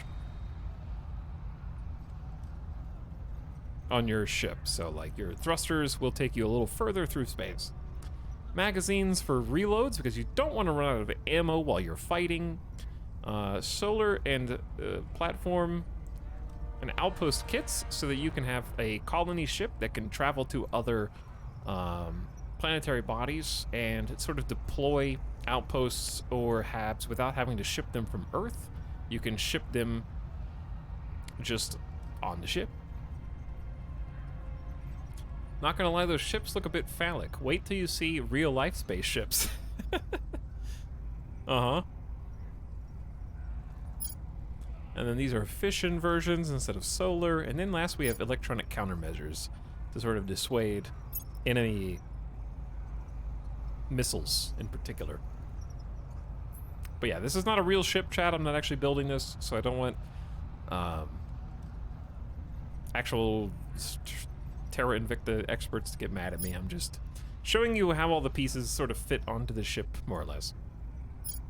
And looking at the different types of batteries and whatnot we have. So we can actually right-click and get a better view of these different sorts of batteries. Mass is the most important aspect when we are building our early ships. We really want to keep mass down as much as possible, but we want to make sure that we have the capacity for any of the implements that we put on the ship. So it's a trade-off between weight versus capacity. Not super concerned with recharge time or materials. I watched the same video as you, therefore I am an expert. That is true. We're all experts here. Okay, I do have a question for chat though, I guess, as far as batteries are concerned. You do have to have a battery, right? We know this. If a battery is, let's say the lightest one is a lithium ion. Put our Tesla battery in there. And it has 30 tons of mass, 15 gigajoules of power, right?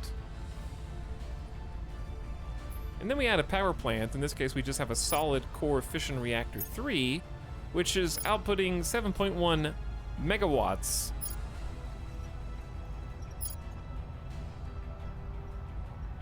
And actually, excuse me, it produces up to 15 gigawatts. What does the battery actually power other than being necessary for the ship? Do we have any gamers on in chat right now?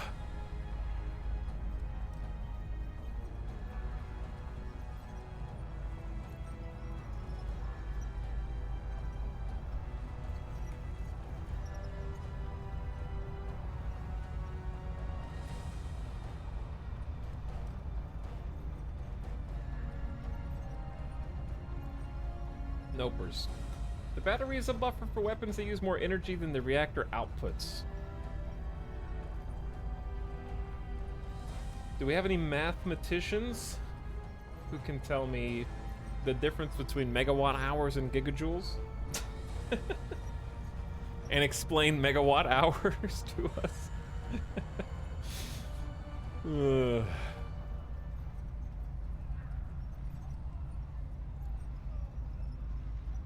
Any teachers in chat at 11 p.m. Pacific at night?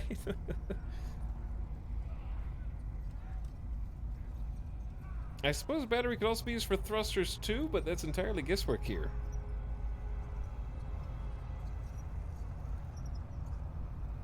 Okay. Explanation of gigawatt hours to gigajoules.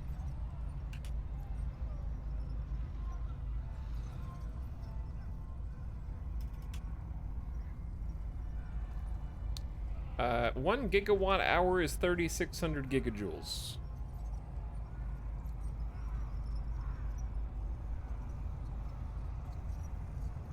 $1,000 megawatts for 1 hour equals 1 gigajoule hour? What? According to Google, 1 gigajoule equals 0.2777 megawatt hours.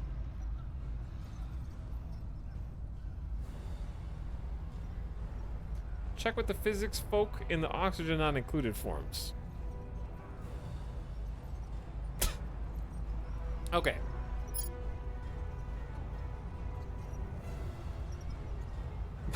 I don't want to have to make these conversions myself. So, I know that the solid core can do... Okay, this music needs to go. Mass Effect 2, please. Give me some lighthearted music. I'm going to turn on Deus Ex.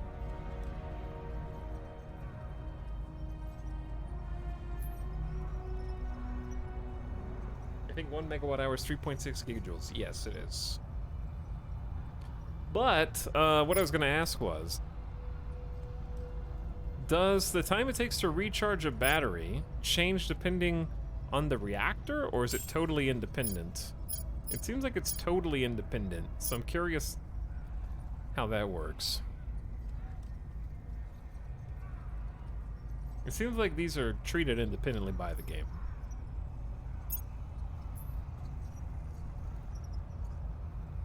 Okay, and then the most important bit is the drives. We have all these different drives. And we're going to research many, many, many more. And they all have different scaling benefits depending on what you're looking to do. So for example, taking just a basic liquid rocket, we are going to use cryogenic liquid hydrogen mixed with oxygen and just create a reaction, a chemical reaction that is using, in our case, 10 water. And that is going to output an insane amount of thrust. So especially on a ship as small as this gunship, if we were to plop a Venture liquid rocket onto this thing, give it 6 thrusters, and then some propellant tanks, like, we can have combat acceleration at 3.6 Gs, okay? We can make combat maneuvers in space that'll slam the crew with 3.6 Gs of gravity, okay? That is fast. We're able to go zip right around the missiles. Well, okay, right around the kinetic projectiles, certainly. And make some very fast rotations. Even cruise acceleration's 2 Gs. However, our cruise delta V is only 4.4 kps, which basically means if we launch this from Earth, we don't even have enough fuel, or we don't have enough fuel range to go to the moon. So we couldn't even get from Earth to the moon with this, basically. But we can go, when we do go, we go really fast. It just so happens that we burn through that fuel also very fast. So to sort of compensate for that, you can add more propellant tanks to get your cruise delta V up a little bit higher. So this is just how far your ship can go. But you'll notice that the more propellant tanks we add, the more weight, the more mass we're adding. Wet mass in this case being fully loaded with fuel. And the more propellant tanks we add, even though we're able to go further with our delta V, we're losing combat acceleration because of the sheer weight. And now we're losing cruise acceleration as well. And our turn rate is decreasing. And not only that, but look how expensive this ship is. It's almost 300 water out of 6.4K. So we sort of want to find a balance of something that has the specifications that we're looking for. Like if we're looking for combat, we definitely want to have decent combat acceleration and cruise acceleration of probably at least 1 G, if not like 1.5 Gs. But we have to make sure that we have enough cruise delta V to take it where we need it to go. Now, it's totally viable to just make some of these ships and just have them defend certain stations, say on Earth, and their intention may never be to go, say, from Earth to Mars, and that's totally viable. So we won't need, the game suggests 60 kps of delta V to transfer from Mercury to Saturn. Ships with less than 30 will not be able to reliably perform interplanetary transfers from Earth, so it's probably to Mars. So if you don't ever want it to go to Mars, that's fine. You just might want it to be a good combat ship. However, you need to worry about the cost as well and resupply. So maybe Venture Liquid Rocket isn't what we want. Now, the noob drive that I keep seeing sort of suggested is the Nerva drive. And that seems to be the standard starting. So you can see that with 6 engines and 28 propellant tanks, there's a trade-off here. So 1 engine gives us an incredible amount of cruise delta V compared to what we were looking at a second ago. Like I can be at a comfortable 10.3 cruise delta V. We could easily get from Earth to Moon and vice versa. And what's the problem though? Well, the problem is that our cruise and combat acceleration is 2.8 milli-Gs, or 55.3 milli-Gs. So a milli-G is a 1,000th of a G. So you're going to be accelerating at 3 1,000ths of Earth's gravity, which is very, very slow. So yeah, we might be able to get really far, but how fast can you possibly get there? And if we choose an example transfer, you can actually get an idea of that. So like, let's say we wanted to transfer from Tiangong Station, which we have in orbit around Earth, or even let's say from high orbit, Nightbot Earth Orbital Shipyards, and transfer to our moon base, Shy Wolf Luna Station, okay? If we have 2.8 milli-Gs and a delta V of 10.3, what does that look like?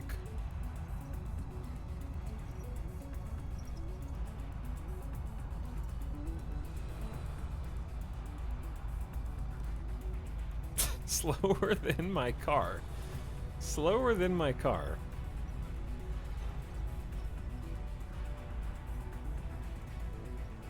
So, it looks like it's going to take about 3.74 days like this, unless I'm misunderstanding. Arrival 11th of September. Launch 8th of September. Loiter for 0.17 hours. But let's say we wanted to go from Nightbot orbital shipyards in high Earth orbit to Mars. That's going to take 48.84 weeks. But you accelerate a lot longer. Yeah, that's kind of what I'm trying to figure out. Is it accounting for that? Because I feel like it's going to take longer than 48 weeks. Because the acceleration is only 0.0028 Gs. I might not be using this page correctly.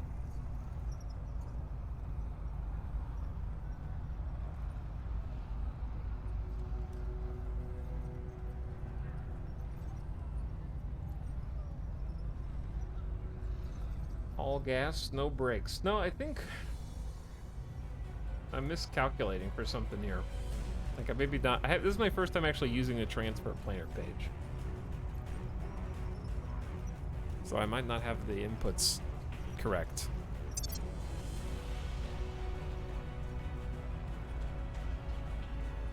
It plots the optimal transfer, so it's loitering for 9 weeks to leave in the optimal transfer window. Okay, that makes more sense.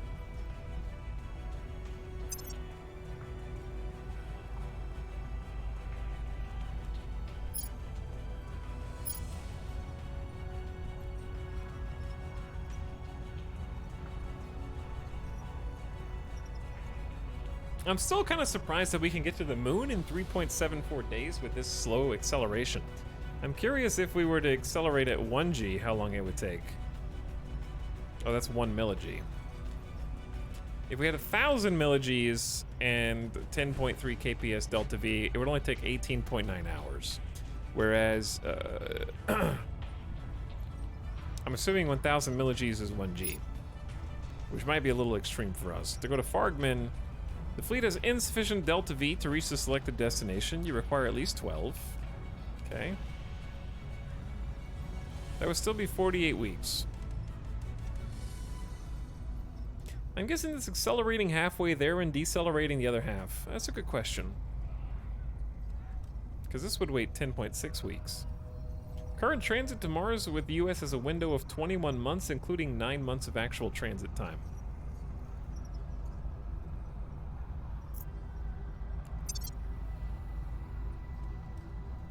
Interesting. So what we're going to be looking for is not a gunship. Probably also not an escort. Which has 2 hull weapons, 2 utility modules, radiator, battery, power plant, and drive. These are their kind of early game things. And just with single nose weapons, not gonna hold it against the aliens.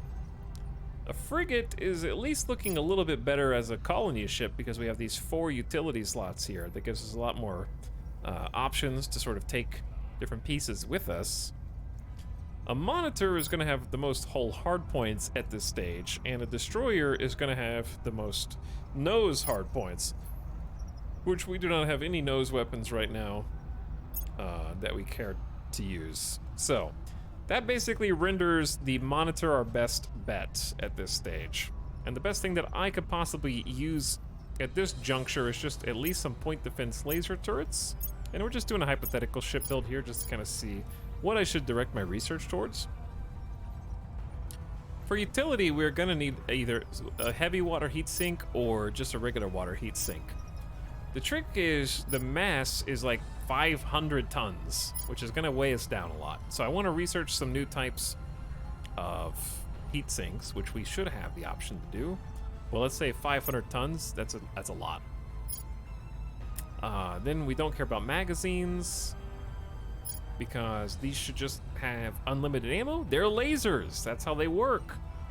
Their fire modes are defense, and their targeting range is about 250 kilometers out. So they can start shooting from a decent chunk of distance away, or at least taking target. I don't know how long till they can actually shoot, but it's every 3 seconds. They shoot about 50 megajoules for what is we're gonna call 2.5 damage. So 50 megajoules And we know that capacity is 21 gigajoules here. So 1 gigajoule is 1,000 megajoules. So we could do 21 divided by 200 for one for each of them. And you get your answer at how many shots you can do before your batteries drain.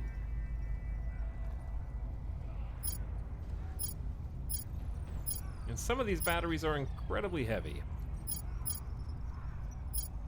But I like this one, it's only 20 tons. Saltwater battery, it's only got 20 gigajoules, but it seems nice. I want some more utility modules and a radiator as well. We definitely want ECM, like electronic countermeasures.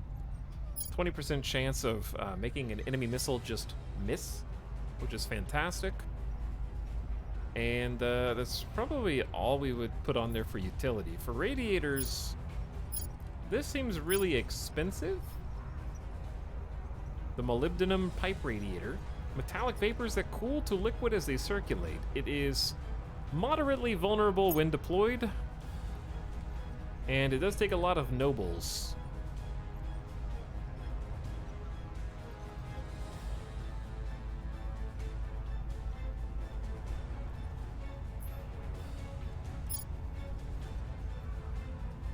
War Void, I don't know what you're saying. But also this is just a sample build, is that we're not actually going to build this ship. I'm just trying to see what we should research. Okay, yeah, because we barely have even a solid core fission reactor. 3 is not that good. Maximum power output of 15 gigawatts. And then for our drive, we'd either take the Nerva or the Dumbo. And the benefit of the Nerva is it only takes 200 megawatts, whereas the Dumbo takes 1.7 gigawatts of required power. And we can only do 15. But we have so much more thrust from the Dumbo drive, and a teeny bit more exhaust velocity, and it's a little bit more power use efficient. So really, if we could just find a way to contend with its increased thirst for power, we could get 6 engines on this bad boy. Throw some propellant tanks on. How many propellant tanks do we need to get to, say, 7 or so KPS? See, this is where it gets really outrageously expensive, which means we probably haven't built this very well.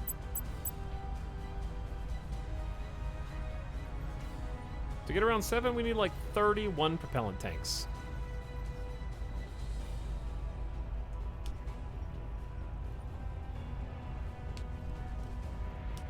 Which is excessive. That's 375 water and 46 nobles, 101 base metals. It's all a very pricey build, which is why I'm probably not going to do this. And things that we could do to sort of shave.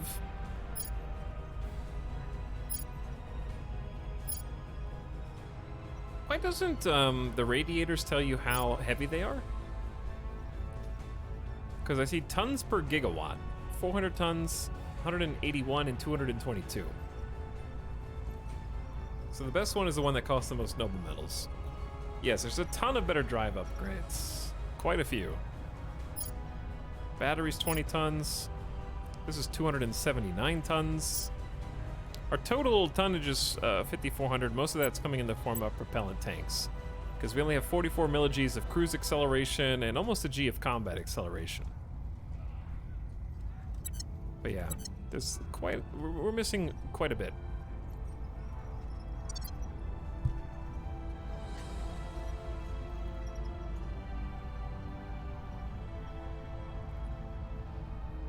All right.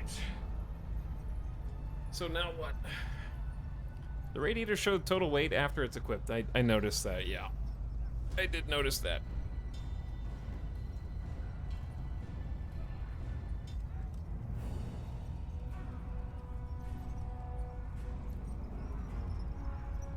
Okay, I want to listen to a different soundtrack now.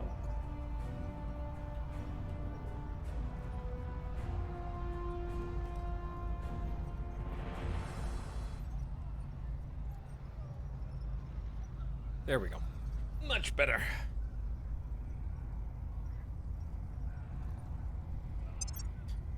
So we're doing Settlement Core and the Hydra language. That by itself isn't good enough. New probes. Some water, some base metals, some nobles, some fissiles. Not that good. We should have, like... Things are cooling off. a dozen probes or so. Why does it sound like there's a faint fight going on in the background? It's probably zoomed in somewhere where there's war. By the numbers. Maybe? Some megafauna? Speaking of new guns, there's mass drivers. But I haven't researched them yet. Alright, we've lost Israel. It is no longer belonging to us. It has been taken by the Academy. Not mine anymore.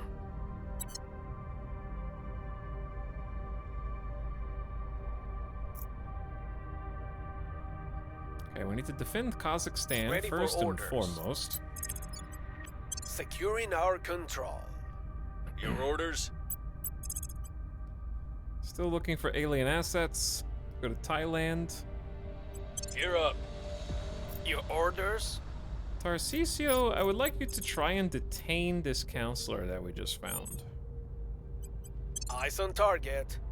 What's the up? The Op Petra.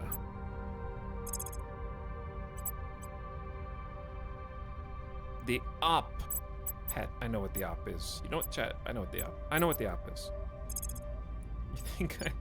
You think I don't know what the Op is? It's stabilized China, of course. Restoring order.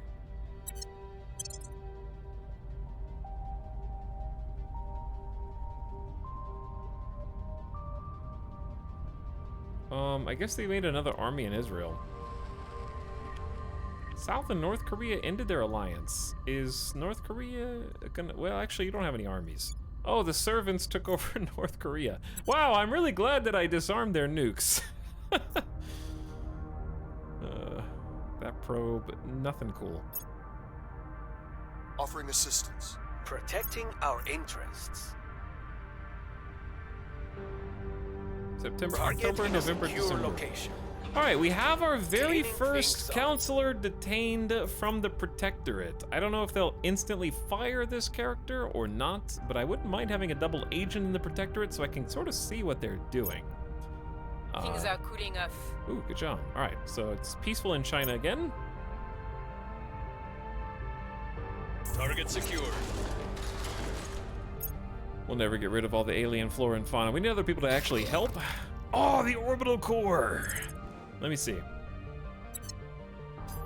Look how big this is.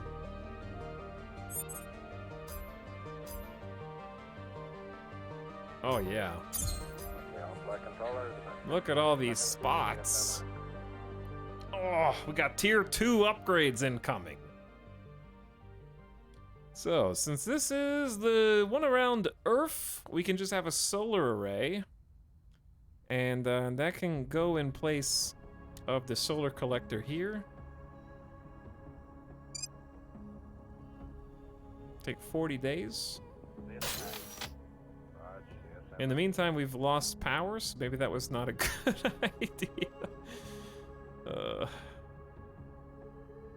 Rip power. 40 days, no power. Can you undo that? Well, we just won't make that mistake on the other ones. It's okay. We just lost one Xeno, one Space Science Lab. Not the end of the world. Well, in that case, I might just replace this with a second solar array then. Because the solar arrays produce 42 power apiece here. So operation centers take 40 power. So that's going to be one entire solar array just goes to an op center and gives us a mission control. So we'll do an op center there. Skunk Works is going to take another 30 power and give us 10% to engineering.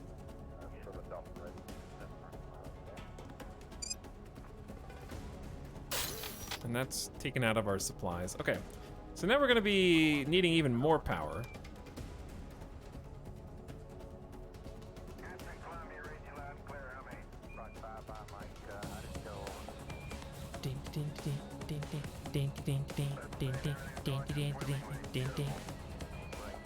Is there a limit to how many op centers that we can support?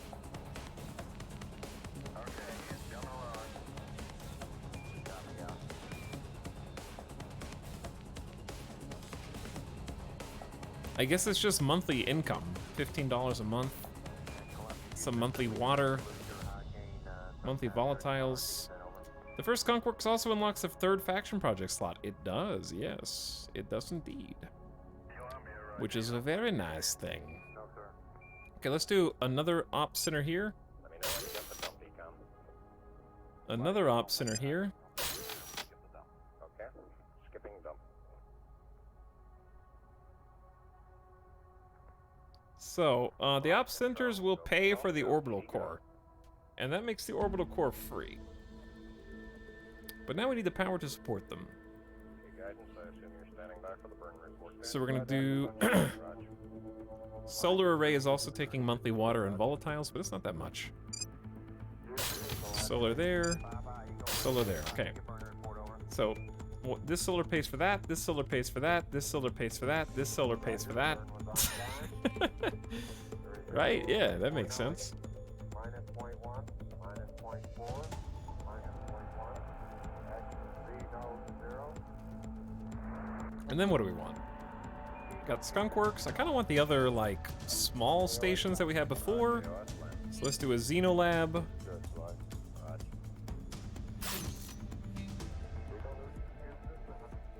With 8 power to spare. Xenolab takes 5.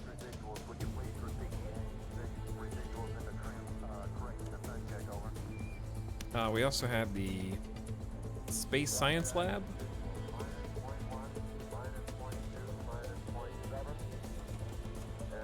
Building a space station that's only point is to pay for itself. Nothing more, nothing less.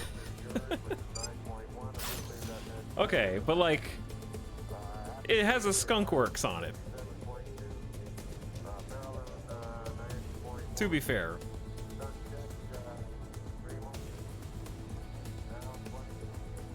As a skunkworks, it's still, we still get the benefits of the skunkworks, Xeno, the Space Science Lab, and then I think we can build one cheaper solar collector, which should produce 10 power, and then we can have one more science building.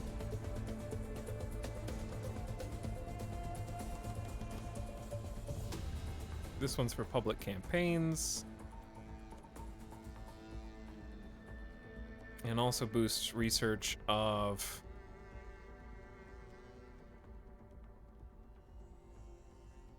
social sciences, I guess. Materials is also good.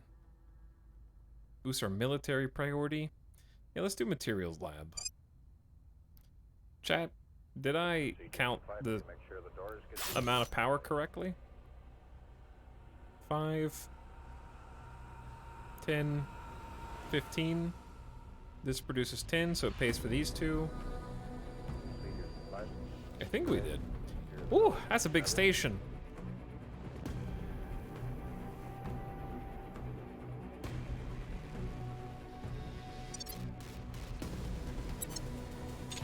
I'm so... That look like when your graphics card breaks. My bad. More alien fleets.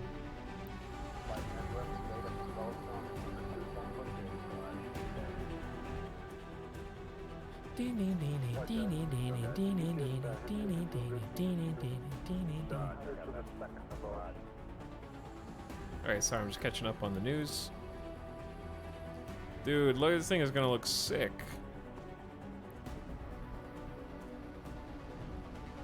Very exciting stuff.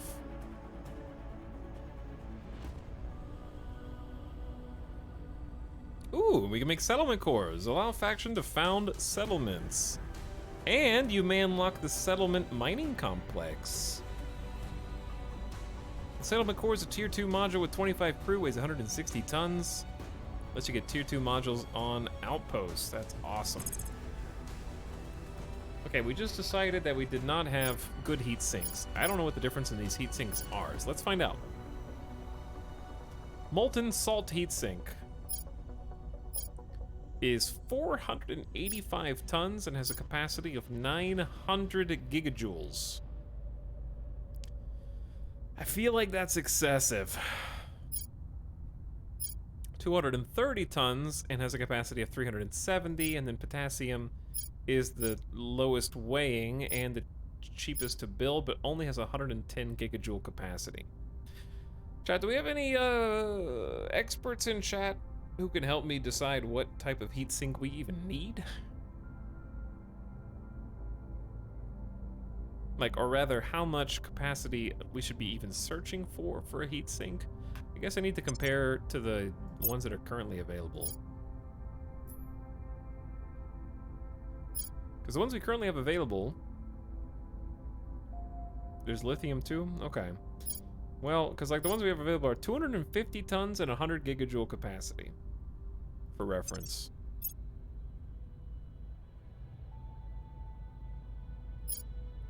And this is 128 tons with 525 gigajoules. So it's like lighter with way more capacity. Yeah, lithium seems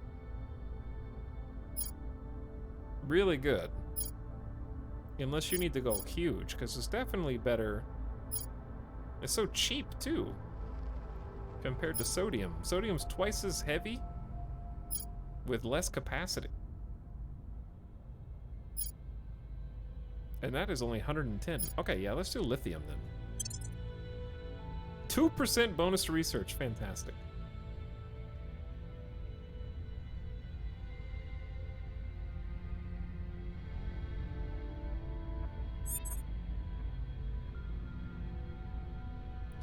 What do we got? Defend interest in the United Kingdom has expired. I can fix it. Gotta defend the UK. Securing our interests. Gotta defend Reporting Ireland. in. Ready for orders. Securing our interests. At your service. Also, wait, we lost Japan too at the same time. I don't think anybody wants Ireland right now. Sorry, no offense, Ireland. Wait, no, you already have defense. Reporting in. Who was Japan? Making things safe for our people. Ready to go. Alright, Jian Yi has been fighting the aliens for as long as he can remember. And this list never gets any shorter. We're going to Chad. Heading to the LZ. Ready to go. Tarcisio has detained this politician. And I'm gonna go ahead and detain them again for a second time. We'll bring them in. Please keep me safe. Because I need other people to investigate them so that we can try and turn them. Or we could just assassinate them. But I don't think that's necessary. I'd rather just turn them.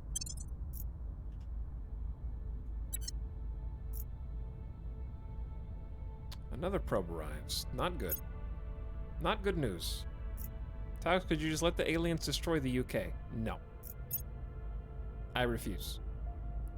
8 water, 22 volatiles, some base metals. I think we just take that once we just don't know what to do with all of our Securing our points. control. Protecting our interests. Target secure.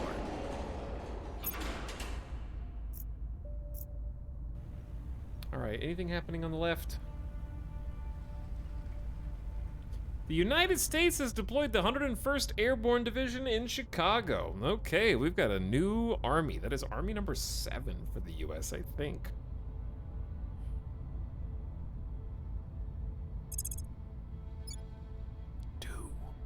Two armies. It's better than one. Alright, let's stop building armies there for a bit. Put those points into other things.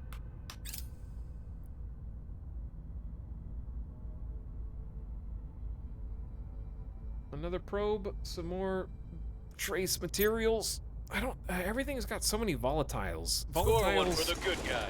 Oh, it's carbon. No wonder everything has volatiles. Volatiles is carbon. That makes a lot of sense. There's a lot of carbon in space. A ton of carbon in space, actually.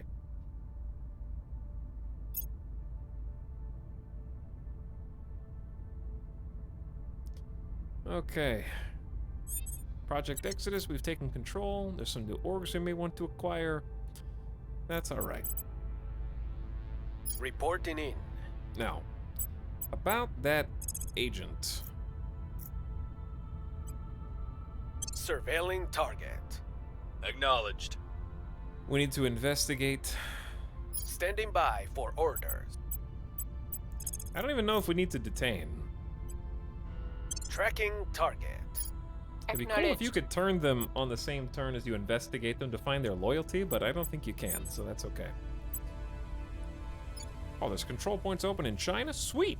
How do I get one? Okay, Petra was inspiring Where people. do you need me?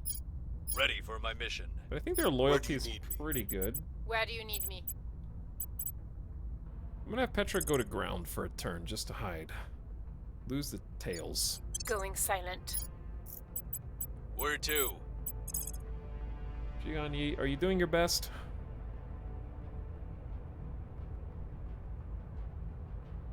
Going in hot.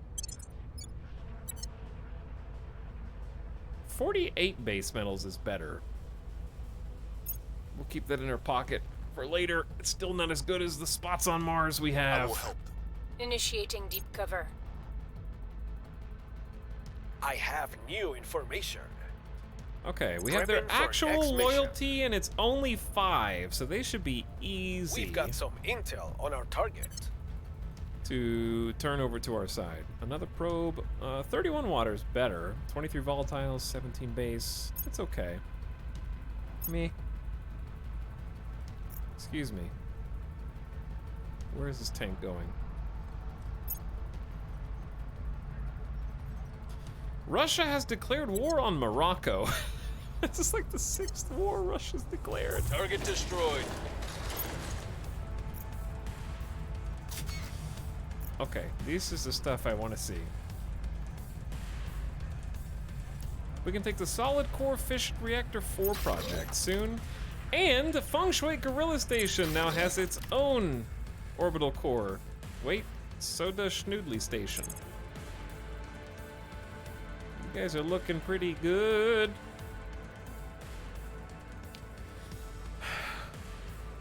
Is this a bad idea? Like, these take 3 mission control. Is it a bad idea to spend, like, a whole section of the orbital just paying for itself? I don't know if this is a good idea or bad idea. Maybe we just do 2 and have it cost 1 mission control. And that way we can use the other slots for more science labs. And then start doom stacking science. Okay, so the Ops Center is what gives us mission control refunds. So we'll do 1, 2. Then we need to do Big Boy Solar Power, which is solar array, times 2. That'll pay for both of these.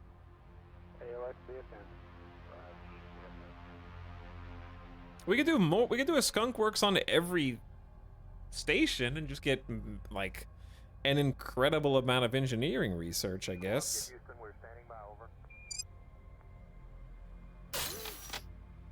And that's going to require its own solar array. Producing 42. This takes 30. So we actually should have 12 left over. Did I not count the Skunk Works correctly on the last one? I just took chat's word for it. Math is hard. So we're producing 40, 80, 126 power, and we're consuming 40, 80, 110. So we have 16 spare power. 1, 2, 3.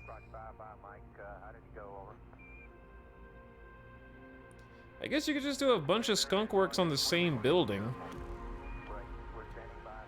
Hell yeah, Doomstack Science!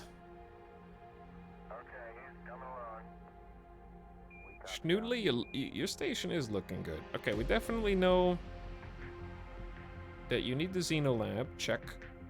You need a Space Science Lab, check. Social Science Lab, or... Okay, the Materials Lab is what boosts our military investment. Life Science boosts our welfare, Info science boost knowledge. Let's boost knowledge. And then energy lab boost, which we don't really care about anymore.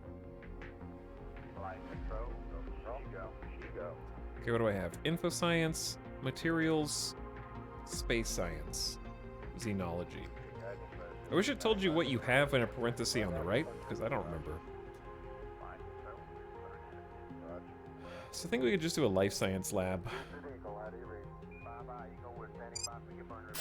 Alright, this is 5 power, 10 power, 15, 16 power. That's awkward. 21, 26. Plus 40, plus 80 is 106. This is 136. Okay, so we need 136 juice right now, and we're producing, what'd I say, 4, 8, 12, 126. Chat, how much did I say I needed? I just said the number. God. Matt, what the, just show me the summaries on the side. But just show me over here what it's gonna be.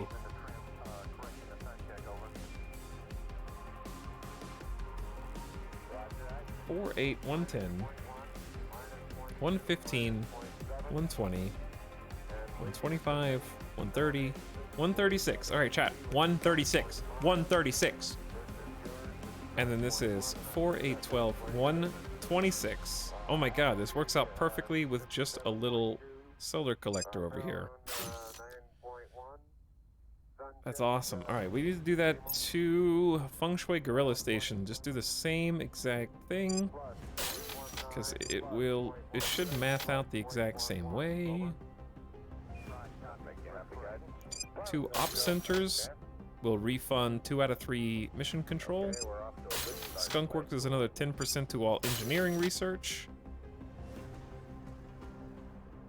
Then give them a 3rd solar array.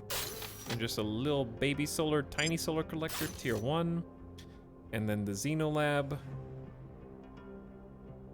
Then Space Science Lab. I guess you could just do multiple Space Science Labs. There's nothing that says you only have to do one.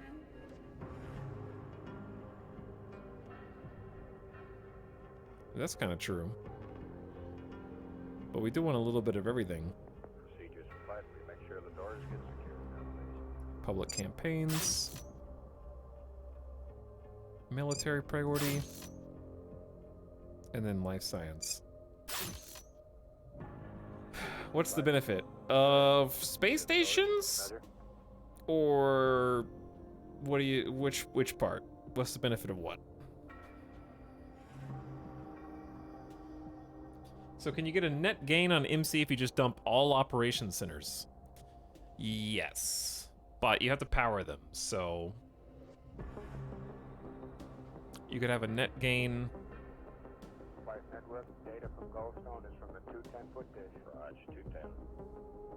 Like you'd have to do 1, 2, 3 op centers, 4, 5, 6 op centers, and then the other 6 spots would have to all be solar arrays at this stage in my game. But you could get a net gain of 3.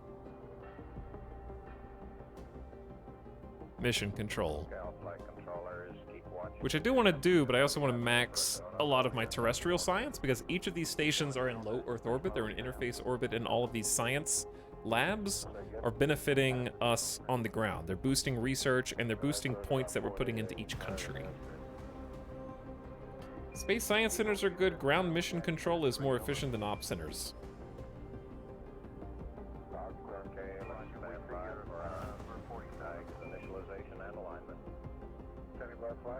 What? The hell did you just say? Yeah, I'm putting research points into mission control, but I have an orbital core, and I have just 2 operation centers. Maybe you're just answering the other person, because I'm just refunding 2 out of 3 mission control. And then I'm building 1 of each of the other science labs. So each of these will have 1, 2, 3, 4, 5 separate labs plus a skunk works and only cost 1 mission control. Does it matter where you build modules on a space station? I don't believe so, no.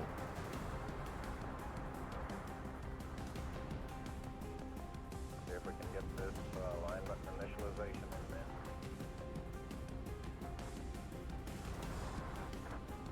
But yeah, I'm not using this to turn a net profit. I'm just trying to make it so that we can build a ton of these orbital cores. Because they only cost 1 instead of 3, we can build a bunch. And then we can have max out all of our total research, because I have a lot of low Earth orbit stations that we can possibly upgrade. In fact, we're already upgrading 3. I have 4, 5, 6, 7, 8, 9. And that'll basically max out all of our terrestrial research if I can get all these upgraded. And then we still have room for even more. There's actually room for 3 more. And we can turn those into whatever we want.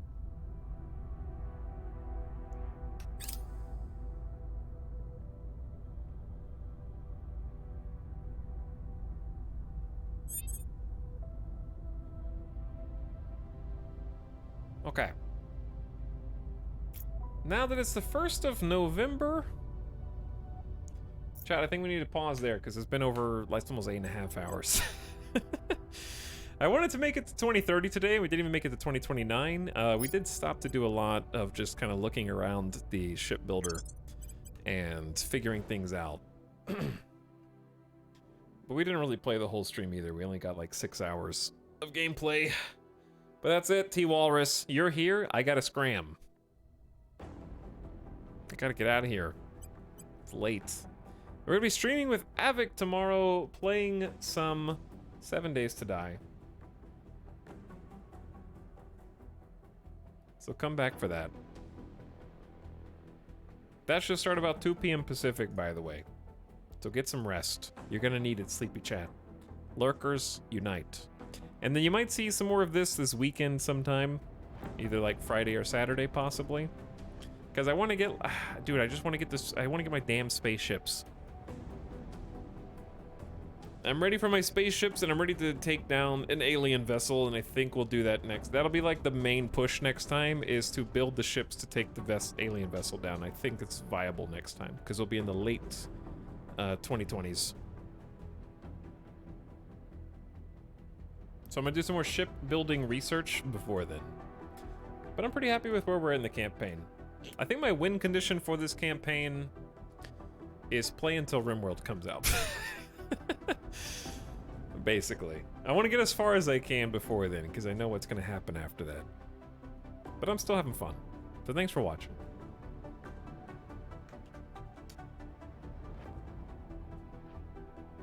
And don't forget Vicky 3.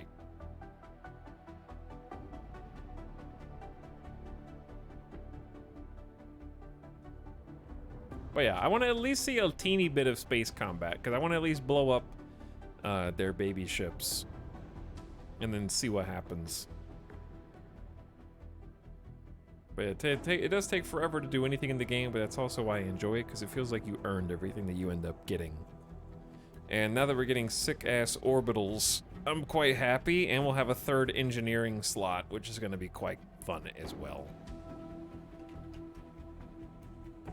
Speaking of Avic, let's go say hi. I'm gonna see you guys on a late night raid. He's playing Medieval Dynasty.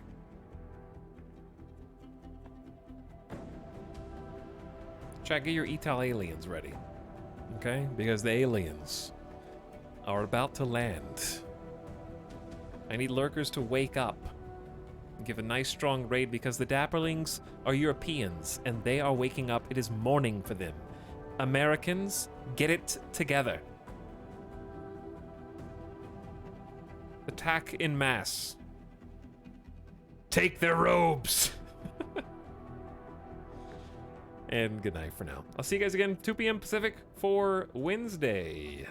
Co-op 7 Days to Die. It's gonna be a good time. Good night, chat. Come back then. Now get out. Goodbye.